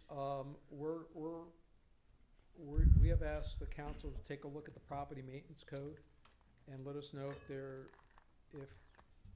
comfortable with all those requirements, or you want to strike some out, or you wanted to modify some, or you wanted to add some new ones. So we've asked you all to do that. Separate and apart from that, we're just looking at the overall code enforcement process and how we can be more effective with that. Some of that ties back partially to Rex Arnold's earlier question. So it's our intention to bring you sort of a synopsis of all the common code enforcement issues that we see, and we have a recommendation in terms of how to streamline how we handle those, and see if the council is agreeable that would be a better way for us to conduct business. So is that scheduled or coming soon to a theater near Is you? it scheduled? It's something that I suspect the council will look at it, their M&P session in May, which is their work and Okay. planning session. Okay. And then, depending on whether there's a lot of questions or consensus, it'll move forward for official approval. Okay. If it's a lot of questions, we'll answer those questions and come back to another M&P. All good? Okay, I'm good on that page. good.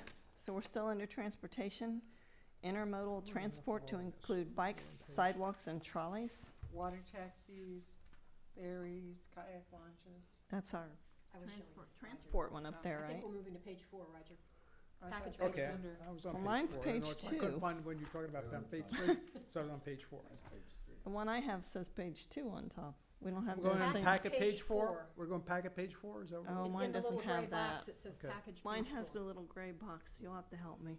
Okay. Oh, you're going to have We're on No. the one that core area financial viability is in the second box. Okay, I got you. I'm with you then. Intermodal transport to include bikes, Yes. sidewalks, and trolleys. Okay, so this one says the bike master plan is adopted. Public Safety Committee will be discussing implementation strategy in June, if not sooner. We know from our discussion today, though, that this is way beyond this. There's a lot more to this in our future when we start talking about traffic flow and people flow. So the Public Safety Committee is working on a variety of issues, I guess, right, Bruce? Yeah. Including crosswalks, bus stops, potentially looking forward into the shelter issue. This is huge. It's a huge body of work for them to do, because they're all very influential on one another. And within that, bicycle safety, and part of that, of course, is the markings, lights and horn issue that the council dealt with. e-bikes on the pedestrian ways, Wayfair and the signs. beaches, so it's a very encompassing Yeah, subject. another thing that I'm seeing constantly now, golf carts. Golf carts all Golf over the place, carts. on the sidewalk. I took a Yep. picture of Yeah. one, loaded up with people running down the sidewalk. Oh, having a ball.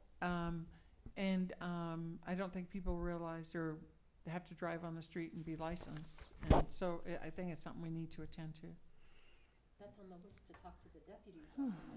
So that probably needs to stay right where it is, because there's a lot going on on But that. a lot of times, though, when town council talks about it, when town council talks about it, it winds up in the newspaper, it helps people to know what the rules are too. I mean, just to, Yeah. when you. I don't know anywhere that I know of that I could think of, but if anyone know anywhere that they know of where in the city where you're allowed to ride golf carts on the sidewalk? The villages. The I think villages. The villages, you yeah. can ride side, I think you can go They on have it. separate golf Part- cart paths. pathways. Yeah, they yes. do, that's true. What about the pedestrian control activity of where we put up handrails and signs and police control, or traffic control people? Should that be an item? I think it should, and another one people talk to me all the time is, we don't want more signs, obviously, signs, but painting, and this is a conversation with the county, but directional painting on the sidewalks, in other words, bikes this direction, or pedestrians, or bike share, like some little painting every once in a while, so people Yeah. understand. I mean, the safety committee that's. Working on that, one yeah, of the things, so, but I'm thinking about the handrails down by the Lani Kai, and on the handrail, you have a sign that says crosswalk that way, and then we put in the budget, having the base people flag people. Well, yeah, but I'm sorry? build that wall. have base or somebody, whatever that training activity is to control. Okay, these. so let's talk about that for a second, because it's really important for everyone to understand. One, Estero is a county road. Two is, okay, that the only people who can direct traffic is Lee County Sheriff's Office. Not in Sanibel. I don't believe that's true. Hang on a second, okay? Okay, Sorry for that, Roger. I was like, I Okay. sounded shrill. okay. Somebody write that down.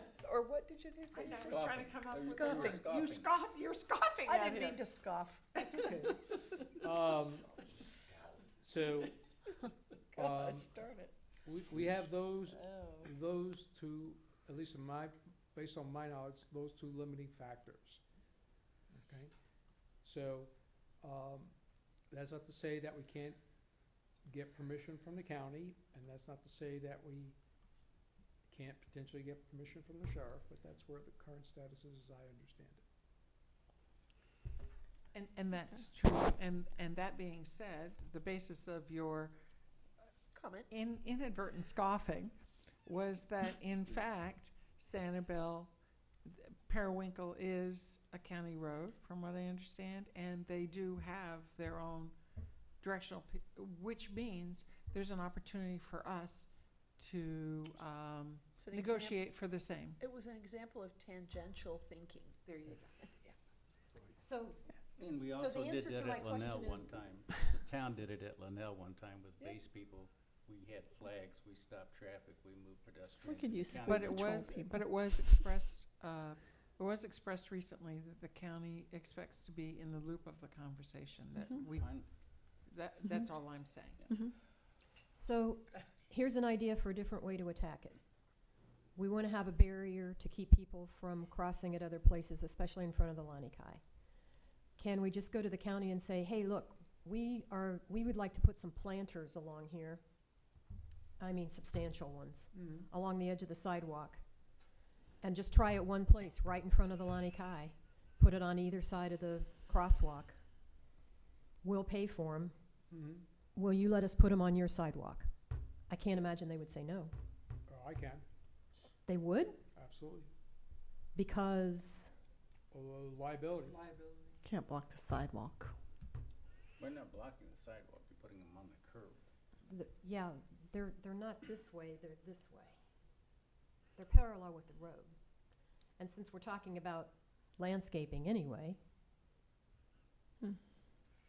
So, So you think it's more likely that we'd be able to get permission to put a railing? no, So they're just gonna say no to whatever we wanna do? unless you go back to the bigger picture of the town saying that we want to control the road and be responsible for it. Okay, I don't think we need to take on the whole road in order to tackle this small problem. At Pedestrian one, control, that's an Lots of other objective. problems. Figured out. Yeah, my sense in, Mrs. Torley. I mean, maybe I hear, the council has sort of asked at the MMPs, the assistant county managers, these questions, and I'm listening very closely to the assistant county manager's answer.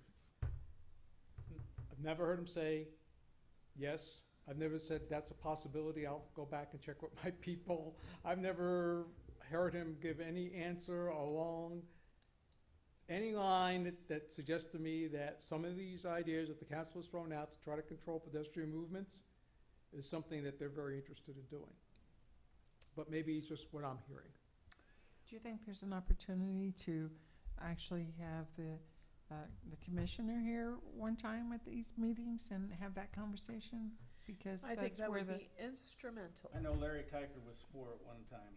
I know Larry Kiker, when he was here as mayor, was for this type of pedestrian control. at what time, absolutely. And the design at our entryway and all these things. So I'm thinking that maybe we ought to invite the commissioner to talk about some of these boulevard things and their potential. And we know that FDOT approves of those approaches to control pedestrians and enforce that, so. So makes you wonder, I can we think do having FDOT? Commissioner Kiker here would be instrumental for a lot of these So we have interlocal this type on our- issues. I think we Yeah. need to keep it narrow, because if you start talking about too much stuff, you get nothing accomplished. I agree. So I think we need to say, we just want to talk about making sure Pedestrian the safety. pedestrians use the crosswalk in front of the Lani Kai first.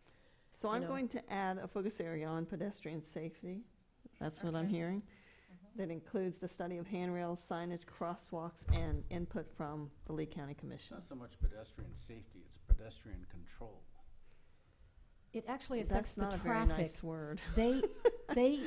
They block up You the want- traffic because they cross whenever they want to, wherever they want to. So it's actually about Pedestrian- helping the traffic issue. Should we say- Pedestrian management. That's a better word. Okay, that's better than control, yeah. So, Safety and management. Pedestrian management and safety? Yes, that's great, management. Yeah, and all right. safety. Perfect. Moving on, subsidization of parks and cultural resources. Make policy on subsidization. The And only that other was thing we on wanted them to be- transportation, I thought we were gonna add maybe one more, Oh, just sorry. one more bullet point. Mhm. That would be water taxis, ferries, kayak launches. In other words, Okay. back bay transportation options, shall we call it, something like that. well, I would just break out the kayaks, because I think the kayaks are stuff that's really more in the town's control. Okay. The others are, bigger issues. I think we've already sort of got that on the agenda. Mm. We've talked about. So am I adding that or not? Back bay transport? Well, that's really a potentially a very long-term thing, if we wanna Mhm. talk about aspirational. Mhm. Getting ferries from Cape Coral and Coconut Point Mhm. and everything. Or I mean, short term, if we get the If we get Tarpon that- Point guys in They're here. ready to go. We get that dock in, we'll have it right away. And then we have to have the conversation, frankly, like the comp plan talks about, where are they allowed to stop? Because we want to protect our neighborhoods, so they're allowed to stop at marinas, where are people? So I think you I can't almost have imagine to them have the stopping anyplace conversation, else. like before we have water taxis start, rather than after water taxis starting. Because otherwise they're gonna run up and down the canals in residential neighborhoods, and Why I'm would not they sure. do that? Why would somebody who's Drop off and pick up. You Oh, can to call ahead, individual- internet, like, Oh. like Uber. Uber. Oh. on the Uber line. water taxi. Yeah. And do we want that or not? I think it's a Okay, then we conversation probably need to have. call them ferries rather than taxis. A ferry has an established route. A taxi Right. goes to do private pickup. So maybe we should use the word ferry. But then I think we also have to have the other conversation, I think. Before it happens to us, we need to manage it. That's just I my- wouldn't worry too much, it's not gonna happen. Oh, okay. The ferry or the taxi? Take your pick. Really? It's just not financially, Oh, I think the ferry part could happen. Yeah, why not? I mean, maybe not the Tarpon Point people, if you know something we don't know, whatever, but maybe not that, but it's been talked about over the years many, many times, and sooner or later, somebody's gonna do it, because there's a lot of money sitting here that might go someplace else if they didn't have to sit in You wanted to traffic. talk 2050, think get that's real, man. That's It's gonna exactly happen what by they're 2050. thinking. They wanna entertain their people, and they can't get them here to the beach any other way, so, Yeah, I don't care if we talk about it or not, I'm just yes, I Trying say to- yes. pre-think things. Well, definitely, I think Hmm. it should be an ongoing conversation. Ferry from Bungee Beach, Yeah. Beach. Mhm. They ferry them out from Bonita Bay and Pelican Landing Yeah. every day. Yeah. And those ferry boats, they're big pontoon boats is what you've seen them. Giant, yeah. And they fill them every day. They bring them out for sunset, Mhm. so I mean, I know Yeah, there's- but I'm sorry, if that's what you were alluding to, I'm sure that will continue to happen and whatever, but I was talking about like an established water bus route going down On to the Back island? Bay. Oh, no, I don't see that happening. No, what I think can happen is what they came in and proposed from Cape Coral. Yep. I mean, I think if those people, and I think it's a great idea, to get them over here. And ultimately connect us to downtown Fort Myers. Yeah, It'd be fun, I'd go. the other So would way. I. sure. So Yeah. the folks who are here are currently doing that today. Yes. Great. It's just really, they want to move from where they're currently dropping people off and picking up Yeah. to potentially working for us, but that service otherwise is not, we're talking to them about if they were here, could they do other things, but, that conversation is very They're already doing it as a public service? Is that?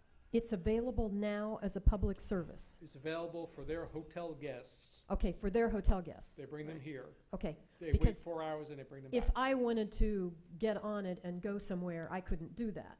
Right now, it's correct. Okay. That's what I'm visualizing, that we have So a am I. public service available. Right, Mhm. me too. Right, now, that's what I, we're talking to them, I mean, it's part of the conversation is, what we're talking to them about is, well, while you have your boat captain there sitting for 3 hours, Why rather not?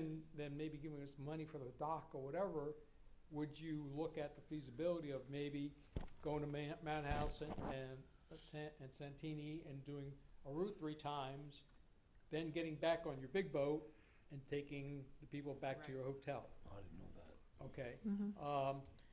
I would say that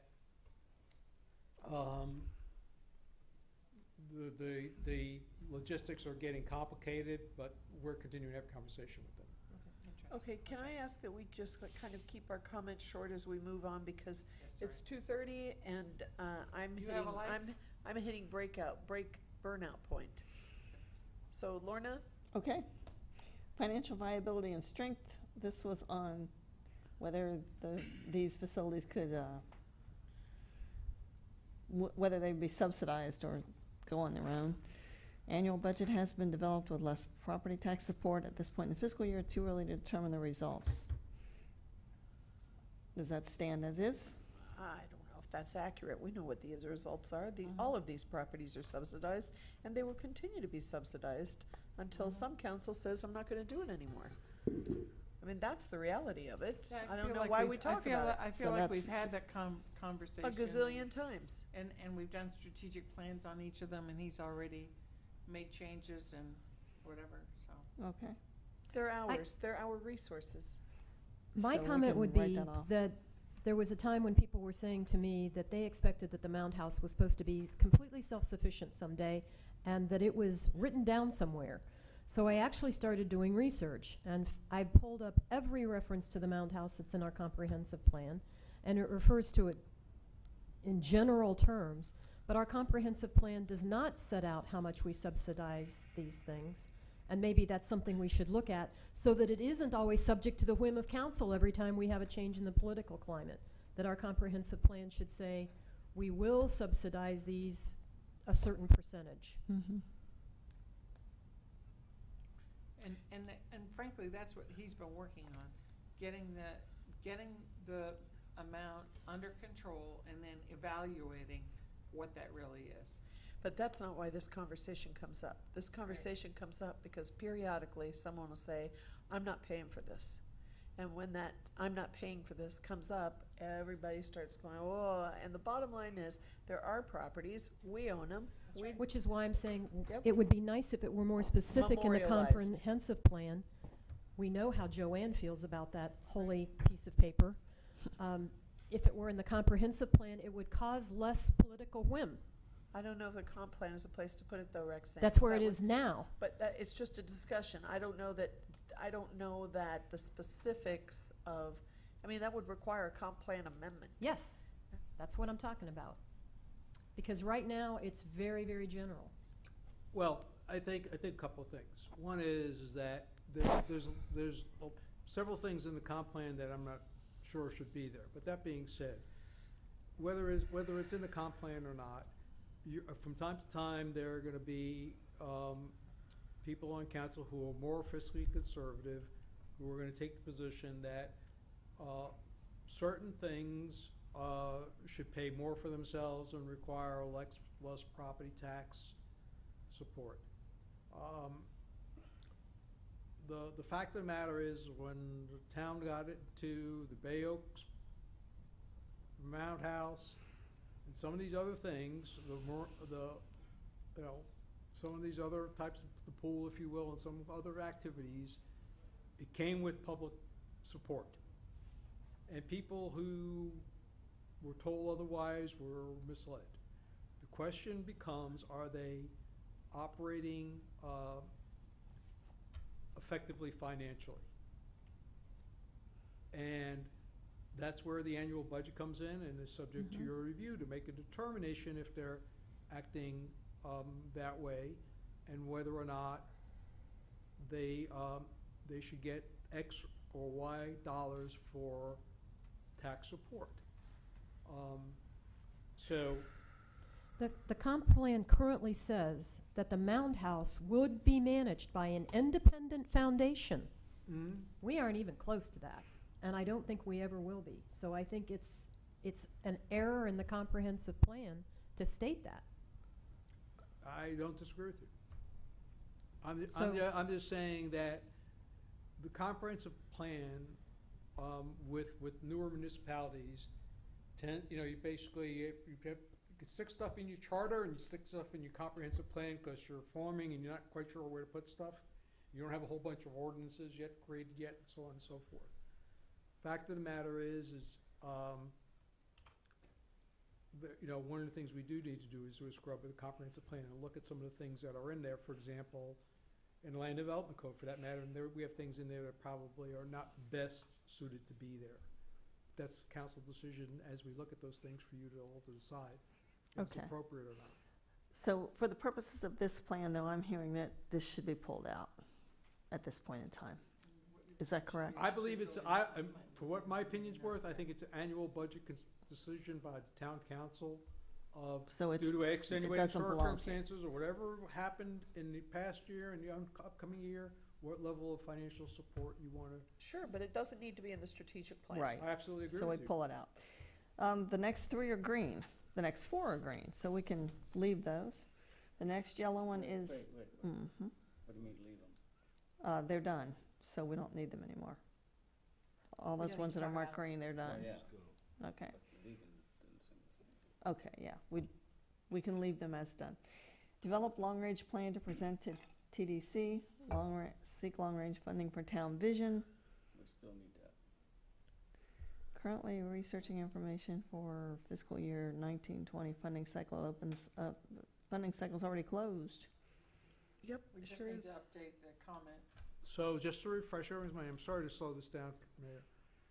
We gave you examples of some of the other projects that other municipalities were applying for the TDC for. We had you look it over. We asked you if you wanted us to pursue any of those.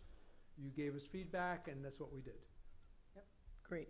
So this And is we'll do done? that next year again, and the year after that again, and the year after that again. So that's like paying your taxes every year. We're gonna do it every year. Okay, so it's done for this year? Yep. Okay. The next 2 are done. Times Square, discuss and plan to complete retrofits and desired enhancements. Now, that's probably gonna go on for a long time. We have a consultant and it's in the works. Okay. Landscape and Just- street. Just one Mhm. second, back to financial viability. Mhm. You know, we've made great strides there. And I guess this maybe is an operational, not a strategic thing, but at some point in time, we need a sustainable financial staff. And I don't know that Bob or Robert Lang is gonna be here forever. I can tell you, he's not gonna be here forever, I can guarantee you that. Yeah. No one is. I think, what do you I think mean you're by right. How do you get a We, you know, Oh. we have, 3 good staff people, that he's currently supervising. I'll give you, I think, the same answer that I gave, the mayor last time. She asked about using sort of contract people versus in-house people. I think we're somewhere about a year away to see that type of transition. The in-house? Okay, and it's not really a strategic issue, but it's just, when I look at financial viability and strength, we just wanna have professional staff in there for the long term, is, Yeah. I guess, my. I agree. Okay, All right, Times Square, we got landscape and streetscape enhancements. A lot of this is what we've been talking about today. We gave recommendations, and it's underway with a consultant. yes, it is. All right. So now I'm on reserves for sand nourishment plan update, which says, in regard to sand sequestration, that's a cool word, FDUP has sand areas which the town may use for projects. Plans must be submitted to FDUP for approval before the sand is allowed to be issued to the town. How much money do we have in So- reserves for beach renourishment? I wanna guess $100,000, but I'm That's going all we from left is memory. 100,000. Oh, yeah, that's something we need to look at. So what's going on with this one? It's just ongoing? Well, I think where I believe we are is, I've asked the environmental technician to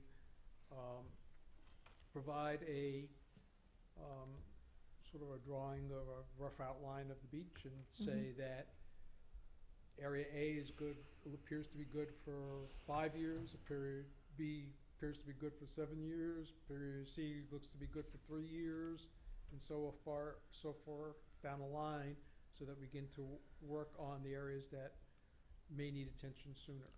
For As darn well as sure, get a better handle on the overall need. we know we're gonna need more than $100,000. Well, and we need to, we've had discussion recently about this, we need to be working with the WCIND again about the dredging of that, Matanzas Channel, that national or federal channel. And,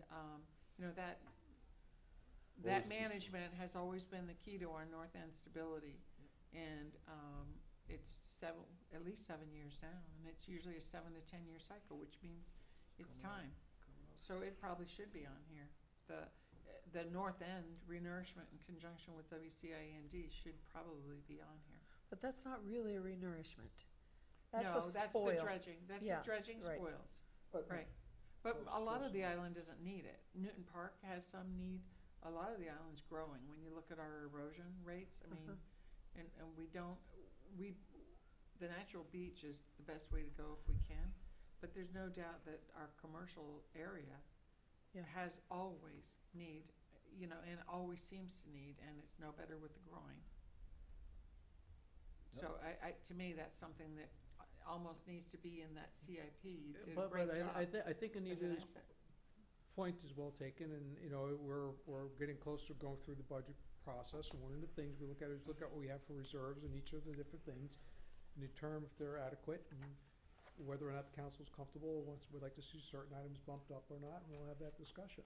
But I agree that, on the face, to have $100,000 for the beaches seems to be on the low end. But who normally pays for the beach renourishment? I don't think the town does. Jointly.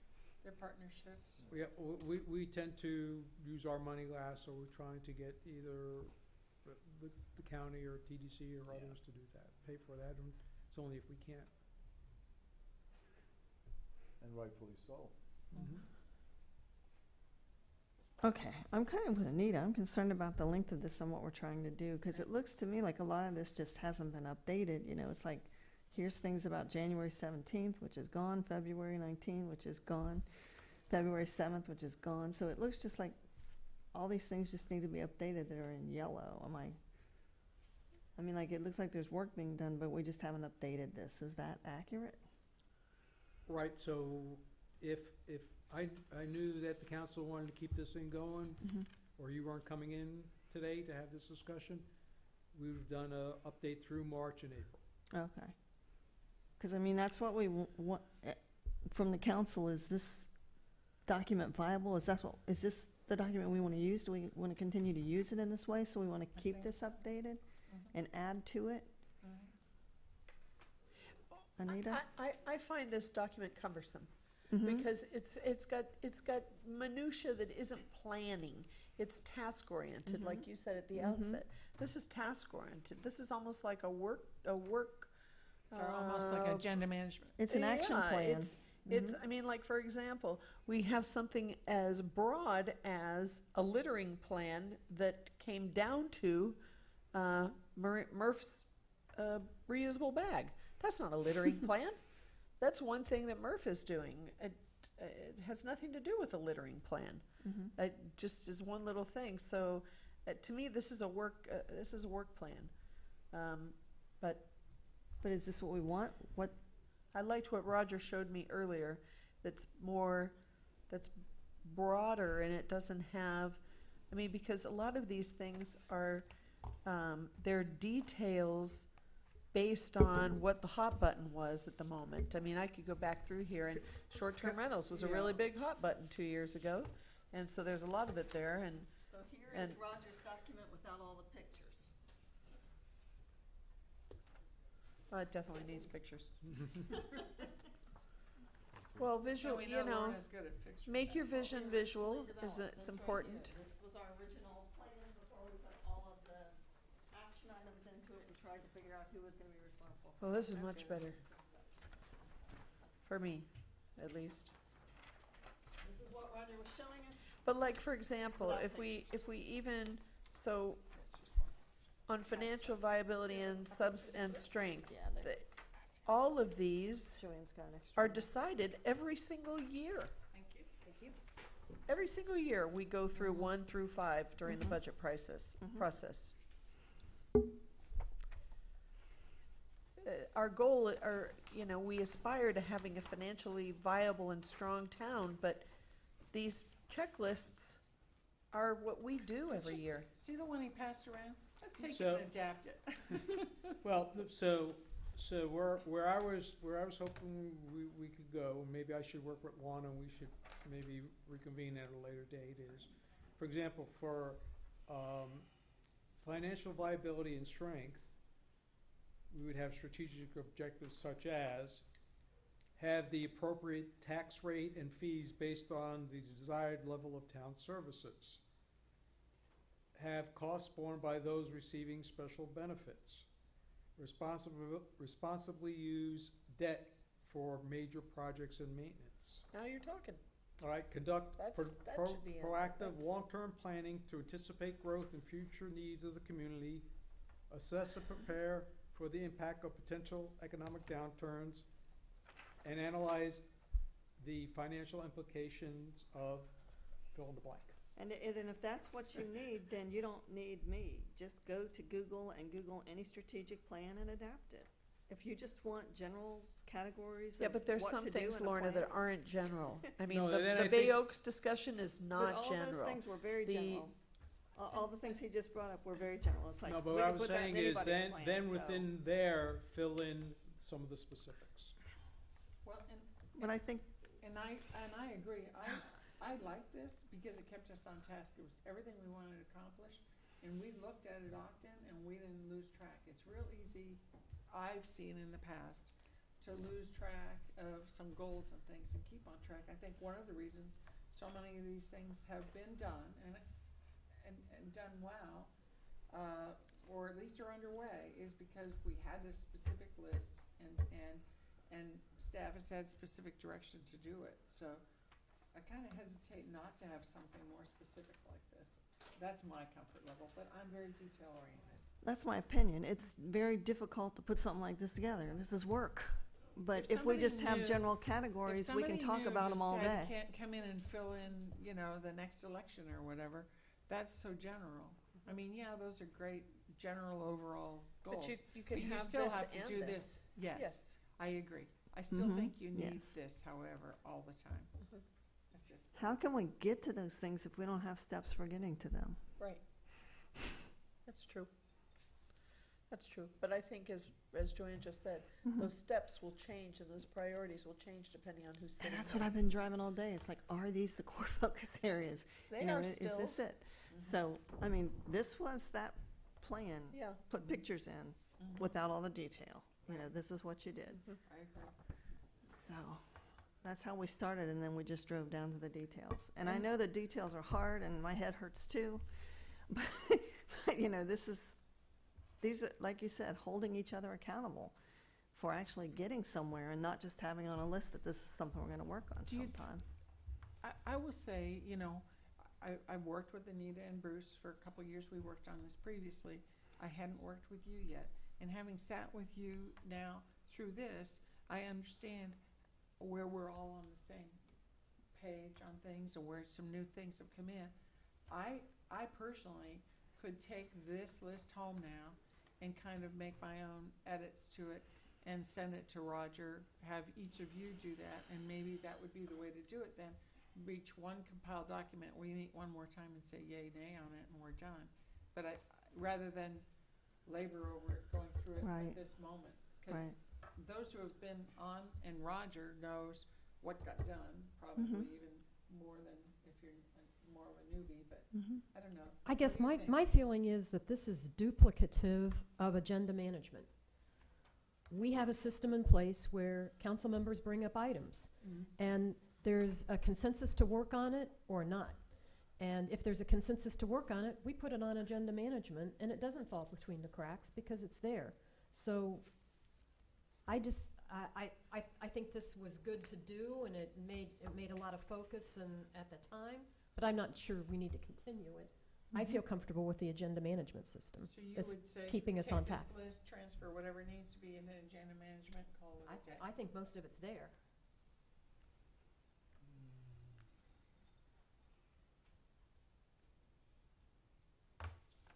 I'm not gonna say anything else. I just feel like, in my opinion, this activity is aspirational. It's not check it off the list.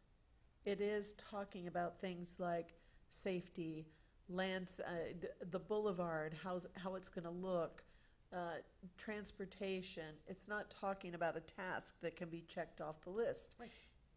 When we did this last, it was all about tasks that could be checked off the list. I don't think that's what it should be. I think that we should be talking about what the future's gonna look like and how we're gonna impact it.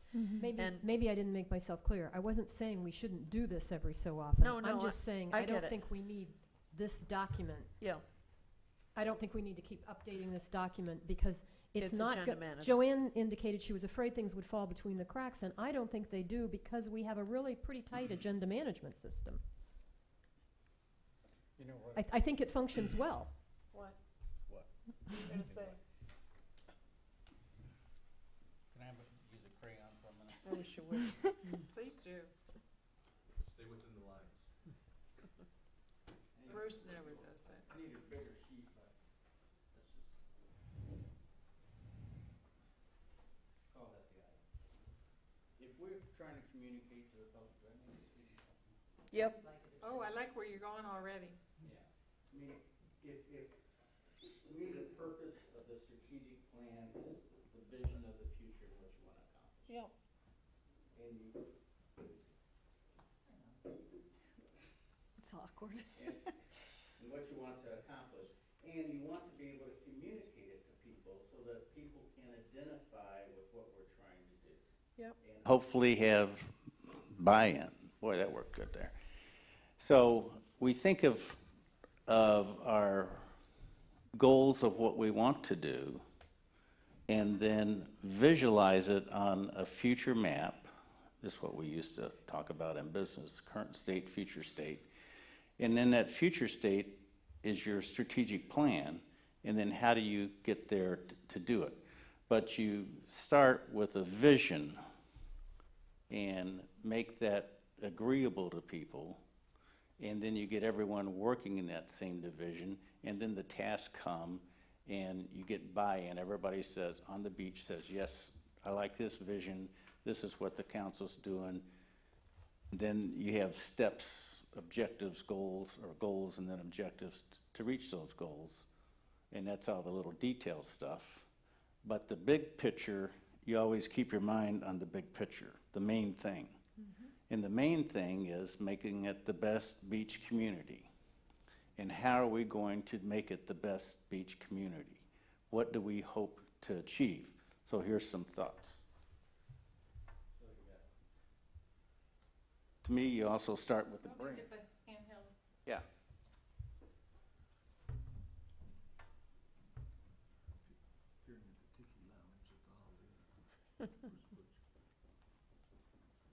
So I got the brand up here, whatever we decide that is. And then we've got Bayfront. And we got Bay Oaks. And we're redoing Times Square. And then we're gonna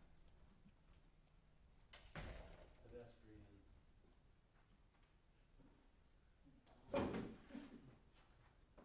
Excuse me, right. Is it on? Yep. Pedestrian management. Heart of the island, Heart of the island. Bay Oaks. You got Bay Oaks. But Heart of the Island is really more Draw encompassing than just Bay Oaks. Draw some ferries coming in and out. I actually was going, water transport. What he's trying to do is get on one piece of paper the entire vision. Yeah. Right. What else have we been talking about? But I can see it. Traffic control. Well, that's sort of the whole downtown redevelopment too. Smiley faces. Everybody's happy. It's beautiful. It's enjoyable. It's unique. Landscaping. Entryway.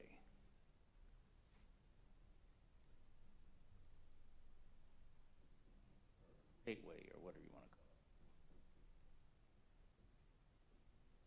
call it. So, and then so on, whatever the other big things are. But these are the big things we want to achieve. Get able to demonstrate that. And then each one has a plan. And all these things, as someone says, is part of the quality of life. That's why we're doing this, is to achieve the quality of life that we want. And if there's other things among this, if there's, town hall operational things that need to be done, the budgets and things, and you have something down here in terms of numeric dollars for operations, I don't know. Anyhow, that, to me, we have to be able to look at the island and our vision of the island, and then the rest of it follows. That's my way. I like your illustration. I'm completely lost. The point I was trying to make is, I don't think we need this piece of paper. So I'm guessing you're agreeing with me that you agree we don't need all these pages of stuff and it'll all fit on one page? Is that what you're trying to say? Now, what I'm trying to say is you have to have the complete vision first. Then the rest of the stuff filters down, and then you manage the rest of the stuff. But everything has to be relating back to the big vision. And the vision is the best small-town beach community. And what are we missing in that? What's the benchmark for the best small-town beach community. That's the first thing. How do you And I bench- think that's probably our list up there, right? No, not Transportation, necessarily. water quality. Those are what we are identifying as needs and wants. Okay. But what is the best small-town beach community that you can visualize today? That, to me, is our competition. That's what that's what we used to do in business. We'd say, what's the art of the possible? Who's got the best? Let's go, Rob, from this idea from Fort Lauderdale, and this idea from Siesta Key, and this idea from Key West. And if you take this, and this, that's going to help make the best beach community. I mean, if that's your vision, how are you going to get to that vision? We're responding to needs, and that's fine because the needs need to be taken care of, but the wants are what gets you there in the future. That's What- the what do you- dream, what do you right? want That was to the be? 2050. What do you want to be? Yeah, I mean, that's true. That's The part of dream. that. But part of that is we have somewhat myopia because we're confined, to the most part, thinking about what we know here rather than what is out there. And another point to be made, Rexanne, really hearkening back to what you said, I'll be honest with you, I think when we did this a couple of years ago, we really needed this. I think we really needed to. I think it was a good thing. At the time, we really needed to get on a piece of paper all these different things that we could do. And yet, we have so many of those things in place now that we can't, and those are minute little things, like being able to come in and ask to get your canal dredged and how we would do that and da-da. And having accomplished so many of the things on here, I'm not sure that the minutia is quite as necessary as it once was. Plus, we had a brand-new town manager Yes. that didn't understand what the town wanted, and we gave And we've been through direction with that. turnover Yeah. of town managers too. And But it- I think that, in all honesty, this was a very cohesive vision that hit on a lot of areas throughout the town, and that they're underway and they're done, and it brought things together. And Yeah. maybe we don't need to do that. And the if you same have, way anymore if you have an because agenda management It's a system, different time today than it was Yeah. 2 years ago. I That's don't for know if sure. you agree, Anita. Well, I do agree. I agree for the most part, yes. so Yes. maybe the picture pages with those things will satisfy what we need, and then the agenda management system picks up the rest? Is that what you're saying? Anita? No? I feel twirly. I understand. Could you I- just try to say it? If you need to, you could stand up. I want us to talk about where we're going, not Jason's gonna write a policy. I wanna talk, kind of to just, this is just gonna sound too wordy because my brain's tired now, but to sort of hijack what Bruce just said about, think about what is our town right now the best small town beach community? I would say no, it's not. I love it with all my heart, but is it the best? No. It's dirty.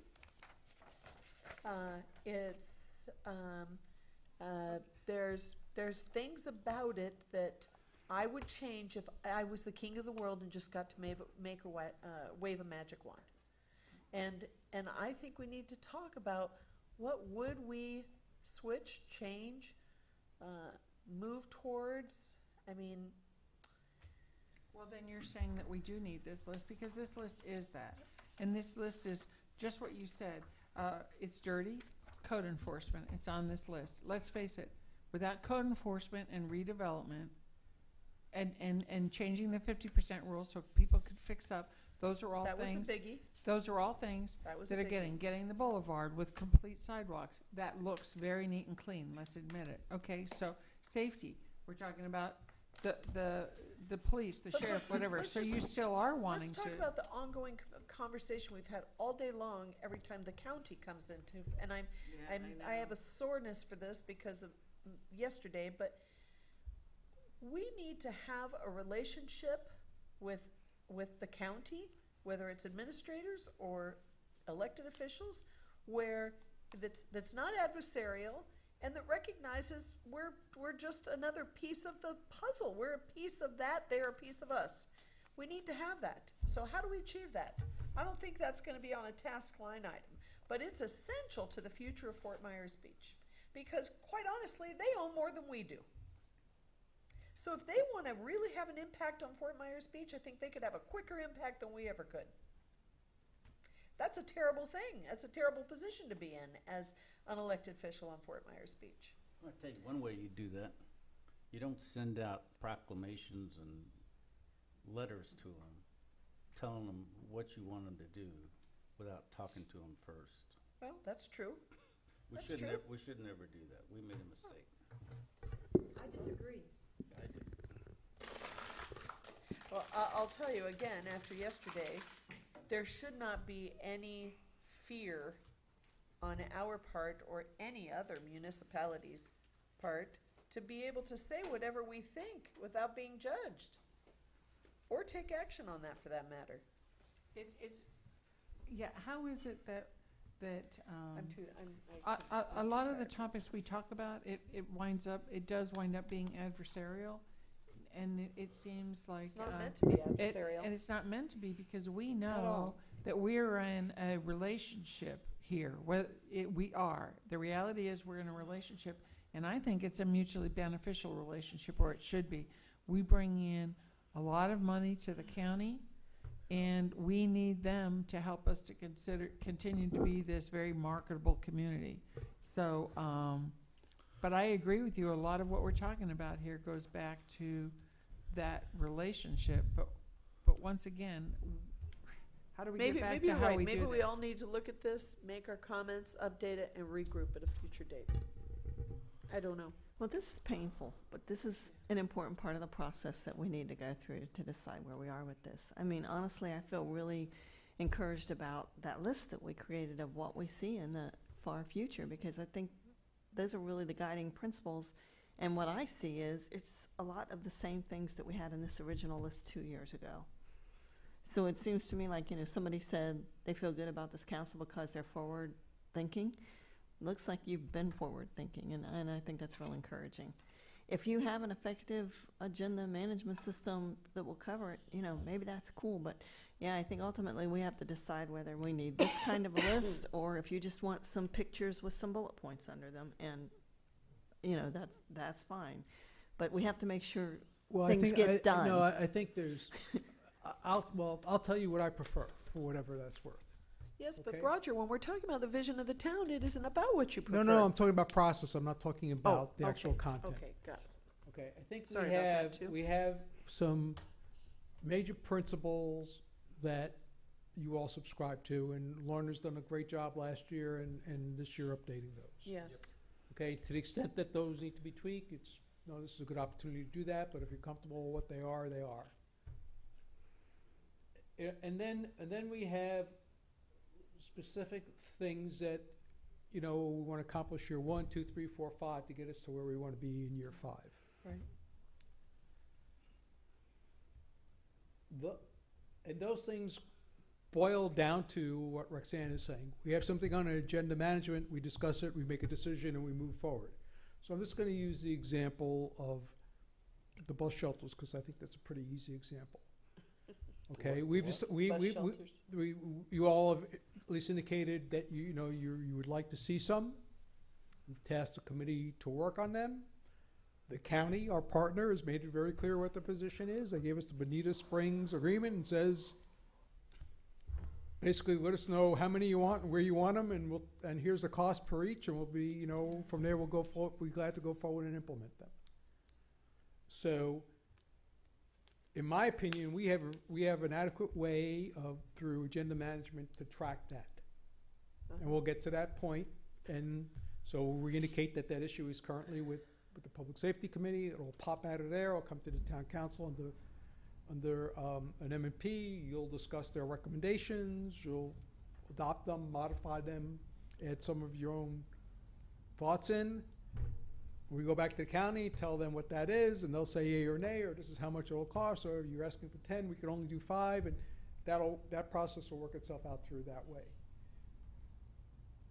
the details of, I really felt that the list was more of a to-do list. I really felt like it was, my belief was because I think some people on council were frustrated that things that they were trying to accomplish weren't moving forward, and they felt like by getting it on a list, they felt like they were seeing those things moving forward. Agree. I don't know if that was That's what it was. due to my newness they or did. whatever it was. But I think at the end of the day, some of these things we're spending all this time getting the wording perfect, putting it on the list.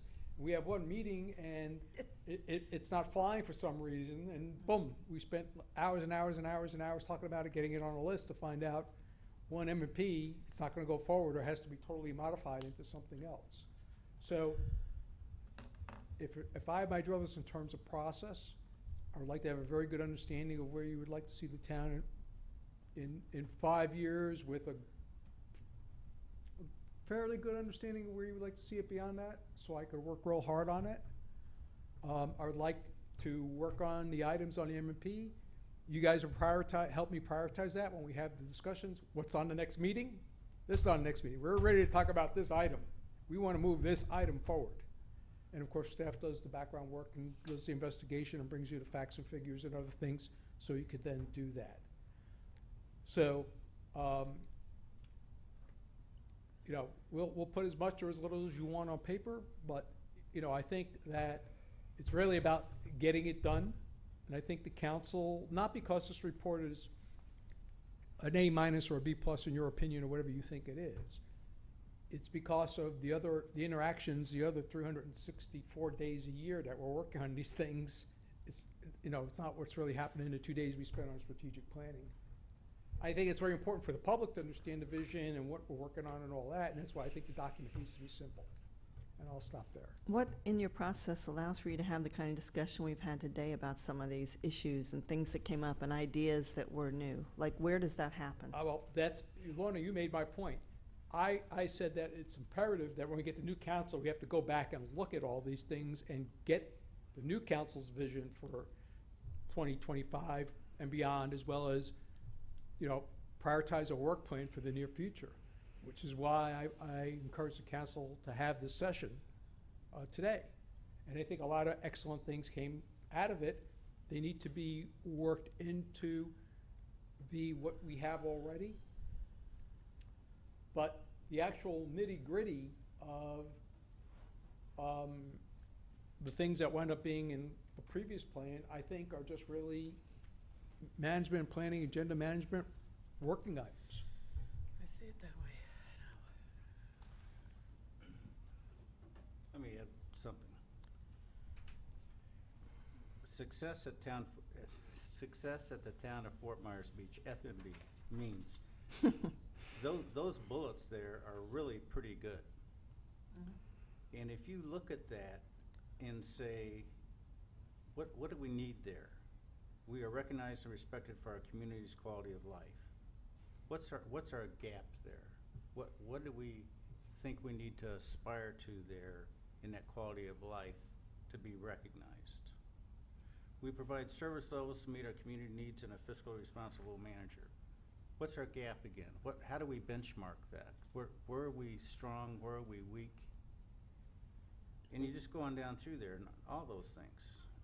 We obtain effective use feedback to be proactive, you know, Yeah, we know we've can got you issues pull me there. back We on know we that? have I have a issues lot. there. And if you do those things, they then feed back to this vision of becoming the best small town. And that's what the strategy should be about, I think. Becoming the best small town. Yeah. Yeah, of course. And where is our gaps to doing that? And again, these success factors, I think, are still very valid today. And, you know, maybe they could be changed or not, I don't know, but I think they're reasonably good. And we just need to flesh those out some more and say, where's our gaps to where you think being the best is to where we are today? Roxanne or Ray, do you agree with these success meters? I had no problem with this, or I would have said so a long Okay. time ago. Ray, do you have anything to add or whatever to that? No, I think these are great. I Great. just wanted to add one little thing before we wrap it, and that's our relationship with the county. It was adversarial by nature when we started. That was just the natural way it was. I mean, we were breaking away from them. It was adversarial. But we had good times through there, you know. We had good relationships, and it boils down to the relationships, you know, between the council members and the commissioners and the manager and the administrator, or the manager now. But, you know, and that boils down to us individually, you know, with these people, like what you were doing yesterday and that sort of thing. So I think, you know, that if you really cultivate those relationships with those people, pick one that you think, you know, you can talk to, you know, like Kiker, of all people. I mean, he made his bones here in Fort Myers Beach. He came up through here. I feel You like know- I have a good relationship with him. Well, there you go. There you go. I mean, John Manning, I could always sit down and talk to John. Sure. He's on his way out. Ray Judah, same way, you know, he's gone. But, you know, and if you can get those guys to, you know, to act like, I mean, we're always going to be the stepchild. And that's something we have to just recognize and just know that. We're always going to be that, you know, in their eyes. And the sooner everybody realizes that and remembers it. But that doesn't mean that you can't work with them. And that would be one of my goals is to renew those relationships and really, I mean, they seem to be cooperating pretty well with the roads and so forth. And Yeah. and I think, you know, other things can be reached with them with good relationships, you know. And I'm optimistic about that. Well, I don't know if it'll get back to them or not, but my comment on this is that I served on town council for 3 years. I reached out to the county commissioners several times in those 3 years, and I felt ignored and almost disrespected. And when Bruce says he doesn't think we should have sent them a letter about our recent issue, I felt that they were taking a huge step in which they didn't talk to us at all first before they took a huge step. Now, I would never send them a letter commenting on what they name a bridge. That's none of our business. But this was huge, and I feel that they just jumped way out there ahead and didn't consult with their communities at all. My experience with the county commissioners has not been positive that they care what we think. Well, it oscillates. I mean, it oscillates, and it all depends who's in there. And as I say, I mean, I've seen it I've never seen it at its best, but I've seen it at its worst, and I've seen it at okay, you know. And I think okay is what we can we can only hope to attain. And it's just something that you have to keep working on. You have to keep working on it with these guys. And I don't know, you know. It's a numbers game. I mean, everybody knows, you know, we've got 5,000 votes down here, and in the big picture, we're minuscule. But we're also an economic generator down here. You know, I mean, when you say the beach in Fort Myers and in Lee County, they know darn well what you're talking about. They're talking about Fort Myers Beach, and that's the leverage that we have. I mean, that's what we have, and I think that's really what we need to keep stressing with them, and being reasonable with each other, you know, and I think you know, with the right commissioners in there, and you know, developing these relationships. I mean, we've got a very reasonable council here now, I think, and you know, not prone for, you know, the crazy stuff and everything else, and I think that's what they like to see, and I think we just keep pursuing it. That's all I have to say about it. Well said. All right, so what next?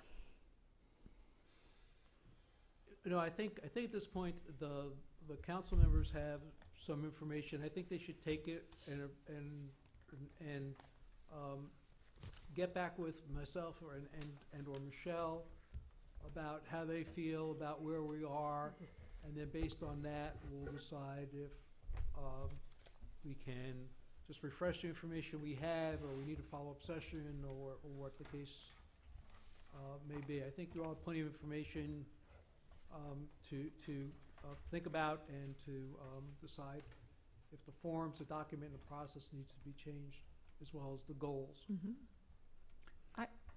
I felt this was really valuable because the five of us seem to share visions, concerns, long-term, short-term. There was nothing major different.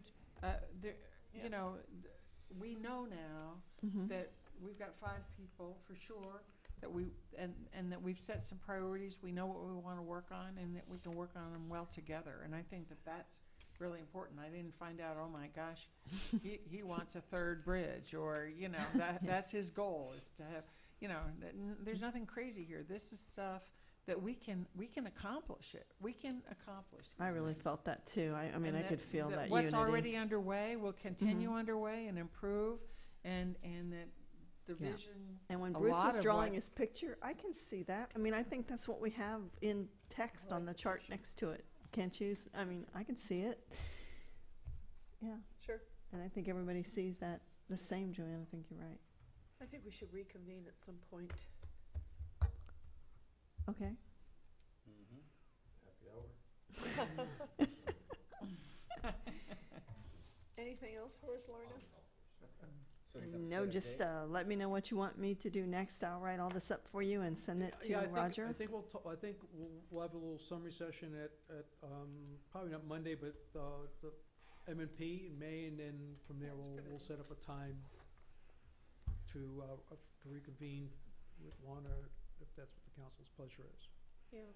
I would just thank you all very much, because I know this is a hard thing to do. It's a always lot good of to see. detail, and, you know, I'm asking you to look way out there, and you guys have been really awesome, as usual. And thank you very much for your cooperation and Thank your You help did a today. nice job, Lorna. It was nice meeting you. Oh, Thank you. Nice It's to hard meet to you. facilitate with 5 type As, I know that. I'm telling you, I was sweating it, man. Thanks, everybody. Okay, yes, please. Move to adjourn. Who's second? Second. All in favor, say aye. Aye. We are adjourned. And At thank you, 3:24 Michelle. Thank PM. you, Roger. Thank you, You're welcome. John. Thank you. I'm exhausted. What?